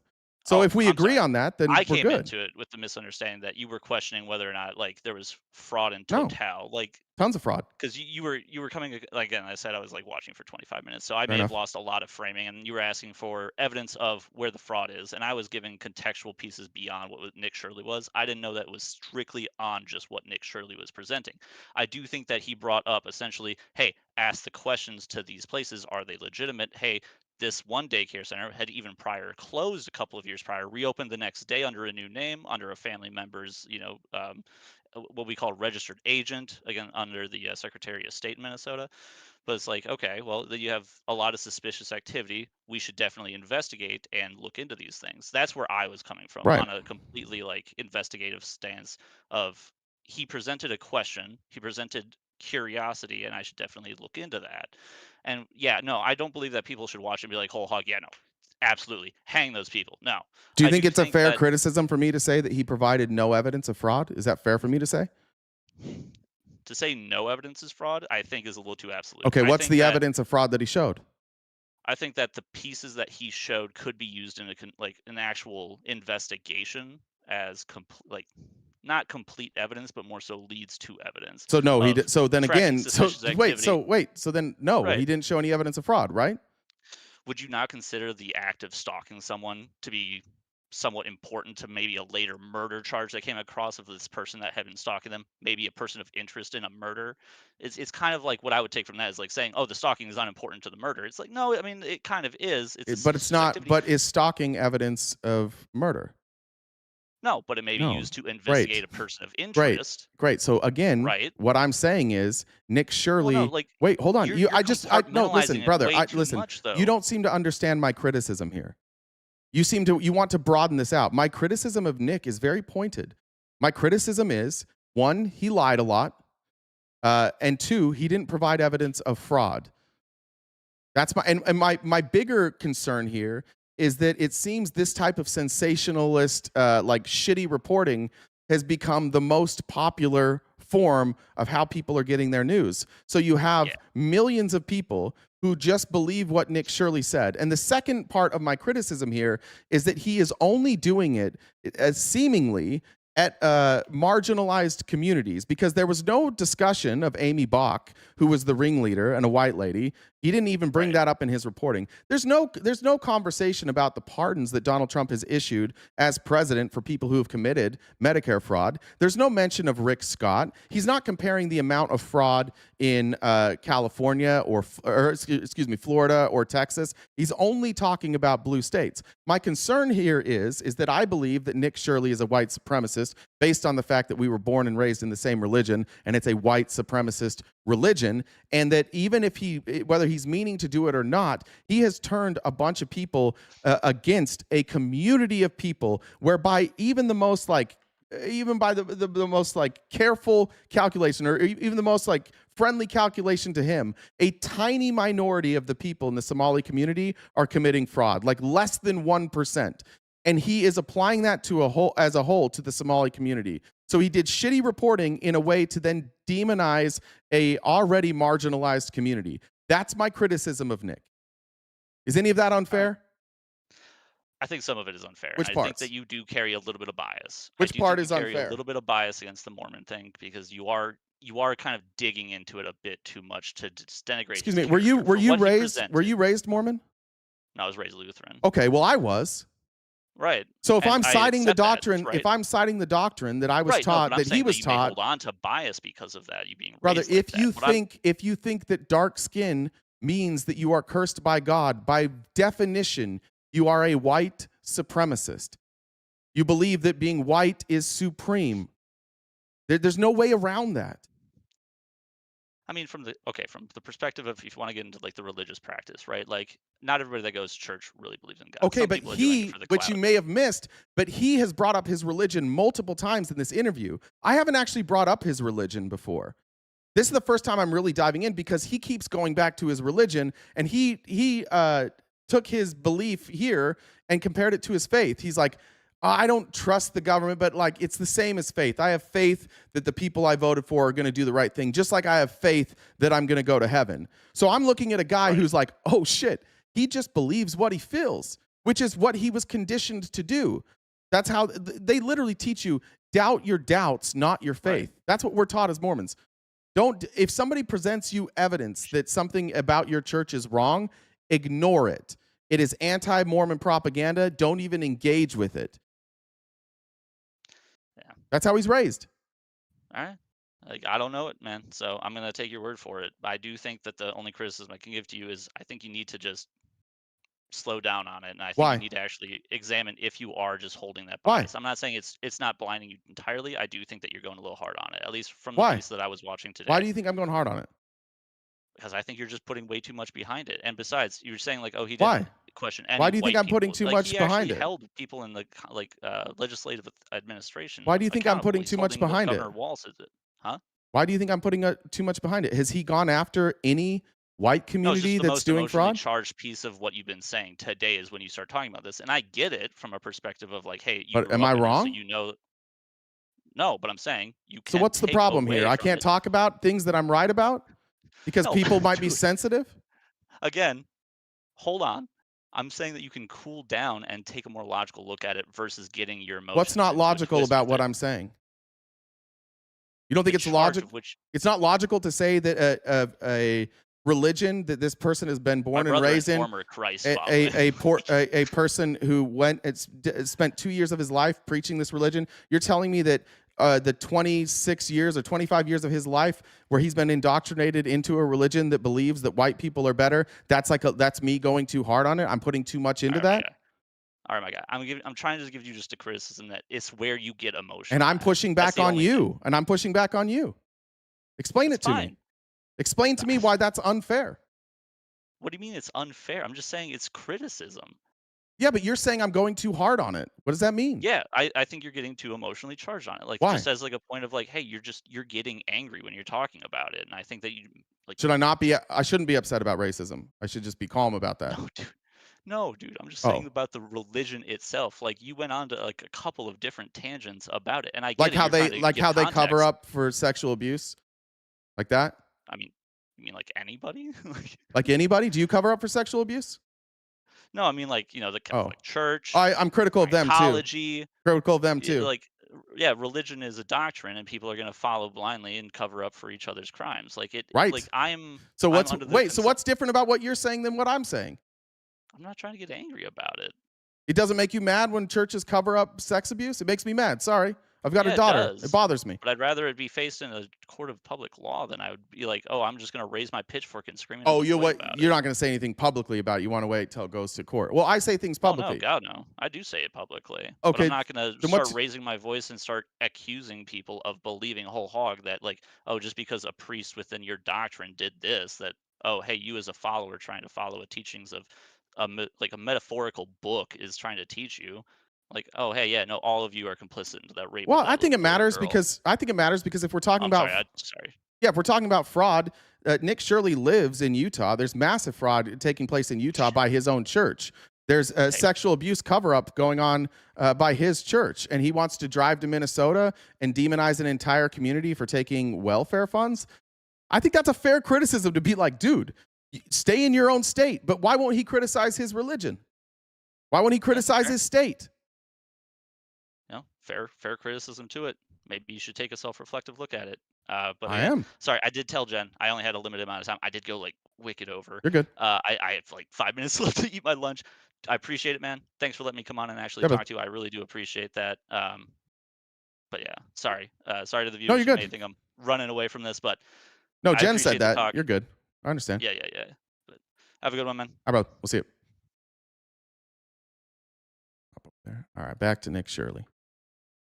Again, anybody's welcome to come up and explain to me what we're getting wrong here. But want to applaud that guy. He admits Nick Shirley has shown no evidence of fraud. Was inside those daycares. I've seen a couple interviews with people who are saying their child was in the daycare. Who are they?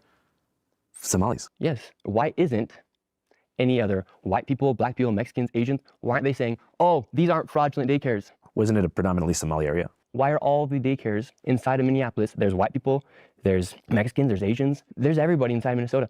In Minneapolis, how come no other person has said, no, this daycare is legit, here's my child? I don't support our money going overseas to Israel either. I don't support our money funding Ukraine. But what I can actually see with my own eyes is the money coming here inside the United States that's being spent fraudulently. People don't understand that. What do you think is the biggest thing you risk doing this type of work? People have doxed me, there's death threats. I have 24/7 security right now because of how crazy people are mad at me for exposing fraud. What are some of these death threats? Like, what do they say? One person sent me a photo. You can grab it from my ex and put it on the screen. He said, this is going to be you on April 27th on the side of a highway. And it was a photo of a man with his head decapitated in a trench. No, this, don't do.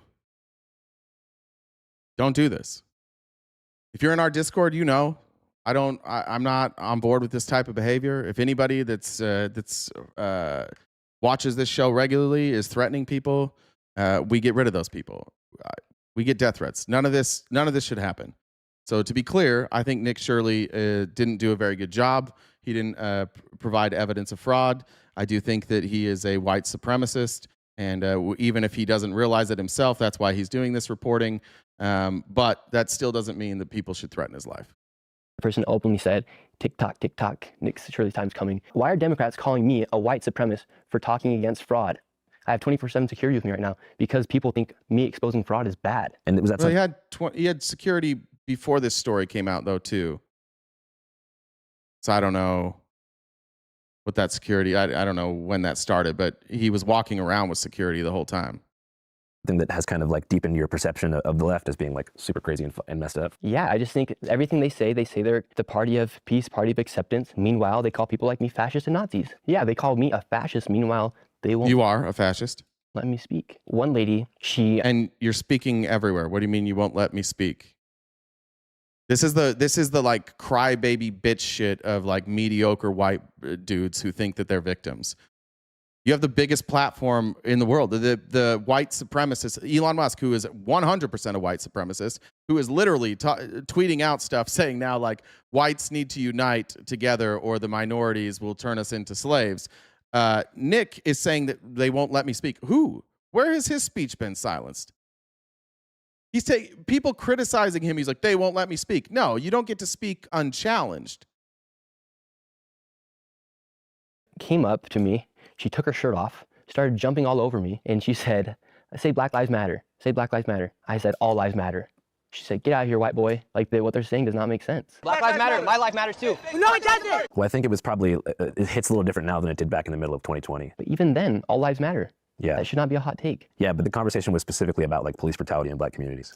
Okay, cool. All lives matter still. I just can't fathom how people can side with people who have gone so far left to the point where they call people like me a fascist or Nazi, or they think the take. Well, you are a fascist and a white supremacist. I don't know. Effectively, you're a Nazi.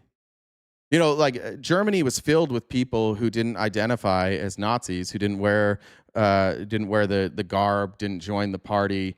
But when they saw their neighbors being rounded up, when they saw citizens of their country being detained and beaten by brown shirts, they said, "Well, we just got to comply." So effectively, like I don't know what his beliefs are when it comes to fascism, but effectively, he's a fascist.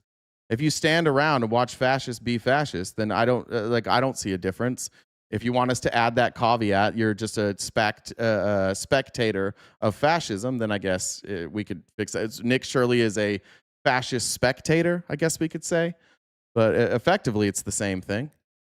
All lives matter is controversial, or they think that when somebody gets deported, when they've been here illegally, is a controversial take. It's going to CCOT. How did you end up down there? Yeah, so on the topic now, here's another question. This I don't believe. I don't believe this for 1 second. This next story isn't going to make sense. Now, Nick Shirley's a YouTuber. Nobody, no news organization, nobody has ever been inside of CCOT. And Nick's going to tell you a story that he went to El Salvador to follow some people who were immigrating here. Apparently didn't do his homework. And then once he got down there, CCOT's just like, oh, we'll take this random YouTuber and give him the first ever access inside CCOT. I was doing these videos and I was seeing these cartels these caravans come through. I was like, well, I'm going to join one of the I'm going to join a caravan. Like I'm going to join in their journey. So I was looking at the map and I thought El Salvador would be like a perfect section point to go join. Sorry, real quick. Let me check these real fast. Rory, thanks for the super chat. Ack, thank you as well. I totally forgot to remind you guys, we are crowdfunded. I'll update that gift goal here in a second after I read all these. But if you can help us knock out that gift goal by the end, we got about an hour left. That'd be greatly appreciated. Jacob, thanks for joining the Dollar Train. It said Christy Nome is a bird-legged hoe. Amber said during his time in and out of office, Donald Trump has been associated with multiple instances of cutting, halting, or proposing reductions to federal and international programs that combat human trafficking and support survivors. Thank you. And let's do this. Jen's going to yell at us. That's my bad. And Heather said, great show today. Very informative as always. Thanks, Heather. Damien, thanks for joining the Dollar Train. And soup for my fam as well. I will update that, and you're all going to get hit with a guilt trip here in a minute for Jen. But if you could help us knock out that gift goal by the end, that would be greatly appreciated. That's how we survive, pay our bills, and feed ourselves. So back to Nick Shirley. It's kind of crazy idea to go join a caravan. No, it's a sick idea. At that point in time, I wanted to see what's happening with the immigration. And so I thought, okay, I'm going to go to El Salvador. I'm going to go speak to people. I'm going to find a caravan. I'm going to go from El Salvador to Mexico and make it all the way to the United States. I get to El Salvador and they're like, no, we don't have any migrants here. We just actually put all of our gangs in the prison. Like we're thriving. I had to change my plan to make a video about how one country actually solved migration to the point where they're actually having people come back to their country versus leaving. And you finally got up in there. Yeah, I'm still the only American to ever go in, and you actually asked for the contact, but I couldn't give it to you. I don't believe that. I don't believe for 1 second he just showed up in El Salvador and then they're like, hey, you can come tour CCOT and here's a super secret contact that we can't give you a name of. This guy wound up in CCOT and then Ukraine.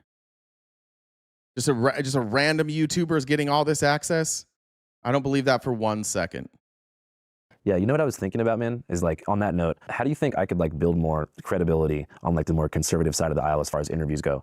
This is fucking honest. This is my favorite part of the interview. How could you become more credible? And Nick Shirley's going to say, be more racist, man. Be afraid to say what are Somalians known for when you know the answer inside your head, but you're too afraid to say it. Well, I just don't know if it's based on a stereotype or if it's not. You know what they're known for. You said it. Well, Pirates. So you're scared. I'm not scared. I just want to have to go and talk to them. I'm not scared. I don't want to go out and say things about people if I don't know the community. Like I go to the restaurants. But I asked you the question, what are they known for? And I knew you knew what they were. Because Hollywood promoted Captain. He thinks this is a good argument. He thinks this is a good argument. Don't be afraid to call the Somali community criminals. And his evidence for that is the movie Captain Phillips. They're known for pirates. Don't be afraid to say that all Somalis are criminal pirates because you saw the movie Captain Phillips. I swear to God, this is his argument. He's telling you in real time, like, the way you can connect with conservatives is by watching a movie and then applying the actions of these actors to all of one community. That's how you, and that's honest. That is how you get more credibility with the right. Look, there's people in here that are like, yeah, that's right. He should admit that. It's being racist while at the same time saying, I'm not racist, I'm just telling the truth. He wants you to apply this to all Somalis and then also make the claim that we're not racist, we're just telling the truth. And that is the most honest thing I've ever heard Nick Shirley say, and he's dumb enough that he said it. Somebody with a normal amount of intelligence would never just like in the same argument, like Fuentes would say this, but Fuentes is like, yeah, I'm a racist. But if you're going to say, I'm not racist, I don't stereotype, but you should hate Somalis because of the movie Captain Phillips, and you should just assume that they're all criminals because of what happened in the movie, and then fraud committed by less than 1% of their population, therefore they're all criminals. That's a crazy thing to say. Phillips, I mean, what are we known for in Somalia? I don't know. Cheeseburger. Why do you question your thought? Thanks, I am FRCD. Thanks, MT Clark. Appreciate you guys. That's smart. So you're asking, how do you gain credibility and trust? Well, you say a fact for a fact. And the fact is that the first thing I think of when I think of Somalia is And the fact is, what are Somalis Captain known Phillips. for? Pirating. Well, that's not a fact. I said this yesterday, but like Republicans have co-opted the word fact, and it just means whatever they believe. And they say things are facts now. I don't think that Somalis are necessarily known to be pirates. I think that's kind of crazy. That's just and Andrew's bed, like, dude, I'm not going to judge an entire community on a movie. I want to get to know the community and then make a judgment. And Nick's like, no, don't do that. That'll destroy your credibility. What you have to do is take the evidence from a movie and apply that to everybody. That's how you get credibility with the right. It's fucking crazy. Millennials are known for pirating. That's true. We grew up as Napster and LimeWire kids. We were doing the pirating. Somalia, there's no pirates in America. Who's stealing all the money in Minnesota? Not the same as a pirate. That is piracy. So how do you gain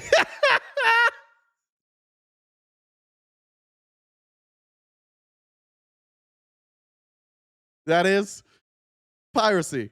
Yeah, that's what it is. That's what's happening in Minnesota is piracy. Don't tell me this guy's smart. Stop it. Don't tell me this guy has any facts. Don't tell me that he's smart. Don't tell me he's anything more than like white supremacist, like 4th grade rhetoric. I almost kind of appreciate the fact that this is a guy who believes in being honest. So he is being honest. But when he's honest, you find out just like how empty that head is and how much indoctrination runs his life.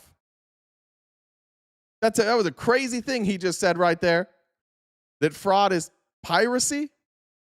That's a crazy thing. Or trust? Well, don't be afraid to say a fact or an opinion. Even when if you I know that I'm dumb. Yes. Am I not saying anything about the death of Charlie Kirk as well? I thought that was pretty messed up. In a way, he's somebody just like me. There we go. Adopt the Charlie Kirk. Every one of you is a fucking victim. You wrote the song, We Are Charlie Kirk. Now, by the way, killed by a Mormon, raised the same way as Nick Shirley. Is Nick Shirley going to bring that up? You want to talk about applying something. You want to talk about taking somebody's community, their ethnicity, and saying, oh, the crimes of this community. Well, that was a born and raised Mormon kid that shot Charlie Kirk in his state. I bet he's not going to apply that to Mormons. No, it's trans people. Trans, that's who's the problem. It's not historically white men who do assassinations. It's historically trans people. Who, by the way, trans person wasn't involved in the shooting either. Just he happened to have a partner that was trans. They'll go to any length to not accept that this was one of them. But now he's mad that he didn't talk about Charlie Kirk. Spoiler: Andrew Callahan did talk about Charlie Kirk. And watch now Nick Shirley admit that he just made this up. Who was making videos, putting it on the internet, and then people literally killed him. I thought that was kind of messed up of you to not publicly denounce what happened to Charlie Kirk. I did. I never saw anything on Instagram. What am I supposed to say? You never shared anything. I interviewed the guy who was debating him while it happened. And I mentioned a bunch of times that it was horrible, and it represented like one of the worst pivots in American politics ever. And I didn't even watch the interview because I didn't want to watch. Why didn't you say anything? I said it in this interview. Well, I didn't even watch it because I didn't want to. Now, this is a glimpse into Nick Shirley, and like this is the Mormon side of him, where anything that goes against what you believe, you just should not watch. This is how they teach you as a Mormon kid. If something goes against your beliefs, don't watch it. And now he's showing you the stuff that I was talking about, like how indoctrination seeps into your everyday life. I didn't even watch this interview you did, Andrew, but I concluded that you didn't say anything. Watch that. Well, you should watch it. I don't want to. Why? It's historically relevant. It is historically relevant. I did lose respect for you when it felt like you went silent. Well, you should watch the video because I say some stuff in it. But he didn't. He talked about it. Okay, cool. Do you ever see a world in which independent media will overtake corporate traditional media? Well, we still have boomers and they're still watching TV, so that is a lot of their audience. But it's a lot of your audience, but also. Me and you are 50, 60 years old. Do I think that CNN and those companies will be able to operate at the scale that they're operating right now? I think CNN has around, I know they have more than 1,000 employees, and it took one person to expose $110 million in fraud in Minnesota. And then when he does it. Except for CNN covered the story long before he did. And they covered actual fraud, which, by the way, our caller and anybody's welcome, you have all proven time and time again that Nick didn't expose any fraud. So CNN did, Nick didn't. But he just think like I don't know if he's got like a God complex now. Like views don't mean you're right. The most popular shows on YouTube aren't the most factual. It's not how that works. Expose it. They investigate the person who exposed the fraud versus investigating the fraud taking place. Nobody has trust in them. Their trust is at all-time low because people like me are able to go and talk to the liberal woman calling me an ICE agent outside the daycare and also talking to the man who's lived there for 8 years who's never seen a child. It's impossible for them. What? They don't trust CNN because a woman called me an ICE agent and a man said he never saw a child, and that man was incorrect, and so was that woman. Therefore, CNN's reporting on this is what? What's he even trying to prove here? I have no fucking clue what he's trying to prove right there. To do that. So you think once boomers go? Yeah, I think once boomers go and once my grandparents aren't here anymore. Which we don't want to happen, but it has to happen. Well, it's just a part of life that people will die. I agree with that, Mr. Smarty Pants. Views don't mean that you're right, which is why I, unlike Nick, invite people every single day to come up and talk to me. And most of the time, none of you take that opportunity. Nick doesn't do that. Nick doesn't go debate people. Nick doesn't allow his work to be challenged. Nick is very careful about where he's going. But at that point, I think mainstream media will not really be a thing. So what can we do to avoid the mistakes that mainstream media made in the past? Because at one point they were quite trusted. Yeah, at one point they were quite trusted. Thanks, but Pete. actually, were they? Do we know that the history books are correct when only the victors write the history? And at that time, they didn't have social media to combat with the information at that time?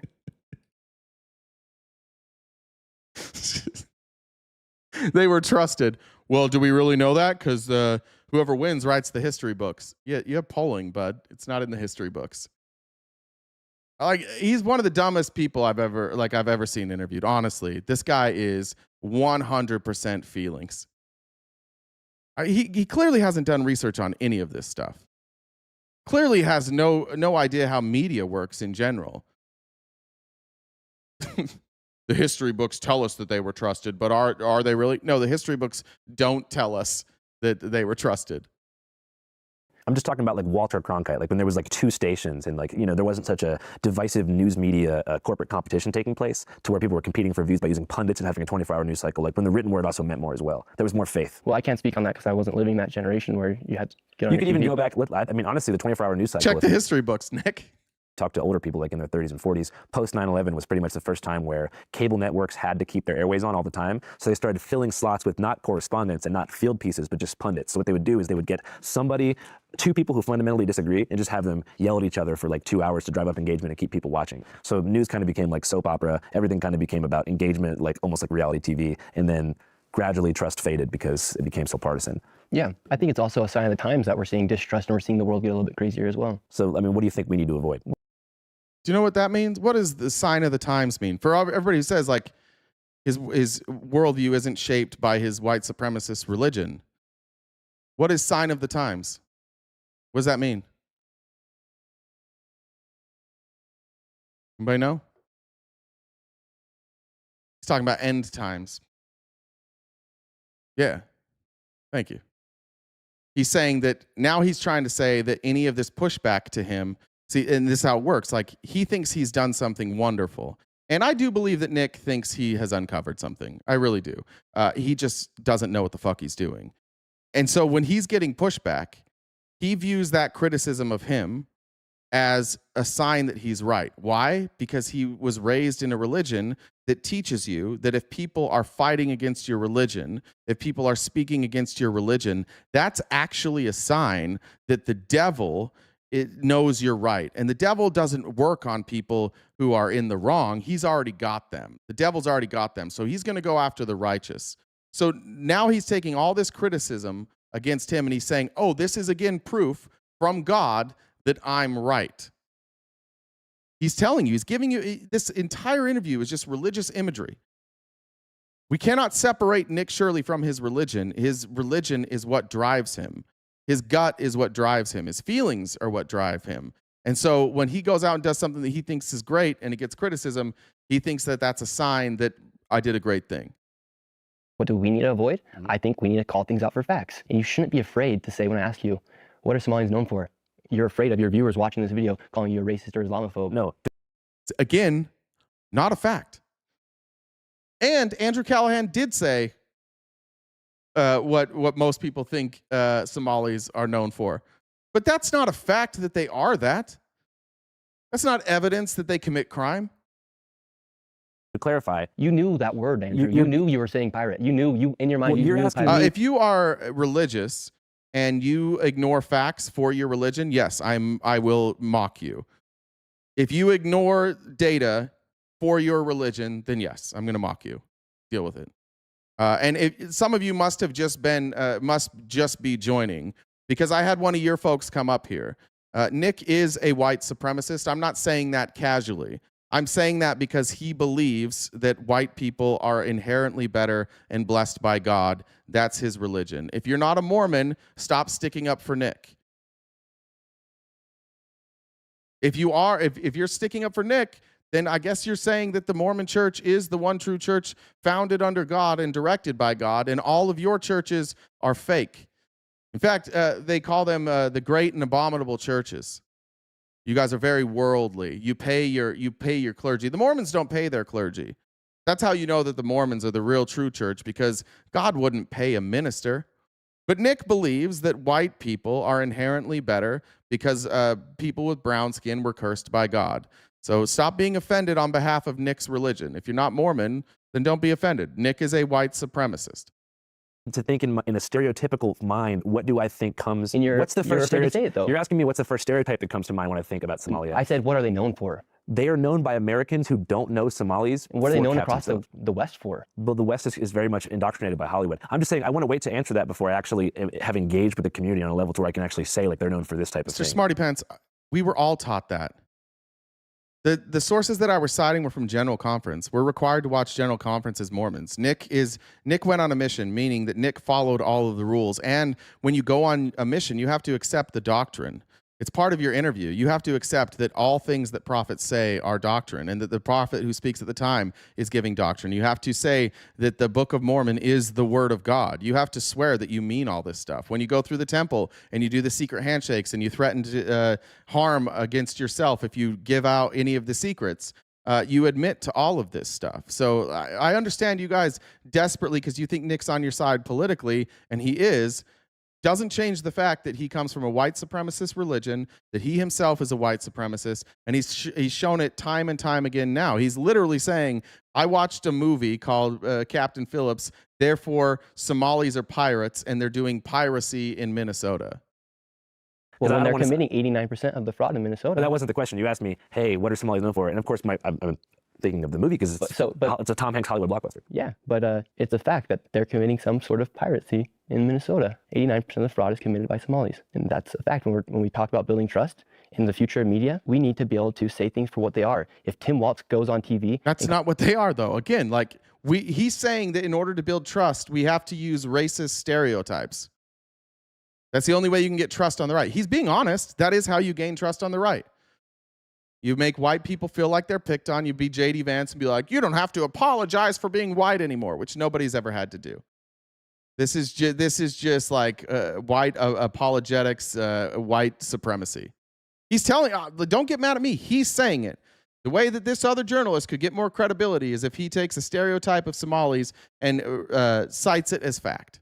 Call people like me a white supremacist. It's my responsibility to call Tim Walz. He's enabled this to happen because he's afraid to be called a racist or an Islamophobe. Meanwhile, our generation can't even buy a home. Meanwhile, people are stealing millions of dollars. And he's afraid to say that because he's too afraid of being called a racist or an Islamophobe. I think the one main issue that I feel like unites the left and the right, at least. Perhaps we're not afraid of being called those names. Perhaps we don't want to be those things. Perhaps Andrew doesn't want to say that all Somalis are pirates because Andrew has traveled the world and recognizes that like the actions of some people in a community don't represent the actions of everybody else. Maybe that's why. Nick, because he has already concluded that because he saw a movie and then went to Minnesota one time, he's concluded that all Somalis are criminals. And he's very upset with Andrew for not concluding that same thing. In a certain income bracket in the U.S. would be affordability. Yes, 100%. I think it's probably the main issue that we're talking about. Mm-hmm. Deep down, I think that the main difference here is diagnosing how we can get to that point. You know, because when you're talking about your issue with fraud, you mentioned healthcare being expensive. Yeah. So we're all talking about the same thing here. It's just, I think the main difference is how are we going to get there? And then when we have someone like Elon Musk, the smartest man in the world, who offers his help to get...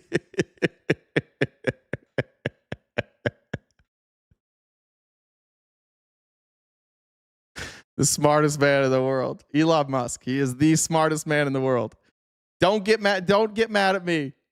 If you're a person who says Elon Musk is the smartest man in the world, like that's not factual. This kid's just not factual. He just really likes rich people.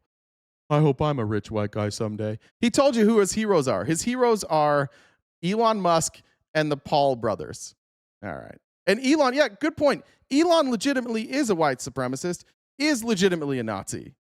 Why are his heroes racists? How come all the people that he worships are like racist that claim that they're not racist? Get rid of fraud here in the United States, that could potentially cut down prices for healthcare, that could potentially help cut down the prices for homes, that could potentially give people better wages, and then they go and attack him? Well, I think one of the biggest problems is also the private sector controls so many of these things like medicine and also real estate. Like it's not like home prices are going to get knocked down because the government has more money. It might be able to help people not have to pay so much in taxes. Yeah. It might help people to be able to take their dollar to buy the next thing. $120 billion in 2024 going towards fraudulent activity here in the United States. And then we go and attack that person who's trying to combat that? Well, I guess one of the fundamental questions too that I mentioned early on in the interview is like, do you trust the government to handle a surplus in tax revenue if fraud is eliminated? Say that question. Like, let's say like fraud is totally eliminated and the government has like an extra stipend of money that they have that they could technically redistribute to things like making medicine cheaper and helping us pay rent. You think that the government would actually do that? Like, do you think they would genuinely invest in social programs that help change the affordability crisis? I think so. And that kind of goes back to having like...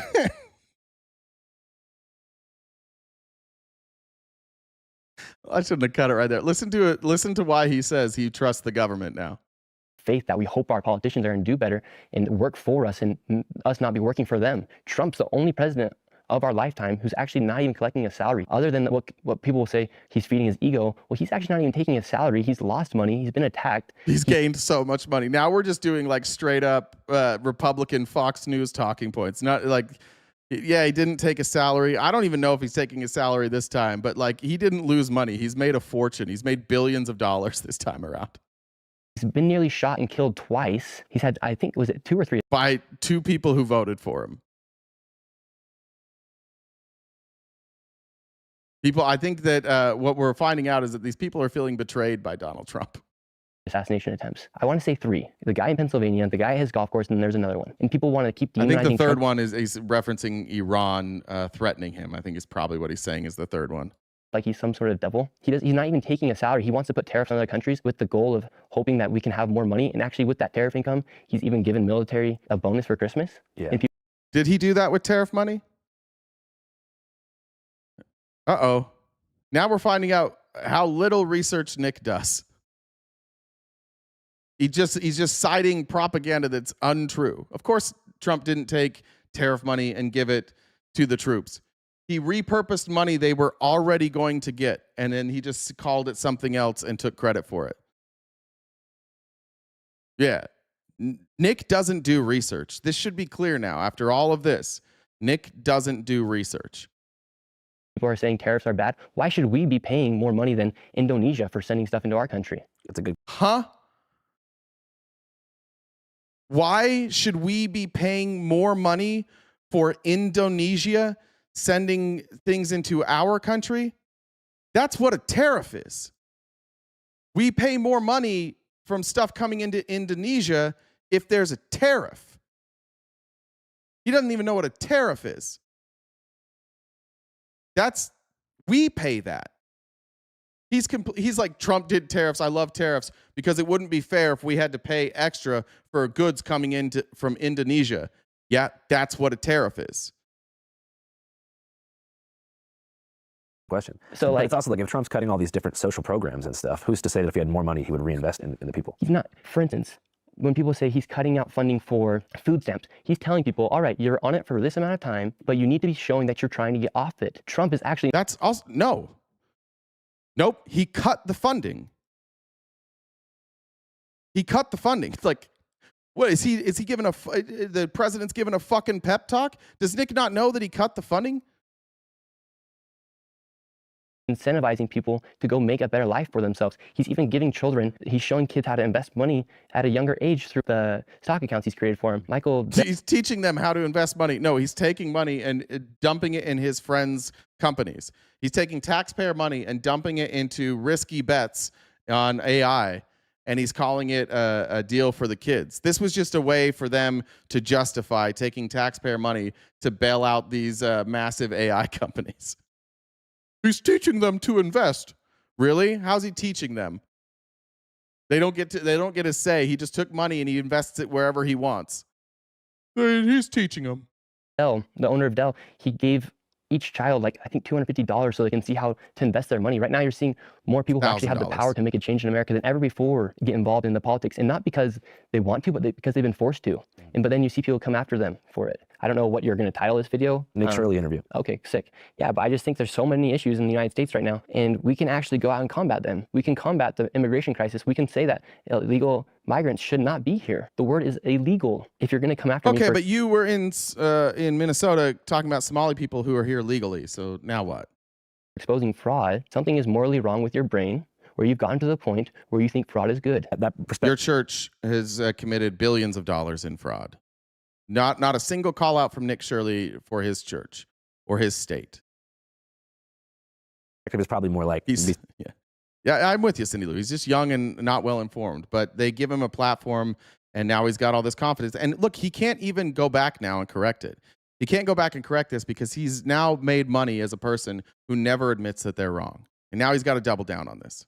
People are socioeconomically disadvantaged. They're not, though. They're here in America. We all have the same opportunity. They're Somalian Americans. Well, there's pretty significant funding and financial disparities between areas in the U.S. Well, 81% of Somalians are on welfare. But welfare doesn't necessarily cover everything. It's not like they give you a ridiculous amount of money. But they have the same opportunity I do when I wake up in the morning to go. Oh yeah? This is his family's cabin. You telling me that somebody who immigrated from Somalia, their parents maybe, and they grew up in a poor, they had the ability to go out and buy expensive video equipment and go on vacations and film yourself and make a YouTube channel, Nick? This is one of the things that, like, growing up in Utah, people not understanding privilege because everybody looks the same and they think that the whole world is just like them. No, dude, like, your family's filthy rich. I talked to two of his neighbors that I know personally. He comes from a very affluent neighborhood. This guy his parents have funded everything he did. You can say that's great that your parents did that, but don't sit here and pretend you all had the same opportunity. Create the best life I can possibly create for myself. Everybody has the same opportunity if you're a United States citizen, whether you're black, Mexican, Asian. I mean, look at your crew filming right now. You have an Asian, Japanese man. I don't know who he is.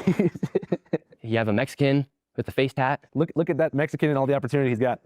And what about him? He's a white American with face tattoos, and he's working just with you. Yeah. So the fact that people think that they don't have the same opportunity, or they can't go create a lifestyle they want, I don't. The irony of the two people making the most money in the room being these two white guys is apparently lost on Nick. Even that, I've never worked for anybody in my entire life. I've created everything I have. Your parents funded everything you have, and then you created. But yeah, you got a lot of extra from your parents. What I can do in the next 20 years. Yeah, same here. I'm 28. So maybe you and I will What's be... your plans for the future, Andrew? Man. Do you want to make YouTube videos until you're like 60? Yeah, I want to make YouTube videos until I'm 85. That'd be sick. So what do you want to do in the future? What's the long-term plan? Long-term plan would be, I think what you just saw is actually creating change inside of America. A video that That's a good point. Yeah, he was just complaining about Gen Z not having upward mobility, and then he's like, this is the greatest. We all have the ability.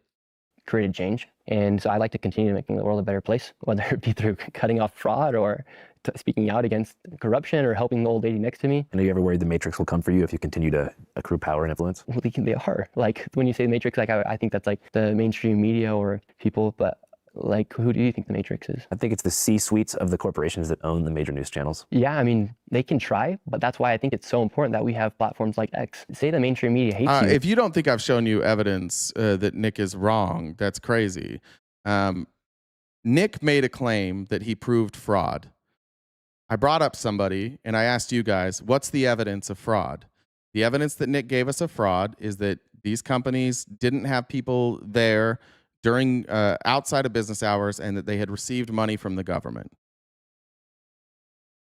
However, I believe that there is fraud. I covered the fraud before Nick did. And what we covered with the fraud is we covered actually how they committed fraud, not just there's no kids here and they got money, therefore fraud. Is what it looks like when you don't need evidence. You get Nick. I don't give a shit about Nick Shirley, honestly, other than he has exposed that there are a lot of morons in this country who just believe what they want to believe. And Nick's telling you in this interview multiple times, look, just believe it. You trust your gut. Just believe what I'm saying. You can still make a business off of people who support you. Is there any coverage that you regret at all? Yeah, there actually is some coverage that I think I've like messed up on, or not that I necessarily messed up on, but maybe not have been totally informed, which is hard because when you're making a YouTube video every single week, you just can't be like the expert on every topic. So there was a time when I went to Ukraine and I made a video and I was missing, I kind of like geographically, I'm from Utah, so all the mountains and stuff, you know, like north to south. And someone when I was in Ukraine, they asked me like, do you want to go? All right. What he's saying there, if you're not from Utah, if you're in Utah on the Wasatch Front, he lived in Davis County. I live in Utah County, but they're all part of the Wasatch Front, and the mountains are on the east. So if you're in Utah, just look around. The mountain is on the east. The lake is on the left. You have the Great Salt Lake and you have Utah Lake, and they kind of run next to each other. And that's how people get their bearings. I don't know. Does nobody tell him about Google Maps? Like nobody told him Google Maps? Well, I'm used to Utah where the mountains are on the east, so I just thought I was east because I was by mountains. If that's true, if he's not lying, he's dumber than we thought. Aren't mountains always on east? Not if you're on the other side of the mountain, it's not. It's on the west. That's what he just told you. Just so I know it was kind of confusing, but that's what he's telling you. Is that the reason when he was in Ukraine and he was interviewed and he said that he went to eastern Ukraine is because he didn't know which direction east was. Go to where the first place where Russia invaded, which was a place called Busha. And I didn't know like whether it was north, south, west. And then somebody interviewed me after because I had criticized where U.S. tax dollars were going. Somebody interviewed me after. Also, it's not the first place that Russia invaded Busha. That's also not true. So he got the whole thing wrong. Asking me, did you go to the east? And I said, well, yeah, I went to Busha. I thought that's where Russia initially invaded. That was one of the main places they invaded before trying to go to Kyiv. So that was like a mistake on my end. And I felt so bad after that. So bad that he left the video up and didn't offer an apology till now. But it was just a mistake that we had made, and I just made it publicly. It didn't make me want to do YouTube less. It was just a learning lesson, which is hard for people to have an actual learning lesson publicly. Yeah, definitely. I'd actually like to ask you a question. What's up? What do you think about Trump? I don't like him. Really? Yeah. I mean, do I think that he is somebody who's going to fundamentally change the structure of the U.S. for the better? I don't think so. Thanks, Heather. Thanks, Jocelyn. Let me read up here real quick, and then we'll get his answer. We got 30 more minutes to knock out that gift goal. Anything you can do to help knock out that gift goal would be greatly appreciated. Make sure I didn't miss any other ones here. I got Pink, got Marianne, I got I am FRCD. Thank you. Do you think just by like flooding the country with 20 million people help us with affordability? It's not a human right to receive citizenship here. If anything, it's an opportunity to get it, and you got to follow the rules for it. I agree with that. Yeah, for sure. So I think like sympathy towards people who want to come in here has in a lot of ways destroyed the opportunities for our generation. I think if sympathy overpowers your ability to look at a situation objectively, that would be an example of you kind of being like hypnotized by the wrong sources of information. But I think you can have sympathy for people struggling looking for a better life. It's just simple supply and demand. If you have 20 million people who need to come and buy a house or rent an apartment, and you have other people who need it, you're going to raise the prices. Landlords have been raising the prices systematically since the 1980s. I mean, supply and demand is it just exists. You have to. If people want to rent your apartment, then you just have to raise it. See how it's the government's fault, but then when pricing goes up under a Republican, it's just simple supply and demand. But somehow it's the government's fault. All this time, it was the government's fault too. So what happened during this time when house prices? Oh no, this is the number of unauthorized immigrants in the United States. What happened during this time? How come that number was going down? Seems like we must not have had an open border under Obama. Seems like we were doing deportations. When did the change really happen? About 2019? What happened in 2019? Did we go destabilize a bunch of countries like Venezuela, and then did we have COVID? Yeah, but no, it's for sure Democrats. This was the Democrats here taking this number down, but then this was all Democrats and not a global pandemic and destroying other countries' economies, for sure. The reason you can't buy a house is not because of an immigrant. I mean, they want us to think that because it's an easier scapegoat. Well, if you look at the graphs, when we receive all this immigration, the price of homes has gone up more than normal. I don't think those two things are connected. If you look but just based off simple supply and demand. Those you can. If you bring in 20 million people, they have to be able to sleep in at least 10 million different locations. We didn't bring in 20 million people. That was just not true. So you just made up a number. Yeah, but we have 340 million people. I mean, I'm just saying home values rising and rent rising is a result of like greedy developers, landlords doing price gouging, so many factors. Like I'm from Seattle, a city with not that much immigration from the border. And since 2013, before all of this stuff, like rent had doubled because of Amazon moving their corporate. Yes. No, that timeline I showed you was from like 2005, where we started the decline, started in like 2005. And then it went down all the way until 2019. So only 2 of those years were Trump years. I don't know how well you do at math, but Trump was elected in 2016, took office in 2017. So I don't know if you know how years work, but the start of that decline happened, I think, in like 2005. Campus downtown. H-1B visas and all that stuff. No, I'm saying Amazon as a tech company themselves bulldozed my home neighborhood, built apartments for their workers who are legal, and most of them are from the U.S. but from surrounding suburbs, and none of us could afford to live, so we had to all see how he tried to do that there too. Like he's like Amazon came in and destroyed the housing in Seattle. He's like, yeah, because of H-1B visas. His default setting is blame immigrants. That's his default setting. When he said that Amazon ruined this, he went H-1B visa. That's a default setting. If your instinct is always to blame immigrants, it's kind of hard to then be like, I'm not anti-immigrant. I'm only anti-illegal immigration. Well, H-1Bs would be legal immigration. Why are you always blaming immigrants? By the way, his ancestors almost certainly were illegal immigrants. Criminal illegal immigrants who fled the East Coast to move to the West Coast as part of their criminal cult that they were a part of. So notice he doesn't have a problem with that. Low-income areas around, or just build our own way and move into an RV like I did. So I don't think there's a correlation between home values rising and migrants coming. I think that'd be very stupid to not be able to come to the conclusion that supply and demand is really rising prices. Landlords raise prices when rich people move in because they go, oh, we got some big bucks in town, like in Aspen or somewhere. But just a normal sized home that used to cost $200,000 now costs $300,000. So you're saying real estate developers see like a bunch of migrants rolling in town, they go, let's jack these prices up. Yeah, it's the dumbest argument. All these poor immigrants come in, so they raise the price. Huh? Are they rich or are they poor? Which one is it? Renters, and then the billionaires are able to come and buy the houses, and it causes the rent to go up, and they're able to charge certain prices, and a migrant can then move in with. Let me give you the example of this. One of my favorite Norm Macdonald clips. He's got Andy Dick with him, and I want to just show this. Like Andrew talked about like what happened in Seattle, and his instinct was H-1B visa, and obviously that's stupid and isn't what raised the prices, but the Republicans in the chat now are saying H-1B has been scammed, that's illegal, H-1B visas, how many were given. This is the same as like this clip from Andy Dick. Like he says, do you want to hear the 9/11 call from, I don't remember who it was, Johnny Carson. And Andy Dick goes, it's 911. And then Norm Macdonald says, well, 9/11 was a national tragedy. And it breaks Andy Dick, but that's what you guys are doing right now. He said something wrong. Andrew corrected him.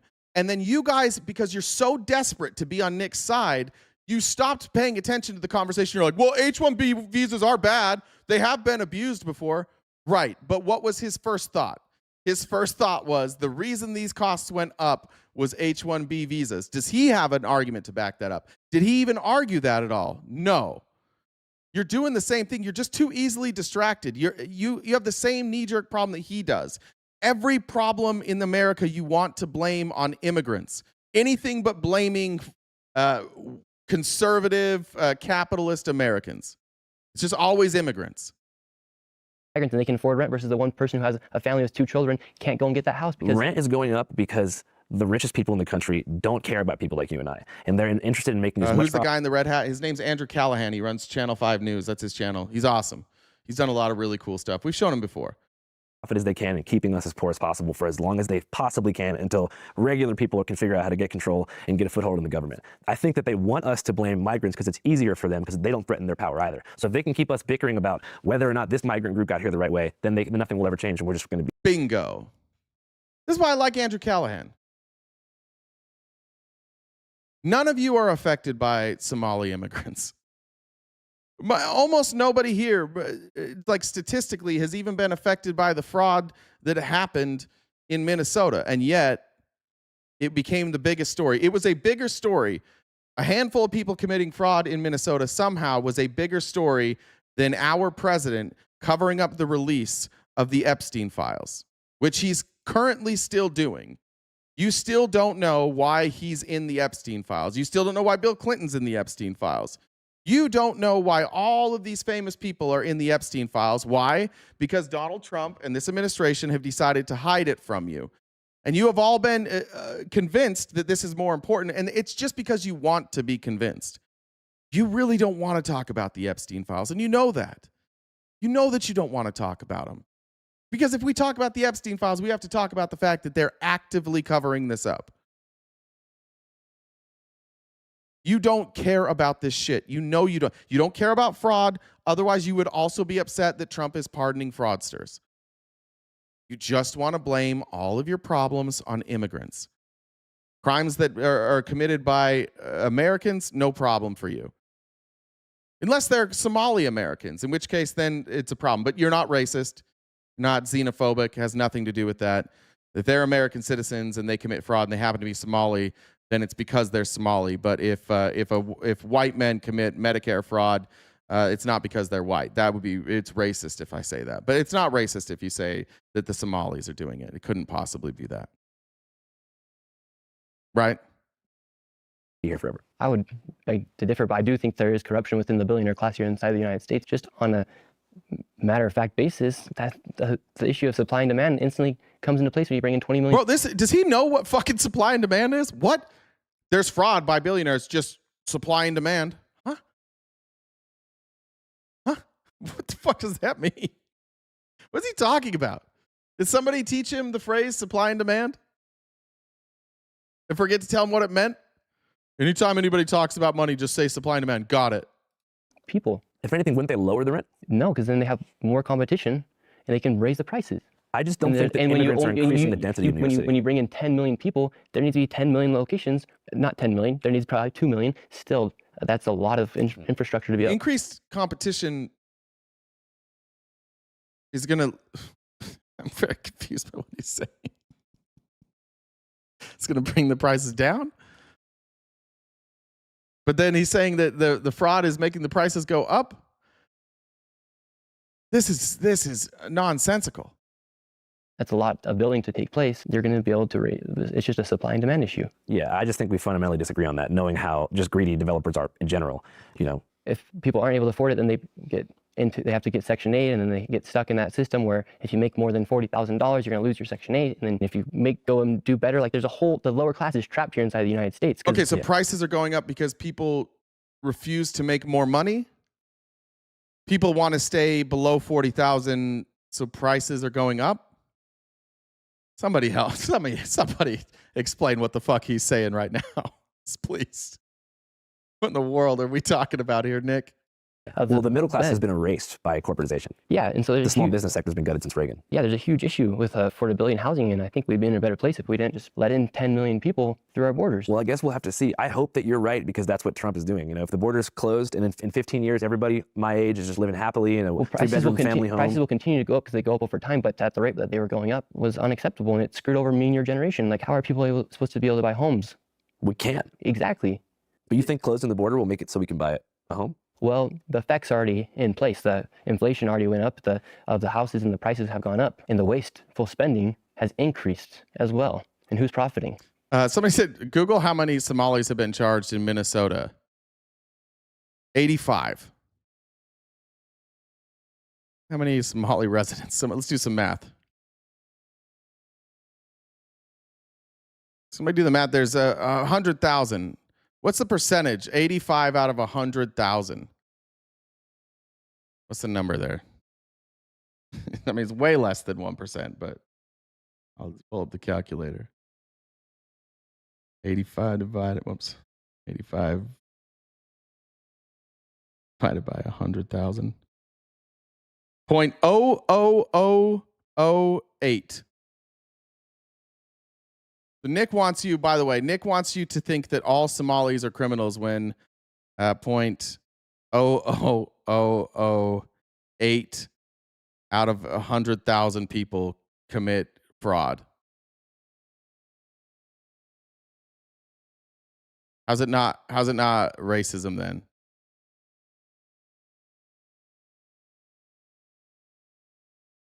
If 0.00008 and you're applying that to everybody, can you just explain to me how this isn't like xenophobia? I'll stop saying racist, xenophobic. How's this not xenophobic?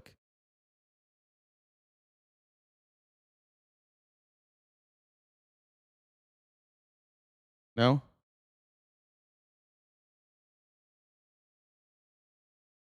Explain it. He said that you should just assume that they're all criminals. It's 0.0008.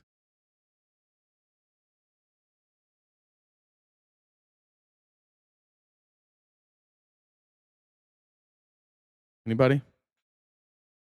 I know you guys don't like the word racist. As soon as you hear it, you just check out. But just explain how it's not. I'm not asking you to be offended little bitches right now. I'm asking you to explain how it's not. See the response? Well, racism. They don't have an answer. They never do. And this, again, like, I don't expect you guys to change your mind, but you're being exposed in real time. It's fraud, not racism. Okay, but if it only 0.0008, why is Nick saying that we should assume that they're all criminals?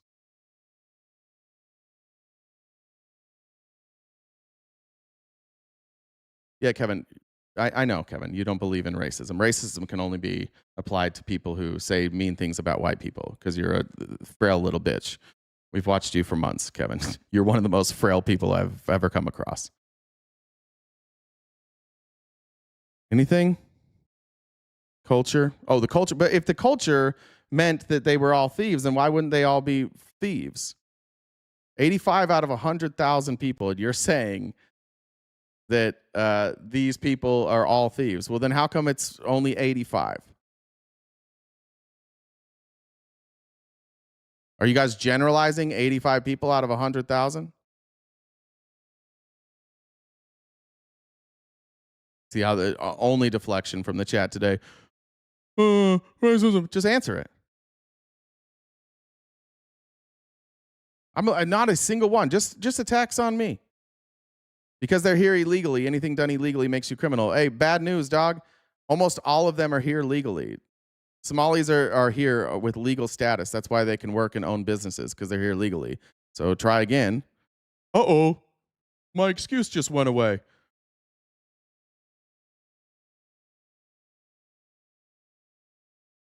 Anything? I'm looking. They aren't in their country. They're Americans. So they're in their country. All Mormons are white supremacists.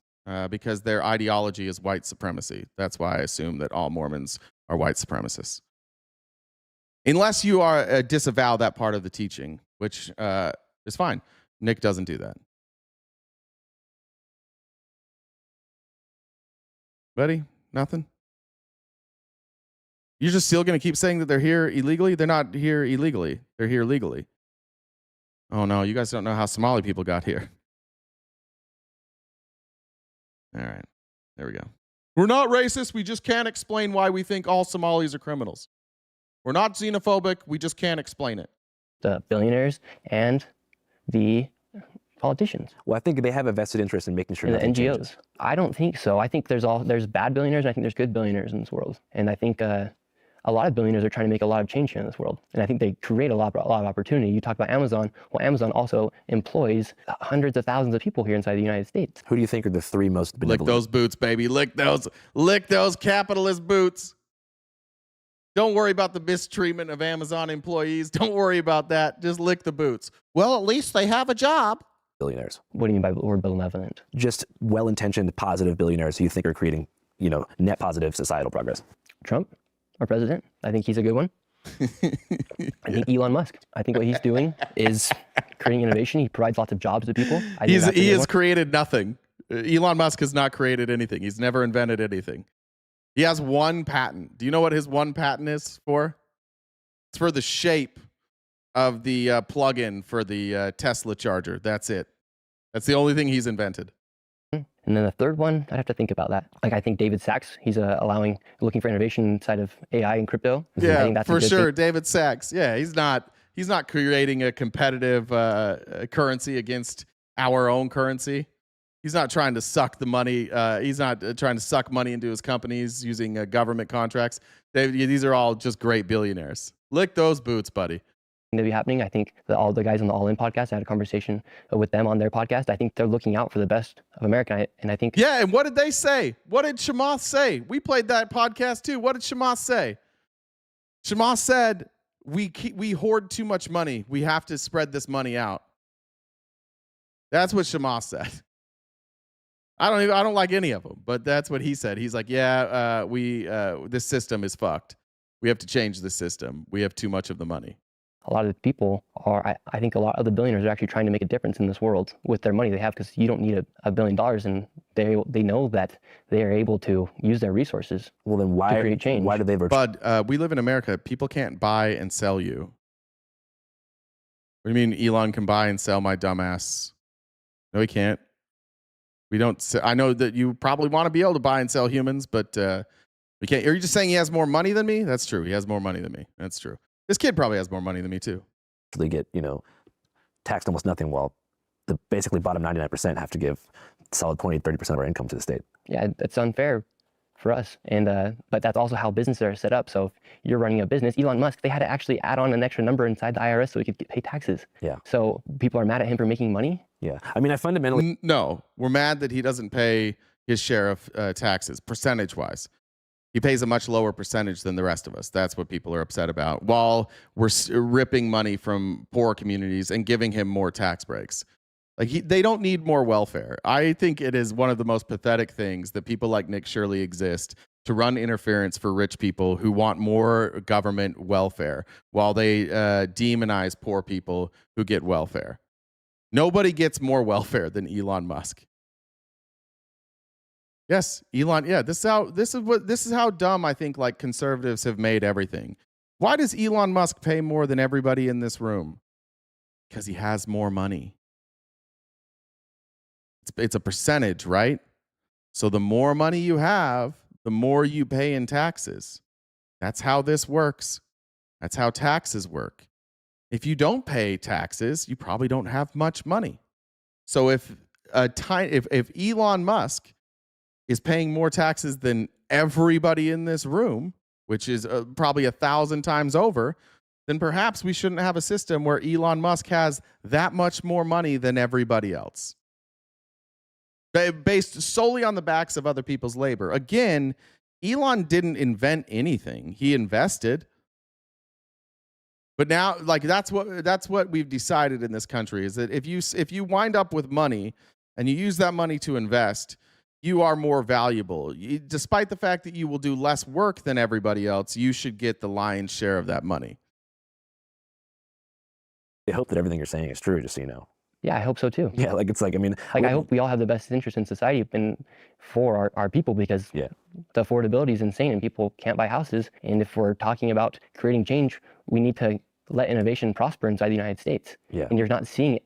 We're not seeing innovation. In fact, we're seeing fraudsters take our money. In Minneapolis, but there's innovation happening elsewhere, right? Yes, but there's so many restraints happening. Like when have you seen an American city? What American city is prospering right now? Austin. Austin. Name another one. El Paso, Texas. El Paso, Texas is prospering. Yeah. Nashville's doing good. How about Phoenix? Salt Lake, where you live, Nick? Salt Lake's grown massive. Like by your definition of just like sheer amounts of money, Salt Lake, Boise, Phoenix, Seattle, San Francisco, Los Angeles, all these cities. That's where we get all of our money. That's where all of our tax money comes from. Is doing good. Basically, any place with low state tax is getting a lot of. In any place that's not Democrat. I don't know about that. I mean, name a Democrat city that's prospering right now. Well, it would have to be one that's affordable. Name one. Denver. Why are you smirking? How about Salt Lake City? Again, run by Democrats. Boise, Idaho. Do they have a Democrat mayor now? It's interesting that once cities get wealthy, suddenly they vote Democrat. What is her? I don't know what she does. I don't know the Lauren McLean. She a Republican? Anybody know? Democrat. Yeah, Boise, Democrat. Yeah, whoops. Prospering. Denver's not prospering either. Yeah, so I think what you're seeing is the right is looking to have innovation, looking to succeed, and you're seeing left. Name a big city run by Republicans that's doing well. Chat.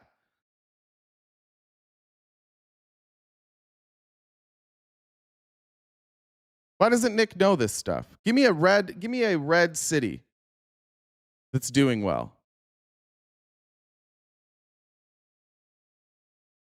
Yeah, Miami is now under Democrats. And how is Miami going? Bad. The most fraudulent city in the country by miles. Do we have one? Proud Atheist says, I'm getting offended that you keep reading my comments as if I'm them responding to your questions instead of me responding to them. My bad. Thanks, Belinda. Thanks, Huey. I just gave you 2 blue ones. I gave you Salt Lake City. I gave you Boise, Idaho, and Denver also. Are you guys going to give me one, though? Tampa, Florida. What's going on in Tampa?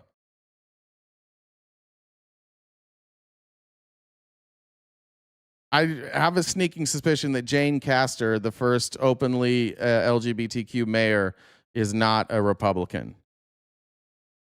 I'm going to guess that. So I guess that's not red either.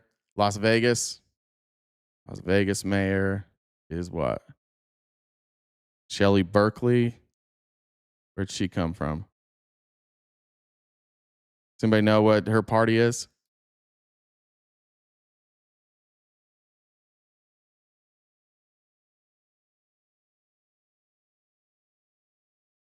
Anybody? Oh, Democrat. There we go. Okay. Yeah, interesting. So most big cities are run by corrupt Democrats, but all of our tax revenue comes from big cities. So they pay all of the bills and they're run by Democrats, but for sure Republicans are better. For sure Republicans do a better job. Like Republican-run states and cities get a bunch of welfare from blue cities.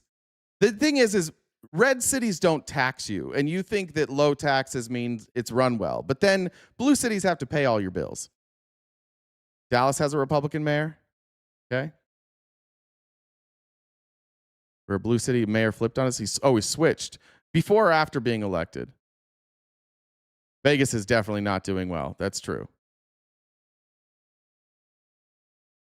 Salt Lake's horrible. Boise's horrible. Well, they've had massive growth. How do you measure what's good? Like, how do you measure the success of a city? Because Nick is talking about money this whole time, right? How do you measure these businessmen? Oh, the amount of money that they make, not how their employees are treated. But then, how do you measure cities? Definitely not by how much money they bring in. How do you guys measure how well a city does?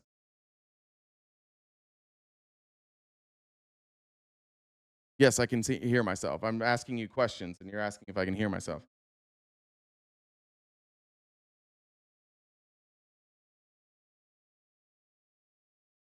Red states are doing far better than blue states. How are you measuring that, Travis?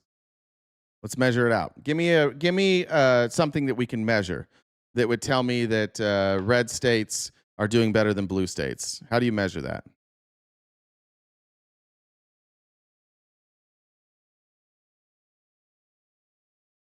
I'm looking for some accessibility of public transportation. Guessing that's not. It is clean and have less crime. Okay. So what's an example of a red city that's clean and has less crime? Let's look at the cities with the highest crime rate. Or let's say lowest crime rate, actually, because we want to see lowest crime rate.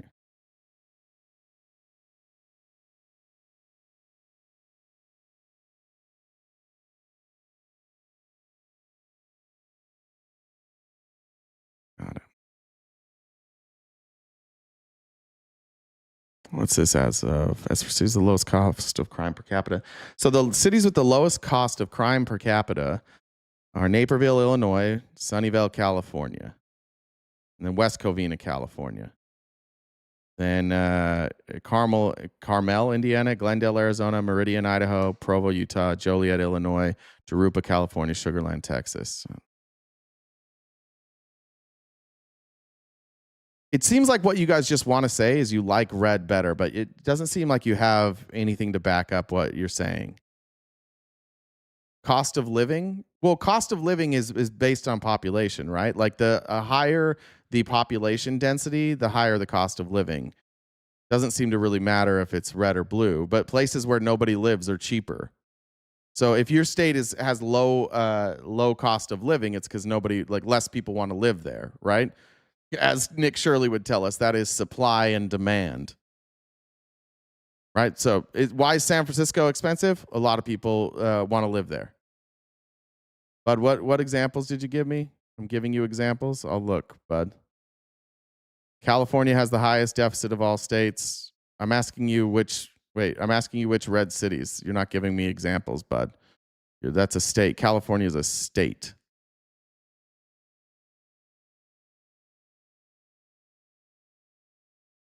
This is tough for you guys. I think you guys you've just played team sports. That was kind of the point of today's show today, to show that Republicans literally don't have anything to say and no facts to back up anything they're saying. Cheddar, you make the place shitty, so it's cheaper. That's true. People don't want to live around Republicans. Percentage of home ownership? Sure, let's see. Which cities have the highest home ownership rates?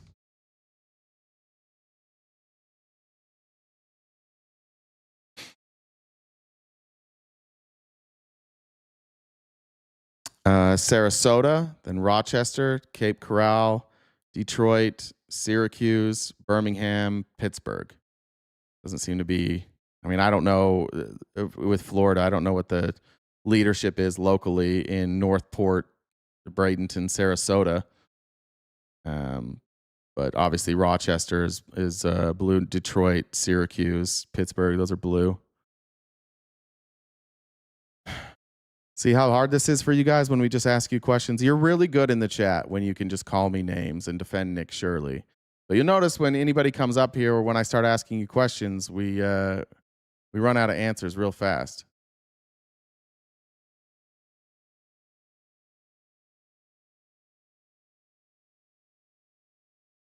Yeah, not one city. They couldn't name one city. Not one. And I'll ask you again. Somebody said, we're going after Nick Shirley because he exposed fraud. Name one piece of evidence that Nick Shirley exposed that shows fraud. Bob, I can't read every answer, bud. What did you say, Bob? I'll read your answer. What was the city that you gave as an example that I ignored? Fort Worth? But how are we, like, what are we looking at? What am I looking at Fort Worth? If I just search Fort Worth, it's just going to say Fort Worth. What's good about Fort Worth? Oh, he exposed my jealousy. Yeah, but he also didn't expose fraud. So fine, Kevin. Fine. I wouldn't count Mesa as like a big city. It's a metro. It's a suburb of Phoenix. I'd count that as Phoenix.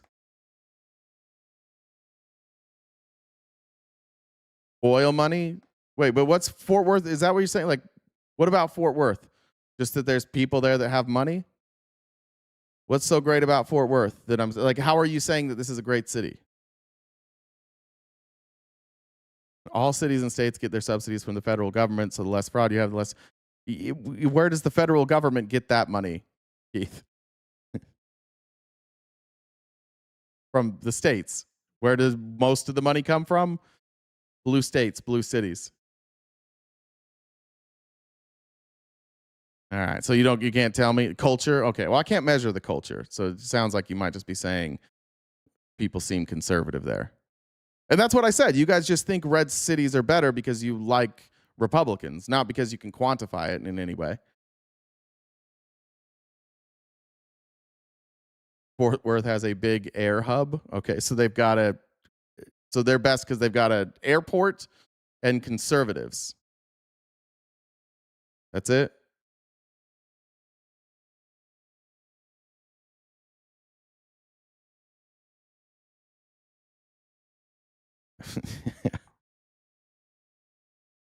What's wrong with Nick Shirley? I don't know. I mean, he's not terribly bright. Again, I don't really have a problem with Nick Shirley. I have a problem with you guys. I have a problem with you guys watching what Nick Shirley did and thinking that he exposed fraud.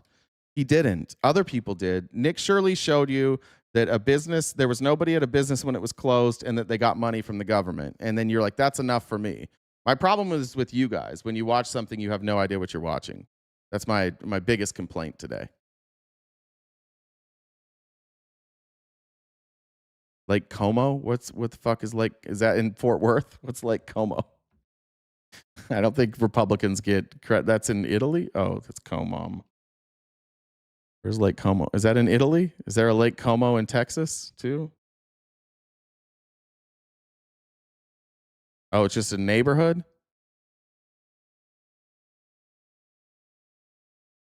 Originally developed in the late 1800s as a resort named after Italy's famous lake, which later became a vibrant, self-sufficient African-American community known for its resilience and strong identity, though it faces modern challenges. The area features the actual Lake Como, a public park with recreational activities that remains a significant cultural pocket in West Fort Worth.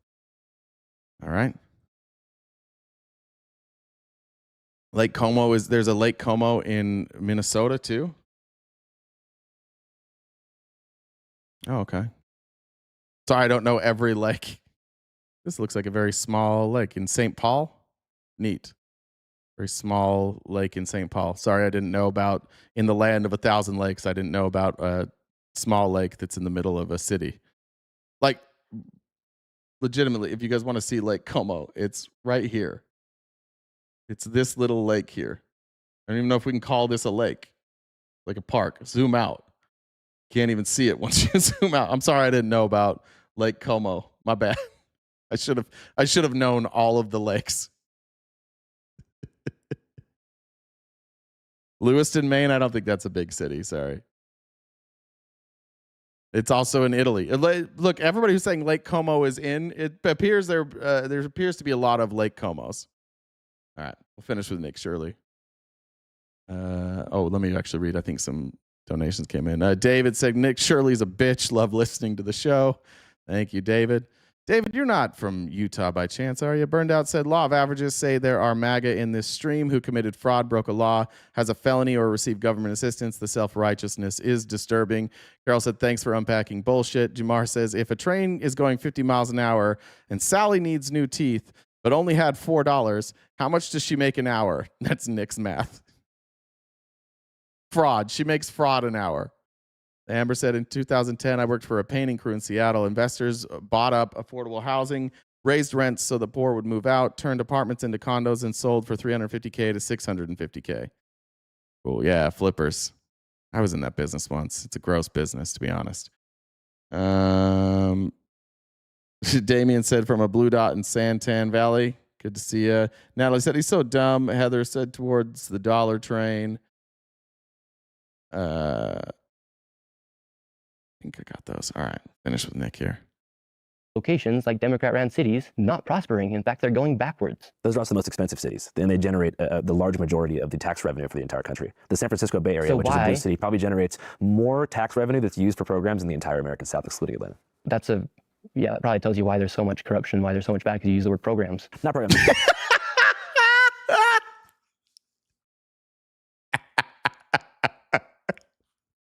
He's so much dumber than we thought.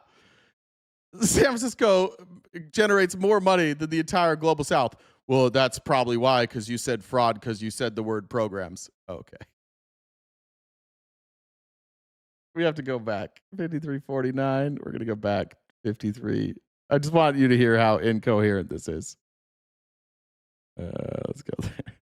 Like Democrat-ran cities not prospering. In fact, they're going backwards. Those are also the most expensive cities, and they generate the large majority of the tax revenue for the entire country. The San Francisco Bay Area, which is a blue city, probably generates more tax revenue that's used for programs in the entire American South, excluding Atlanta.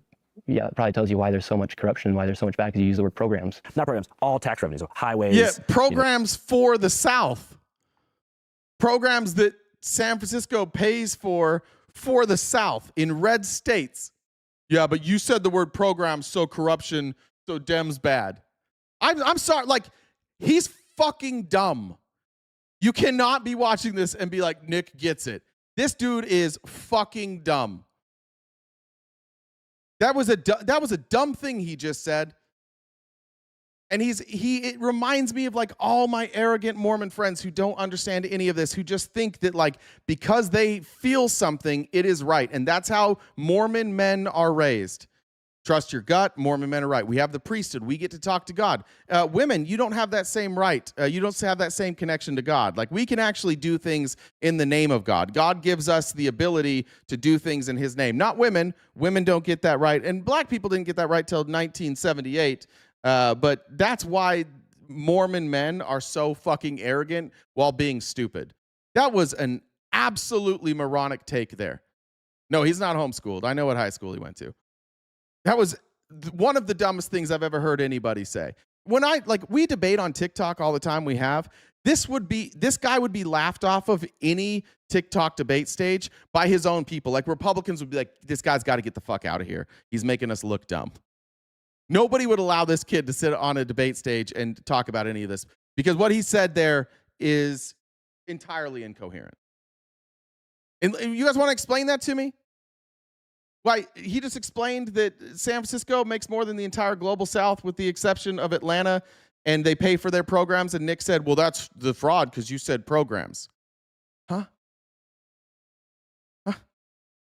He does act like a homeschool kid. Well, that's because Mormon culture is very tight-knit. So it's not that different than being homeschooled because everybody that you go to school with shares your religion, has the same rules, has the same culture. It's a very cultureless society. You just have Mormonism. And any outside culture, you're not really exposed to anything else. You're just all exposed to these same people. Basically every single thing that we need taxable subsidies for. No, he didn't go to he's from Davis County, guys. He's from affluent Davis County. He went to a 5A school. He didn't go to some podunk school.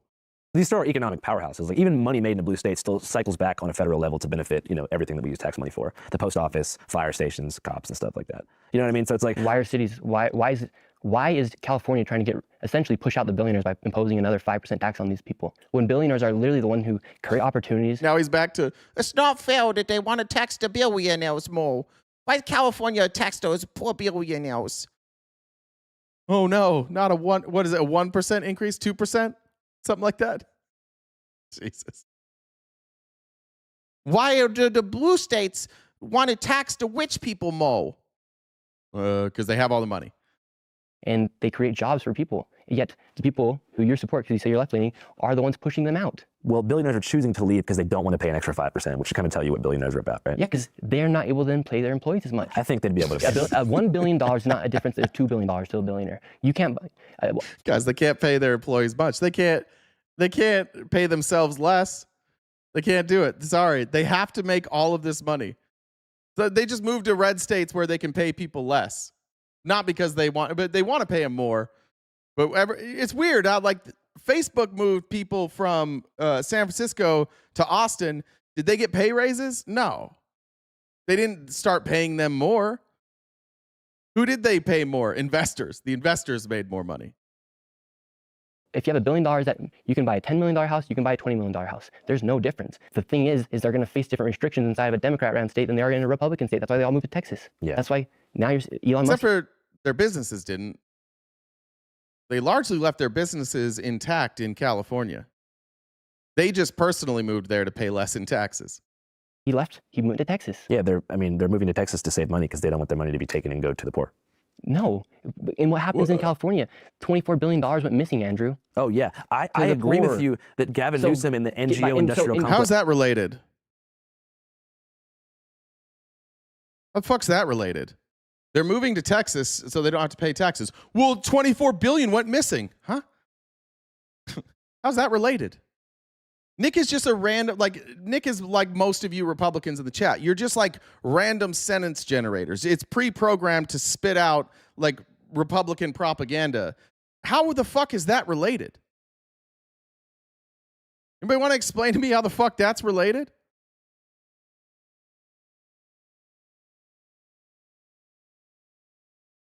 Is embezzling the funds, but those to me. And again, I'm not even defending California. I'm pointing out that Nick's dumb, and you're like, he's defending California. This is what all of you do. When somebody on your side of the aisle is being criticized, you invent a new scenario to be upset about. I'm not defending California or fraud. I haven't defended the fraud in Minnesota or California. And the only reason any of you are bringing that up, the only reason you're saying I'm defending it is because you can't respond to what I'm saying because you're like Nick. You just randomly generate like talking points and you can't figure out what the fuck we're talking about here. I'm asking you guys really pointed questions. What does Nick mean by that? When Nick says, when Andrew says they're moving to Texas to save money and Nick says they lost $24 billion in California, and I ask you guys what Nick means by that, you guys say, wow, you're an idiot, or now you're defending California? Do you see how you're not answering my question? How this isn't a real conversation? That's why I get a little frustrated with you. Because I'm asking a pretty simple question. What the fuck does he mean? Oh, this guy's just jealous. All right. We've been doing this for 3.5 hours now. It's been 3.5 hours of you guys saying I'm jealous and I like fraud and not answering a single question. One of you had the courage to come up here and talk to me and admitted in front of everybody that Nick didn't expose any fraud. I know this is probably going to sound crazy. I view them as like not necessarily having the best interest of the people in mind. Yeah, and those are the people you support. I don't vote for California Democrats. You're supporting the left. And right now you have the opportunity to support people who are actually trying to create innovation, change the country. You have the opportunity to. So does everyone watching this video. And if you think that deporting an illegal migrant is wrong, the word is illegal. If you think cracking down on fraud is bad, the word is fraud. If you think Yeah, but you didn't tell us any fraud and you're going after legal immigrants. This is what I'm saying. Like, you're all fucking talking points. The two things that he just said, he didn't expose fraud, and these people are not illegal immigrants. They are legal immigrants, and none of them that he has exposed so far have been charged with fraud.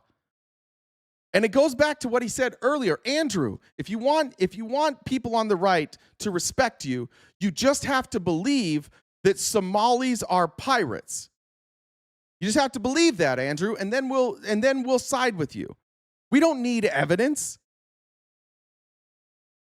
Everything he's saying right now is wrong. He exposed no fraud, and these are legal immigrants. And you won't run away from that? You're going to be mad at me?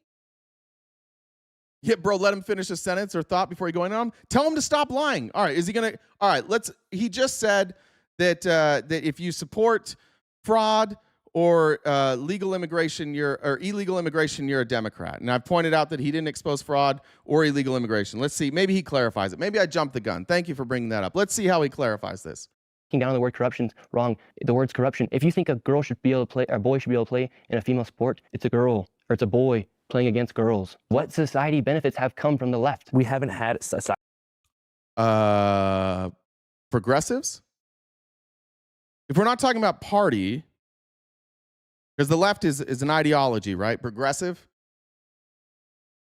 All of the changes in this country for the good have come from progressives.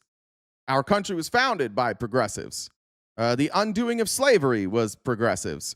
Voting rights for both black people and for women, that's progressives. Gay marriage, that's progressive. Some of you guys probably think that's regressive. What have conservatives ever done? Give me one example of now again, because you guys are dumb, so I have to explain this to you. Republicans have not always been conservatives. Democrats have not always been progressives. So since he didn't say Democrat or Republican, he said the left, which would be progressives. Name one thing conservative ideology is responsible for in this country.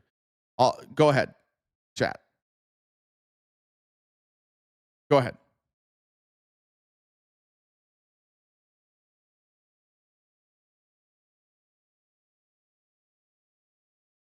I'll wait. Ending child labor, yeah, progressive. Go ahead. Yeah, I know. See, now watch what the Republicans are going to do. They're going to call me dumb and say I'm jealous of Nick Shirley, and they're not going to answer this question. Slavery, that was progressive. Conservative would have been to keep things the same. That's you're conserving, right? So conservatives did not end slavery. That was progressives. Ignorance. You guys have been holding down ignorance. That might be a good thing. Yeah, progressives have done a good job, or I mean, conservatives have done a good job like holding on to ignorance.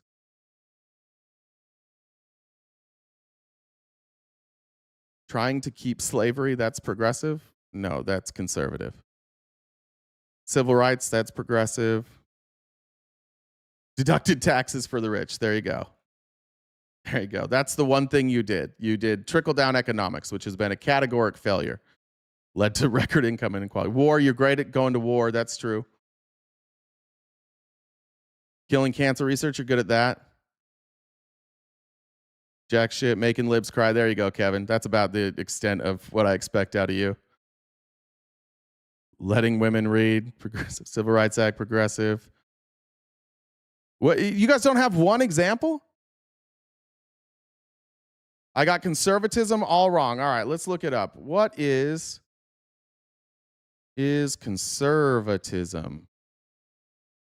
Let's look this up. Maybe I got it all wrong. So let's go. A commitment to traditional values and ideas with opposition to change or innovation. The holding of political views that favor free enterprise, private ownership, and socially traditional ideas. Damn, seems like I nailed that one too. All right, now back to your examples.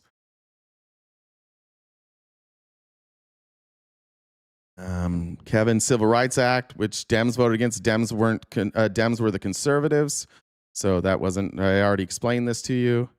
Ending marijuana, Schedule 1. That's progressive.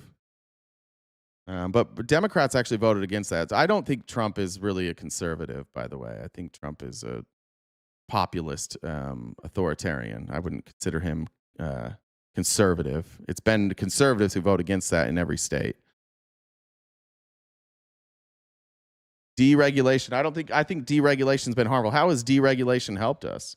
Deregulation caused the 2008 financial collapse. It caused the stock market bubble, and it's currently causing our AI bubble. I don't think deregulation has helped us at all. It's led to massive wealth inequality.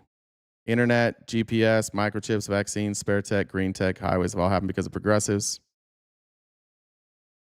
All right, anybody else? Thanks for whoever sent the gifted subs, by the way. Appreciate that.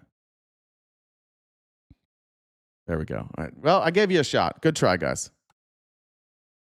I don't hate on America. I hate on conservatives. And America would still be, if conservatives had their way, America would still be under British rule, right? All these people that came over to America would be like, we need to comply. Look, we have laws in this country. The king's army is the king's army. If you don't like it here, why don't you leave? Why don't you go to France? Why don't you go to Australia? If you guys were leading, when the British came over, you go, just comply, guys. Just comply. Paul Revere, where the fuck are you going? Oh, you're going to tattle? You're going to warn everybody that the British are coming? Just fucking comply. You hate our country. That's who you would have been. Like, you guys, you just immediately, I'm putting on my red coat as soon as they came over. I'm with you, King. I'm with you. That's who you would have been.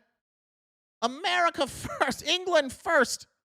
Why are the French over here? You'd be so mad. The French are over here fighting with the progressives who are like, you know, we don't want like taxation without representation. We want our own country. And the French are here to fight with us. And you'd be like, fuck the French. They're terrorists. They hate our values. They hate good English values.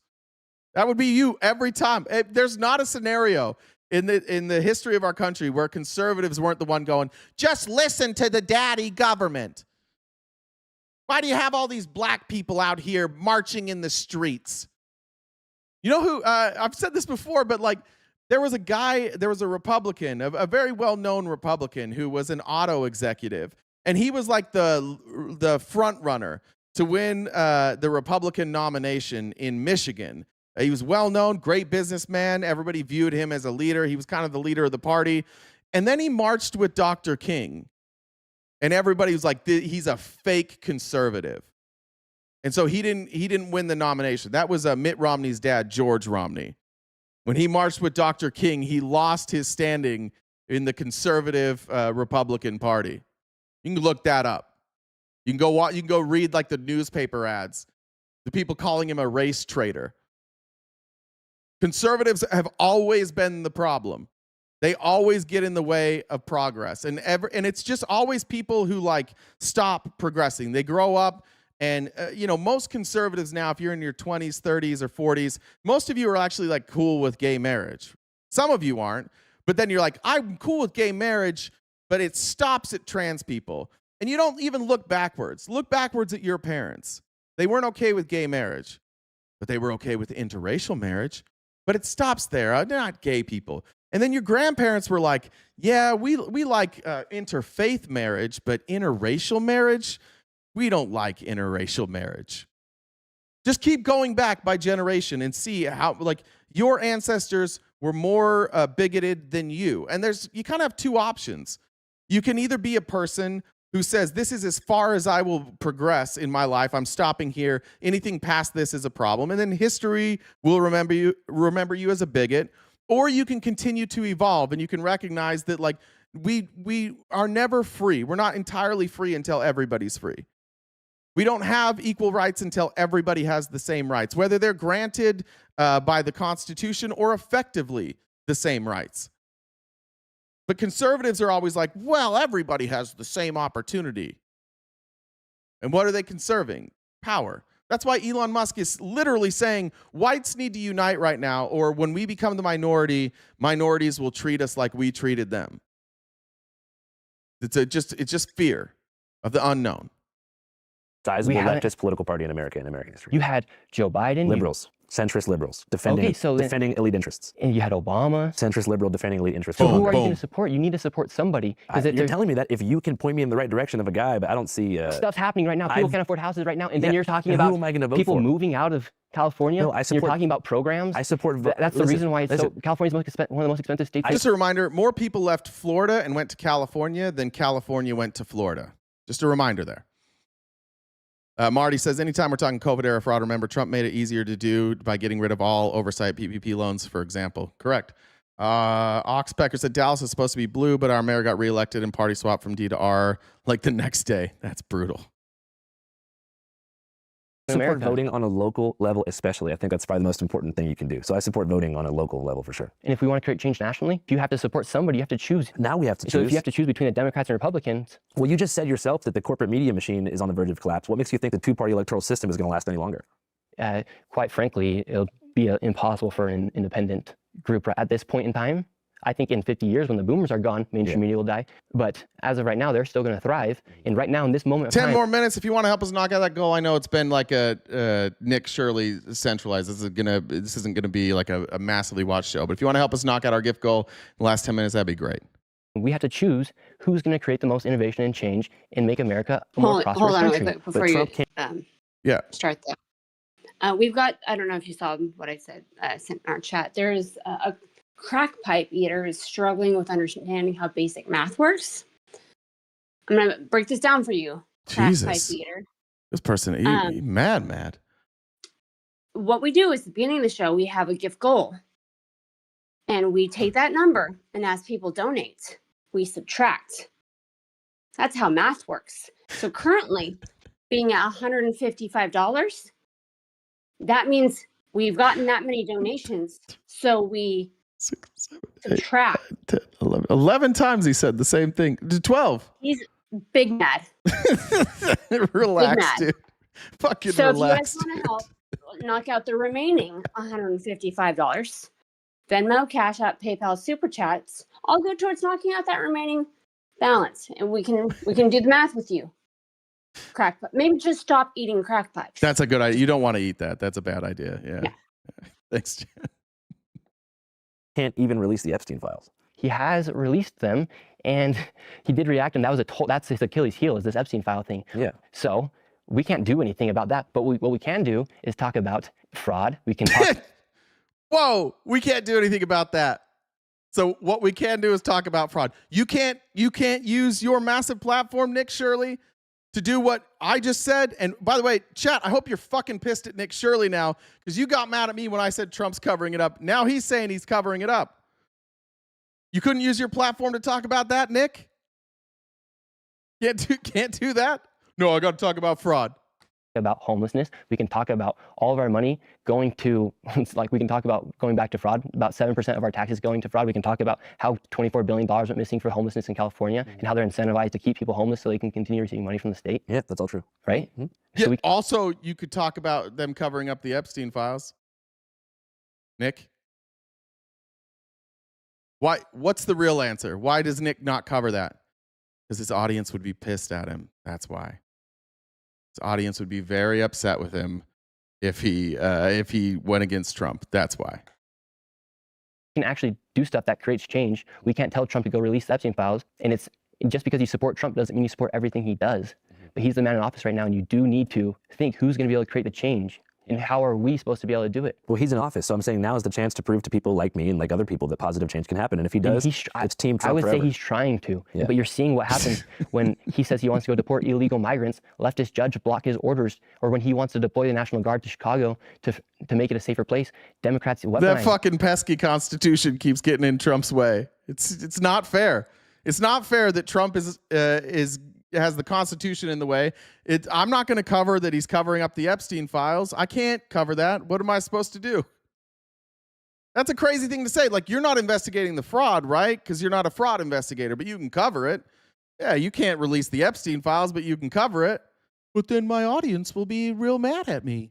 Shane said, remind MAGA, if they keep letting Republicans strip mine the planet, there will be nothing left to conserve. Thanks, Tim, for joining the Dollar Train. Crack and Pill says, because math is tough for MAGA. It's brutal. It's real brutal. Carrie Me says Nick Shirley is the fraud. Robin says for the math. Thank you, guys. Like, do you agree that Chicago's a safe place? Would you agree that the west side or south side of Chicago is a safe place? I think that the west side and the south side are not safe places. However, I'm not sure how deploying the National Guard to that particular ICE facility out west is going to change the situations in O Block or somewhere like that. Okay, so take a look at Memphis, for instance. They allowed the National Guard to go in there. Or if you take a look at Washington, D.C., they allowed the National Guard to go in there, and crime significantly went down. In 2025, murders are the lowest they've been in years. Well, they've been declining steadily since '94. It's the lowest they've been in years. One thing I want to push back on too. Yeah, but what was lower? What was the lower year, or what was the lowest before that? 2024, right? Like, if we look at from Memphis crime hits a historic 24-year low across major categories. If you look, is this going to expand? Does that not expand? Go down through here. All right, overall crime, you can see it started going down in 2022. Murder started going down in 2023. You'll notice too, like if you look at any crime, this goes back how far? To 2001. What you'll see is you'll always see an uptick when people are poor. So when people are struggling here, people are struggling here. People are struggling here. People are struggling here. Here's 2008. This is murder. It went up in 2008, and it progressively went up, including under the Trump administration. Right? It's been coming down. Aggravated assault. It's been coming down since 2024. 2024. Well, I guess that aggravated assault came way down this year. Okay, great. Sexual assault. It's been coming down since 2022. Robbery. It's been progressively coming down since 2005. Burglary been progressively coming down since 2002. And again, you have these spikes when people are poor. Larceny, same. If the spike is all in the same spot and it's always when people are poor. Again, Nick Shirley could tell the whole story, but he doesn't. Why does Andrew Callahan seem to know the data and Nick Shirley seems to know only the talking point? Is the conservative narrative that America was at its most dangerous point before Trump started cracking down. If you look at a graph, homicides have been trending downward since the mid to late 90s for a long time. We're actually in the safest time. Every single year gets more safe than the last. And of course, explain that. Straight Ripon says, who should be deported, why, and how? People who are here illegally, I guess. Under the law, or like, I don't know if you're asking, I'll look for your comment. Under the law, currently anybody here who's illegal. What do I would say that anybody without a criminal history who has a job should be given amnesty. If you have a criminal history and like a felony history, you should be removed. And if you've been here and can't find employment and can't show evidence of employment, I think that deportation as well. Unless you live with somebody who works, right, and pays your bills. Like if you're married to him, if you're in a partnership, it would be tricky, but I'm in favor of amnesty. I've never gotten into like the total details. That would be a long conversation, but mostly I don't think just we should go around and round people up. Hey, howdy. Thanks for the super chat. Appreciate that. Jared said tithing for my favorite scammers. Thank you. Appreciate it. There's certain cities like St. Louis, Baltimore, Memphis that will always have some degree of violence, but things are not that bad in the U.S. as far as gun violence goes. They're really getting a lot better. So if things continue, I think that we'll gradually be able to root out the problem. If you look at the graph, it's an exponential drop in violence here in the United States. I wouldn't say exponential. I mean, I think it's a pretty large. The video we did about Baltimore, that they were able to cut homicides in half, and Trump didn't send anybody there. They did it all, inside the community. Yeah, it's amazing. Cheers for Baltimore for doing that. Maybe if places in Chicago took that same initiative, it would happen. But they're not. Let's look at violent crime in Chicago by year. Let's take a look at this. Let's see if Nick knows what he's talking about.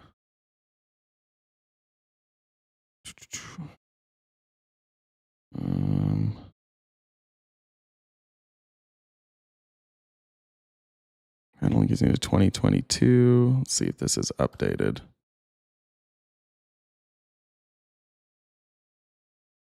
All right, homicide from 2018 to 2025. It's on uptick here. That's under Trump. Saw an uptick here under Biden, but also during COVID. I would say that both of these are caused by COVID and then progressively come down in homicide rates. So those were coming down. Let's go aggravated assaults. Where were we when Trump left? 2020, 318. Went up during COVID. So it went up there from 2019 to 2020 for COVID. COVID came back down, had another rise there in 2023. And what are these? What's the difference between these? January to June, July. Oh, January to June, July to December. Okay. Looks like it's come down in 2025. And that's June to 2025. When did he go into Chicago? When was that? Gun assaults, obviously we can see those are going down. Sexual assaults, trending down. Robbery, trending down. Carjacking, trending down. Lethality, trending down. Gun assault lethality trending way down. Domestic violence. You could, I guess, be kind of slightly trending down. Residential burglary way down. Non-residential burglary. What's non-residential burglary? Like into businesses? Is that right? Big spike in 2025 in non-residential burglary. It's interesting. This seems to be an outlier of all the, like we saw higher in 2020. Dropped in 2021. That was the highest year for almost everything else. It's a weird outlier on non-residential burglary. It seems to do the opposite of every other chart. Same with larceny, shoplifting up. Yeah, I mean, these are the type of things that I think that you expect to see go up when wealth inequality goes up. Motor vehicle theft, down. Drug offenses, well down, but then up. I mean, I just don't think Nick has a leg to stand on here with what he's saying. Like the way that he's talking about Chicago, there's some outliers where crime's gone up, but largely it's been going down. I just don't think that this is a very honest representation of Chicago. Not. So therefore, we have to trust the people in office who have the power to actually go make a change and to send a National Guard and to actually use them to make that place a safer place. So what would they do in a place like South Chicago where you have like 50 blocks that are in food deserts with no health care? If you had a National Guard man patrolling the streets, Do you think young gangsters would feel emboldened to go and steal from the gas station? Yeah. Like, we have the military, we have them, we have law enforcement, we have laws. It wasn't, people haven't always been walking around in shiesties and shooting people up. They've always been shooting people. The shiesties. Yeah, our country is filled with people like shooting each other. We've always done that. Like, we had like the Wild West. We used to have like legitimate like bounty hunters. We've always been violent. Our country has never been non-violent. In fact, this is probably the least violent we've been. And I think that like that's what happens with somebody like Nick. Like, Nick lives in a very safe, non-violent community. Anytime something happens in the Mormon community that's violent, it's a very shocking thing. And so I think that a lot of us, and myself included, even where I live now, like, crime is shocking. When somebody broke into my house, I held them at gunpoint. I think about that every single night before I go to sleep. In the grand scheme of things, like in a lot of places in the world, that would be nothing. That would just be like what people deal with. But for me, it was so outside of the ordinary that I think about it every day. Why is that? It's because most of us really like aren't that affected by crime.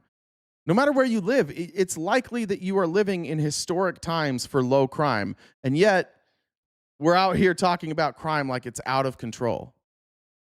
It's not. It's lower than it's been for most of our lives. I grew up in the 90s. Violent crime was much worse in the 90s than it is now. But what's the difference between 1995 and now? Today, I can pull up Twitter and I can watch 85,000 fucking crimes. Every crime virtually now is on camera, so it just feels like it's more.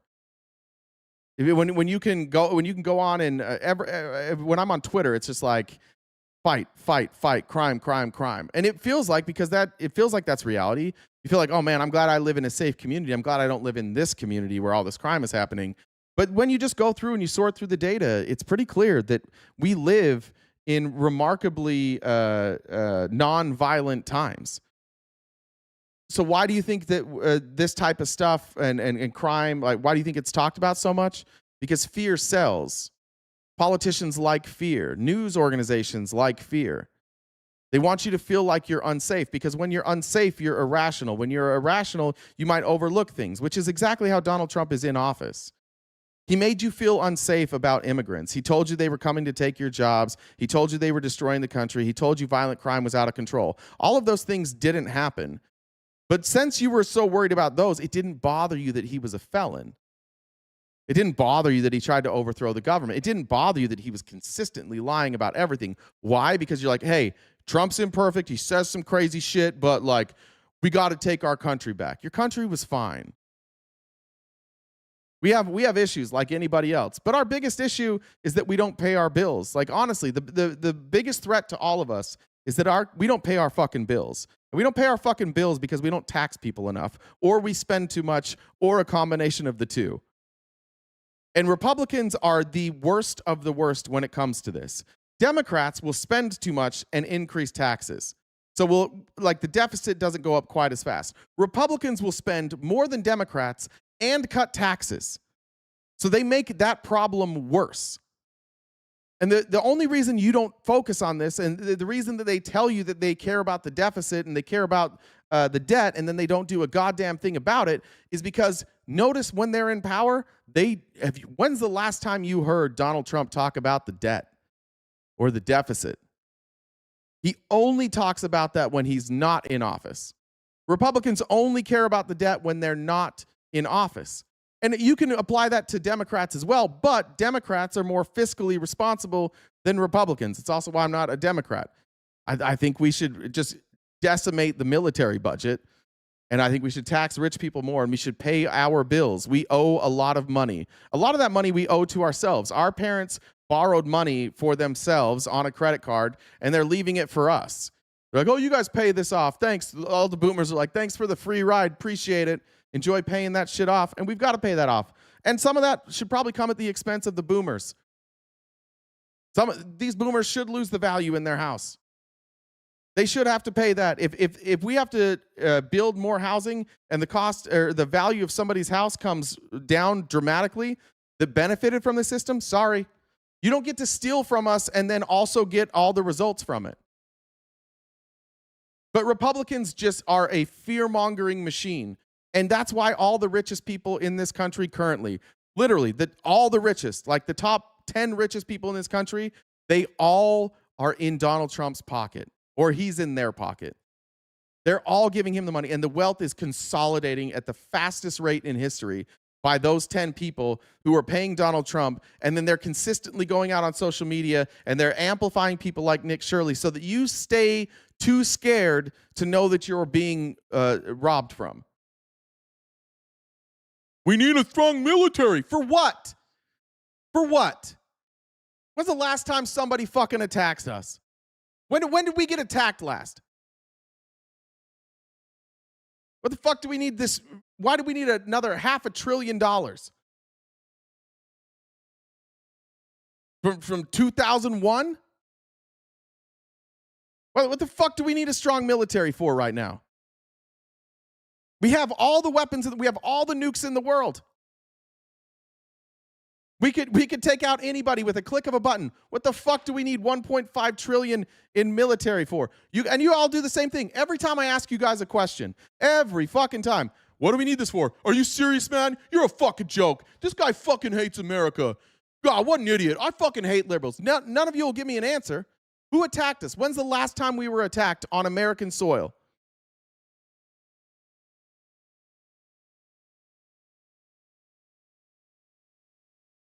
Any answer to that?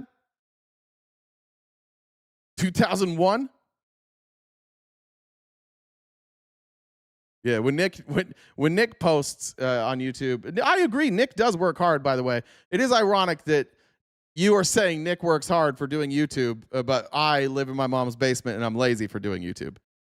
Just be clear on that. That's feels like you only like people who agree with you. We get attacked in international waters. Maybe we shouldn't be in international waters. Yeah. See what I mean? They never have an answer. Never a fucking answer from any of you. 2001. We're fine.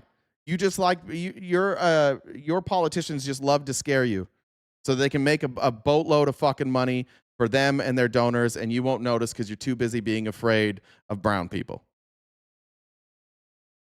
From Pooh Shiesty, who, by the way, is free now, and he's back in Memphis, so the homicides might be going up. They're actually going down because the National Guard was there in Memphis. Well, I heard his song, and he said the war's back on, whatever, but that's probably not reflective of the data. So, like, everything we're talking about, like, they're trying to make a difference here in the United States, and we should also be trying to create change with our platforms and with our journalism. What I just did is I exposed fraud, and within I think it was the next day, they freeze funding for childcare in Minnesota until a business can prove they're legit. And all they have to do is... Yeah. They amplified your message, then froze the funding based on no evidence that you presented, all in an effort to cover up the Epstein files. This isn't proof, Nick. The Trump administration freezing funding is not proof that they are right. They've been shut down by the courts like 15 times. The courts have reversed their funding freezes. I think it's 15 times. It might be more than that. They'll lose this one too. The courts will force them to unfreeze this. Lisa, thanks for another well-presented show with all the research facts. Appreciate it, my friend. This one was a little easier because a lot of it had to do with Mormonism. Casca says, I love when you scam me, Jen. We love your math. I am Jim, and I hate crack. I've answered that one. All right. Shit, I'm running out of time. Fuck. Prove they're legit. But no business has been able to send them proof of legitimacy inside of Minnesota. What does that tell you? But you mentioned the ABC Learning Center. It tells you that that's made up. You don't have to prove your legitimacy. That's not how any of this works. The government doesn't say prove that you're legitimate. They can make an accusation of fraud, and then you can defend it. They have to charge you. You don't go to the government and prove you're legitimate. They have to charge you with something. So I don't even know what the fuck Nick's talking about. This is a thing that literally doesn't happen ever. And it's not happening now. This is just Nick's feelings coming out. But none of this stuff has happened or is happening. He's misrepresenting now what the Trump administration is doing. In particular. Yes. And I mentioned that they did, I'm not sure if this is real or not, but they did release footage of kids entering and exiting the building during operating hours on the same day that you guys were there. And their capacity is for 40 children. In that video, there was 12 children. And that place receives $1 million. But you do have...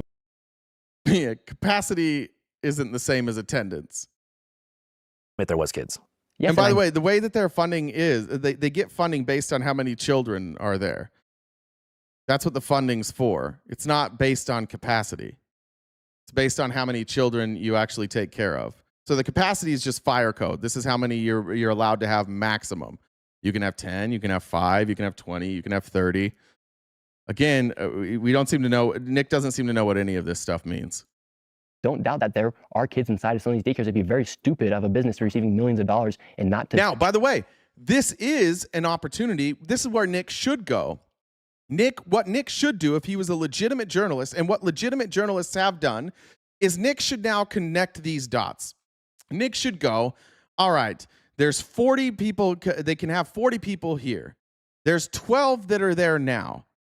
Let's find out what their average attendance is. And then maybe contact the business, or if the state has a record, say, how many people were you paid for? And then you're going to take that $1 million and you're going to say, all right, well, this is weird because on this day, there were 12 kids there, but they got paid for 20. That's actually what people in Minnesota have been caught doing. So the people that have been caught for fraud are doing this type of stuff. They're saying they have 20 kids and they're billing the government for 30 kids. And then they're being audited and they're finding out that they were overbilling the government. And that's actually the fraud that is being committed. So if Nick was a real journalist, Nick would take that step. But he doesn't seem to know what the next step is because he also doesn't seem to know what fraud is or piracy. Nick could have taken that next step. That's the step that many other journalists have taken, including myself, when we showed some of those numbers from the court cases. Wait, 0 kids? Nick just said there were 12 kids. Now who are you arguing with? Look at the chat. Like, look at this. Chat, where are you? Kurt, you said there were no kids. Bumper, you said 0 kids. Nick just said there were 12 kids. So now who are you arguing with? Now you guys also, is Nick a liar for saying 12 kids? You just want to disagree with me. You're not, now you're just making shit up because you want to disagree with me. No. I have always acknowledged the fraud, Joe. Once again, I've acknowledged the fraud. I showed the fraud long before Nick did. So did CBS, so did CNN, so did MSNBC, so did ABC, so did Fox. Everybody has covered this fraud long before Nick. But everybody else that was a legitimate journalist said they're committing fraud, and then they explained what the fraud was. And what Nick did is said they're committing fraud. And then the evidence that he presented was, look, I'm here at this building outside of business hours and there's no kids. And this guy said he's never seen kids here and they're not answering the phone outside of business hours and they got $1 million. And none of that is evidence of fraud. My criticism again of Nick is not that there's not fraud there. There's a lot of fraud happening in Minnesota, as well as every other state, including my state. But my problem is that Nick doesn't even seem to know what fraud is. If he did, he would have taken the extra steps to show what the fraud was. But all he showed you was that they get money and that when they're closed, there's no kids there. That's not evidence of fraud.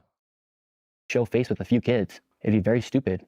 Do you see also how some people could say that you pull up with a couple dudes in cameras and they would get suspicious and not want to let you guys inside? I can understand that, but they should be able to say, and when I ask the question, how do I enroll my son, little Joe, into daycare? Well, there's probably not that many Somali kids named Joey in Minneapolis. Okay, so then why is only for Joey? Why is it only for Somalians inside these daycares? Where's the white little kids inside these daycares? Maybe they don't go.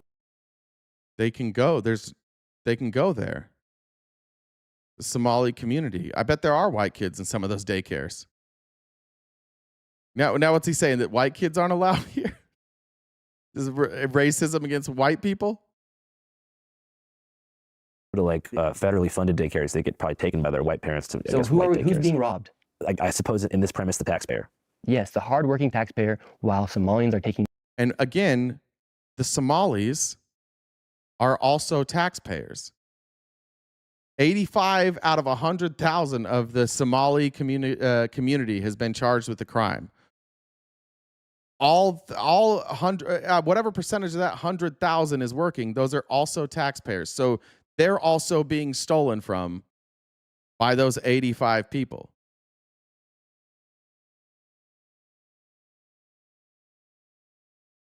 Why don't they count as taxpayers? Why is Nick calling all of them criminals that aren't committing crimes that are also taxpayers? What do they have in common? They're Somali. So if this isn't, again, if this isn't about xenophobia, If this isn't about blaming people's country of origin for the crimes committed by a handful of them, I don't know what it is then. In committing 89% of the fraud in Minnesota. Have you ever personally been defrauded? I have. Has your mom ever committed fraud? She has. I gave a man money thinking that he was going to give me back on a loan, and he never did. Did you try to pursue any judicial means to get accountability for that? In the process right now. Wow, that would be a crazy full circle moment. Don't you see this as potentially being a story that really evolves into a probe of the Democratic establishment in Minnesota and how they're kind of sloppily just allocating all these different federal and state funds as opposed to specifically highlighting the Somali community? Or do you see it as both? 89% of the fraud is being committed by Somalians. Where exactly is that statistic from? You can pull it up on the screen. You'll find it. I just want to know where it's from. The statement that 89% of fraud in Minnesota is Somali is a claim that originated in a viral social media video, not from an official source. The claim has been widely circulated, but the official information from U.S. authorities specifies the demographics of those charged in specific large-scale fraud cases. Specific cases. In major fraud cases involving an estimated over $1 billion in stolen funds, the most prominent being the Feeding Our Future scandal, a child nutrition program, 82 of the 92 individuals charged are Somali Americans. Why are they calling them Somali Americans if they're illegal immigrants? Whoops. You want me to find it right now? For sure, just so I can, I don't know, I believe you. I just want to make sure we have the exact. There's a total fraud. Approximately 89% of the individuals charged in the mass. Oh, I read that part. This specific case involved an alleged $250 to $300 million in fraudulent claims, making it the largest COVID-19 related fraud case in the country. Here, right here.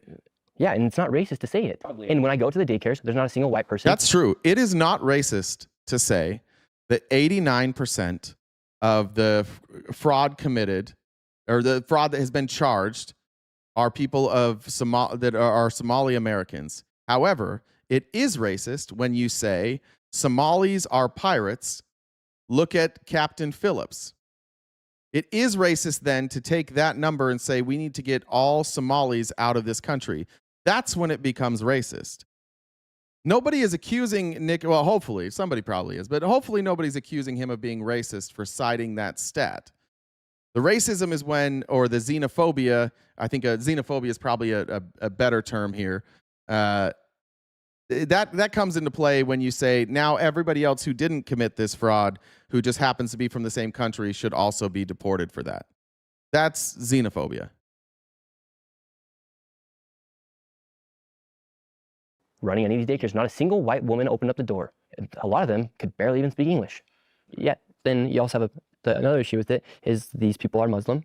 Muslims literally have 4 wives. And inside of these This is fucking crazy. You can't practice polygamy in this country. Nick lives in a state that was founded on polygamy.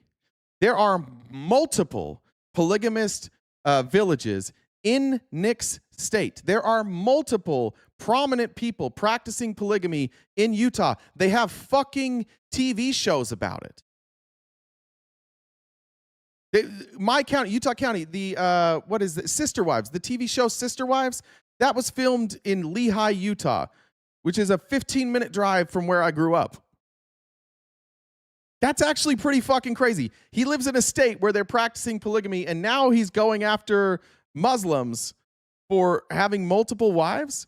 By the way, Mormons also believe in polygamy. They believe it will be practiced again in this country and in the afterlife. And they believe that the reason a guy like Nick Shirley needs to practice polygamy is because when Nick Shirley dies and he goes to heaven, he's going to need multiple wives because Nick Shirley will become God. He will have his own worlds, his own planets. And he will repopulate those planets by fucking all of his spiritual wives. And they will have spiritual children. And those spiritual children will then inhabit the world that Nick Shirley is a god over. So fucking crazy to me that Nick Shirley brings up polygamy as a way to discredit a religion when he has multiple times in this interview cited his own religious beliefs. And his religious beliefs are polygamy is good and ordained of God. In fact, the official position of Mormons is not that polygamy is wrong, but that polygamy is illegal. And once it's not illegal anymore, Mormons will practice polygamy again. these daycares? No, you can't say anything, not because he lives in a state, because he believes in polygamy. So to criticize polygamy when Muslims do it, when you yourself believe in polygamy, is pretty fucked up. That's more xenophobia at things. It seems like if brown people do polygamy, bad. If good white Mormons do polygamy, good, ordained of God. Who's all working inside the daycare? Woman? As far as the wives go, that's not a thing in Utah? It's not a thing in Utah. That's a negative stereotype? Negative stereotype. How many wives would you like to have? As many as God will give you. I grew up with 2 mothers and I absolutely loved it. The general population, 99% of the population in Utah, do not. That's why also going back to the point of being called why we don't call ourselves Mormons, because you can misconceptualize that with groups that left the original Church of Jesus Christ. Well, I would argue that this is a lie. Now he's lying. Not everybody who is an active Mormon is required to believe in polygamy. It's a requirement. And the change from Mormon, even changing your name from Mormon, has nothing to do with that. At least according to them. He wants you to be called the Church of Jesus. He wants you to call him a member of the Church of Jesus Christ of Latter-day Saints. Do you know what the fundamentalist church is called? The one that's currently practicing polygamy? Church of Jesus Christ of Latter-day Saints. They just call themselves fundamentalists. They believe in the fundamentals of Mormons. So now he's doing what Mitt Romney did and lying about his religion. 1% of Muslims in America have more than a single wife. I don't know. Their religion allows them to have it. Maybe if they are, good for them. But that is a thing that they are able to have 4 wives. It's in their religion, and it's not against the law. I'm just saying, when's the last... Excuse me, Daily Gospel Studies. Let's talk. Are you telling me that Mormons don't believe that they will practice polygamy in the celestial kingdom?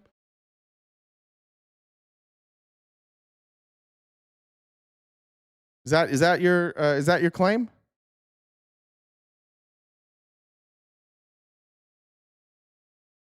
Now we got multiple Mormons in here lying. We're doing apologetics from you guys today. You said Section 132 says that Mormonism is banned. What does it say in Section 132? Exaltation is gained through the new and everlasting covenant. That's temple marriage. The terms and conditions of that covenant are set forth. Celestial marriage and a continuation of the family unit enable men to become gods. Right? The straight and narrow way leads to eternal lives. The law is given relative to blasphemy against the Holy Ghost, promises of eternal increase and exaltation. Wait, what part of 132? What verse are you saying outlaws polygamy? You're out of your fucking mind. You're lying. Why are you guys lying? Why are you lying about polygamy right now in front of all these people? You're not supposed to lie.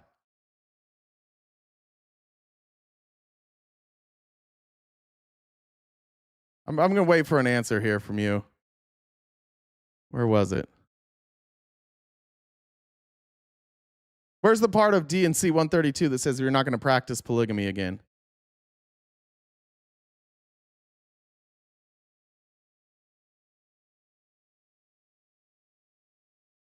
You want to look at it? We can pull it up here so you guys can see what we're looking at. This is Mormon scripture, by the way. You guys, D&C means doctrine and covenants.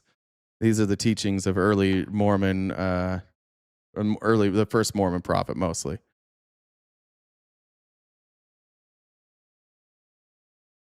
You guys are all going to sit here and lie for Nick too? I'm trying to prove a negative? No, you just told me I was wrong. Are you telling me that Mormons don't believe that polygamy will be practiced in the celestial kingdom? Answer that question.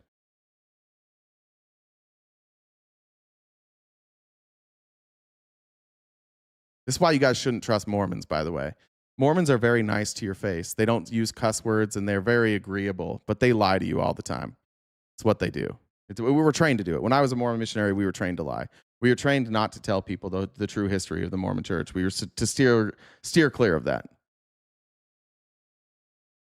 I'll drop the responses in our chat. Oh, you did? Okay. D&C 132 does not ban polygamy. What are you talking about?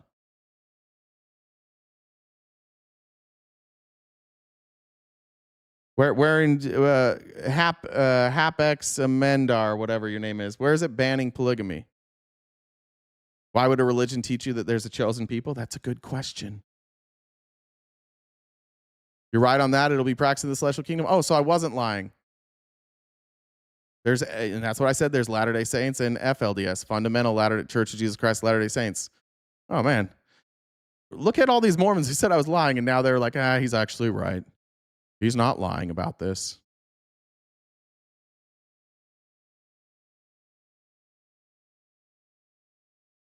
Don't trust them.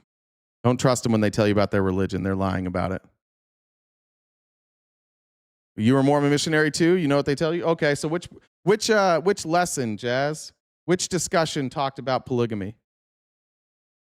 You know goddamn well that when you taught people about the Mormon church, you left out polygamy. You know that that's absolutely true.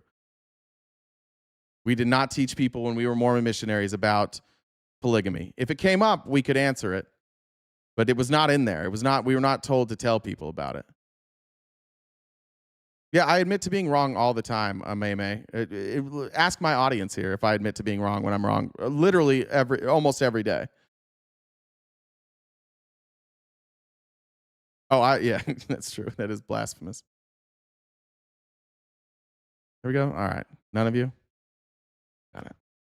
Go back to Nick lying about his religion.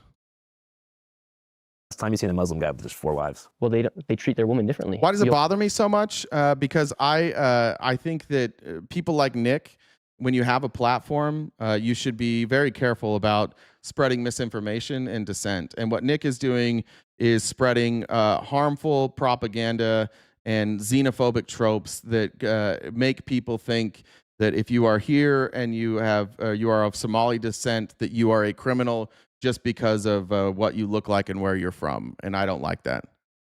You'll never see you'll never see a Muslim man praying side by side with his wife. They're treated differently. So you feel like there's societal and cultural differences that make people from Islamic societies incompatible with the U.S.? I think if you ask a Muslim man, if we were to go to war with a country in the Middle East, ask them who they would support. That will tell you everything you need to know. I'm on it. Yeah, and with the daycare fraud, there's legit videos. You can find them. These daycare owners then going and giving the woman cash, and that's why you also Thank you, Jaws. Absolutely zero lessons talked about polygamy. Thank you. And no, polygamy doesn't justify the fraud. You guys are desperate for me to say that there's no fraud. There's a lot of fraud in Minnesota. Nick didn't expose it. Nick lied. Nick made it about race. He didn't expose any fraud. I did. Other people did. Lots of journalists have exposed the fraud in Minnesota. You guys just like the racist spin that he's put on it. That's why none of you, again, you're welcome to come up here, but tell me the evidence that Nick gave us of fraud.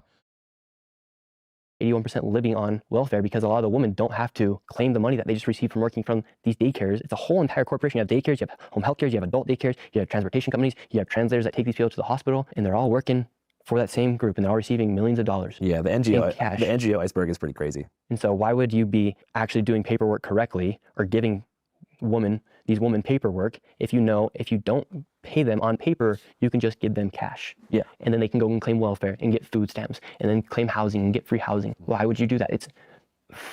Obviously it's fraud, but it's screwing over Americans. Well, it's time to stop getting screwed.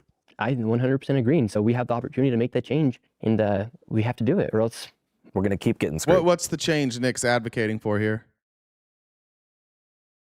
What's his solution to fix all this? What's your guys' solution to fix the fraud in Minnesota? Republicans, just let me know. I want to know. What is the solution? How do you fix this?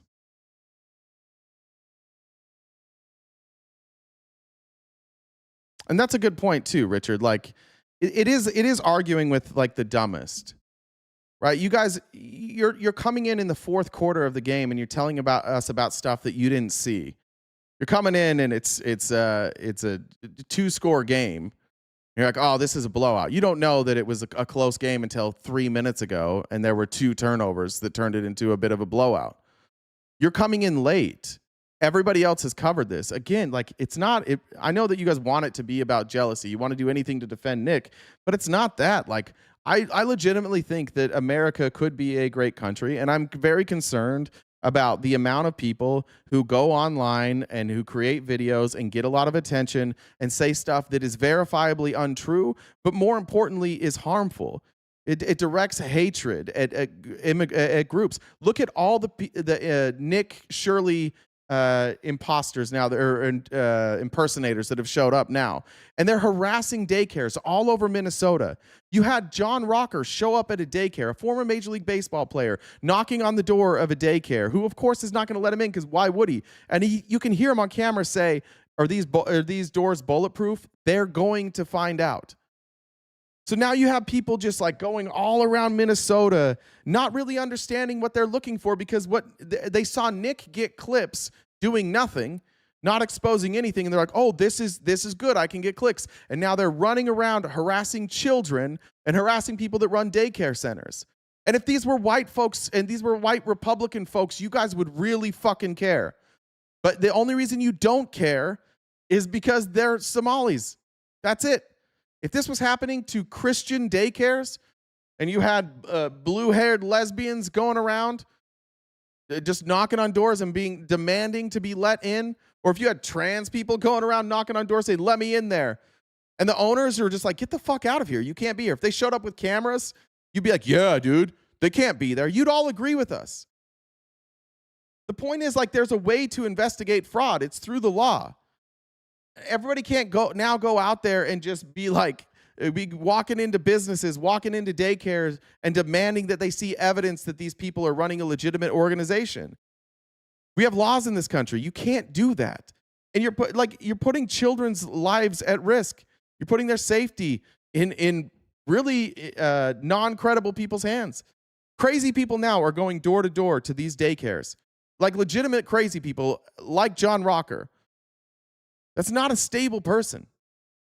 That's my only issue. If you want to talk about fraud and you want to link it to Tim Walz, I'm fine with that.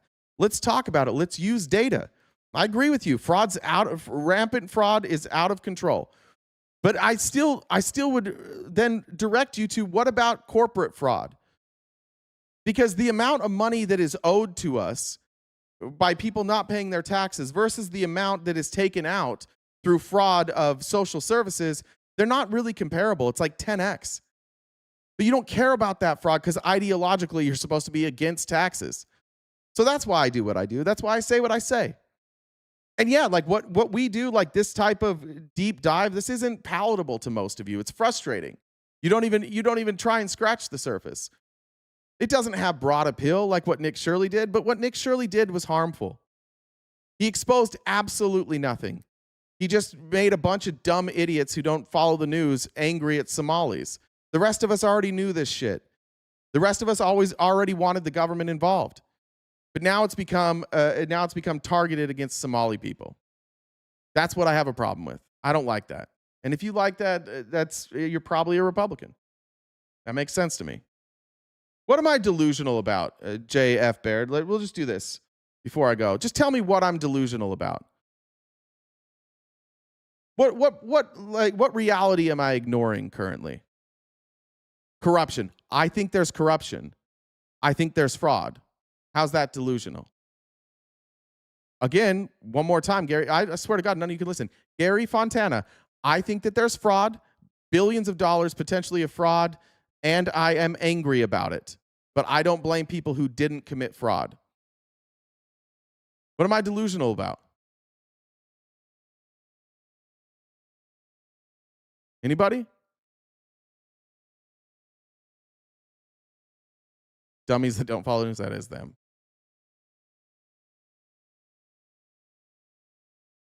What's on it? I get it. My takes are idiotic and uneducated. What's idiotic about them? What part is uneducated? I seem to know a lot more than Nick about the Somali fraud.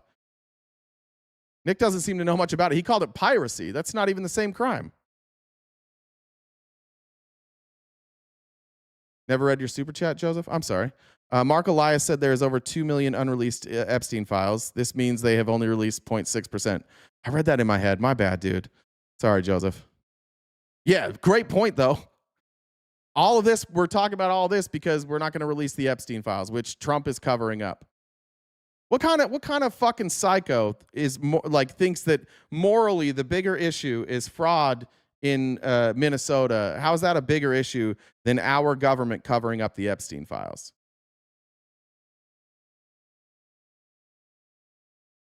Clean up the fraud in the White House first? Agreed.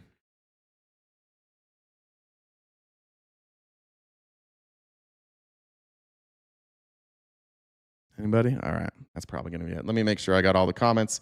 And we'll get out of here. I appreciate you guys being here today. Jared said tithing. Oh, I got that one. Tithing for my favorite scammers.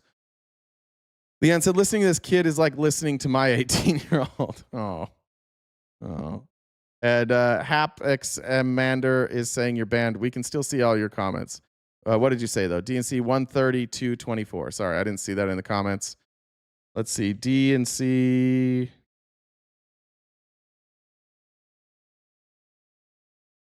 What'd you say? Verse 24? Let's go to 24. And let's see if this bans polygamy from the Mormon Church forever. Let's see.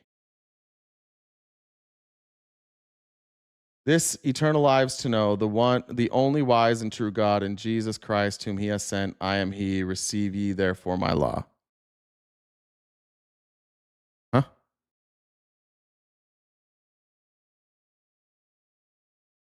What? That doesn't ban polygamy. You want to try again? Is everybody interpreting this as the polygamy is banned?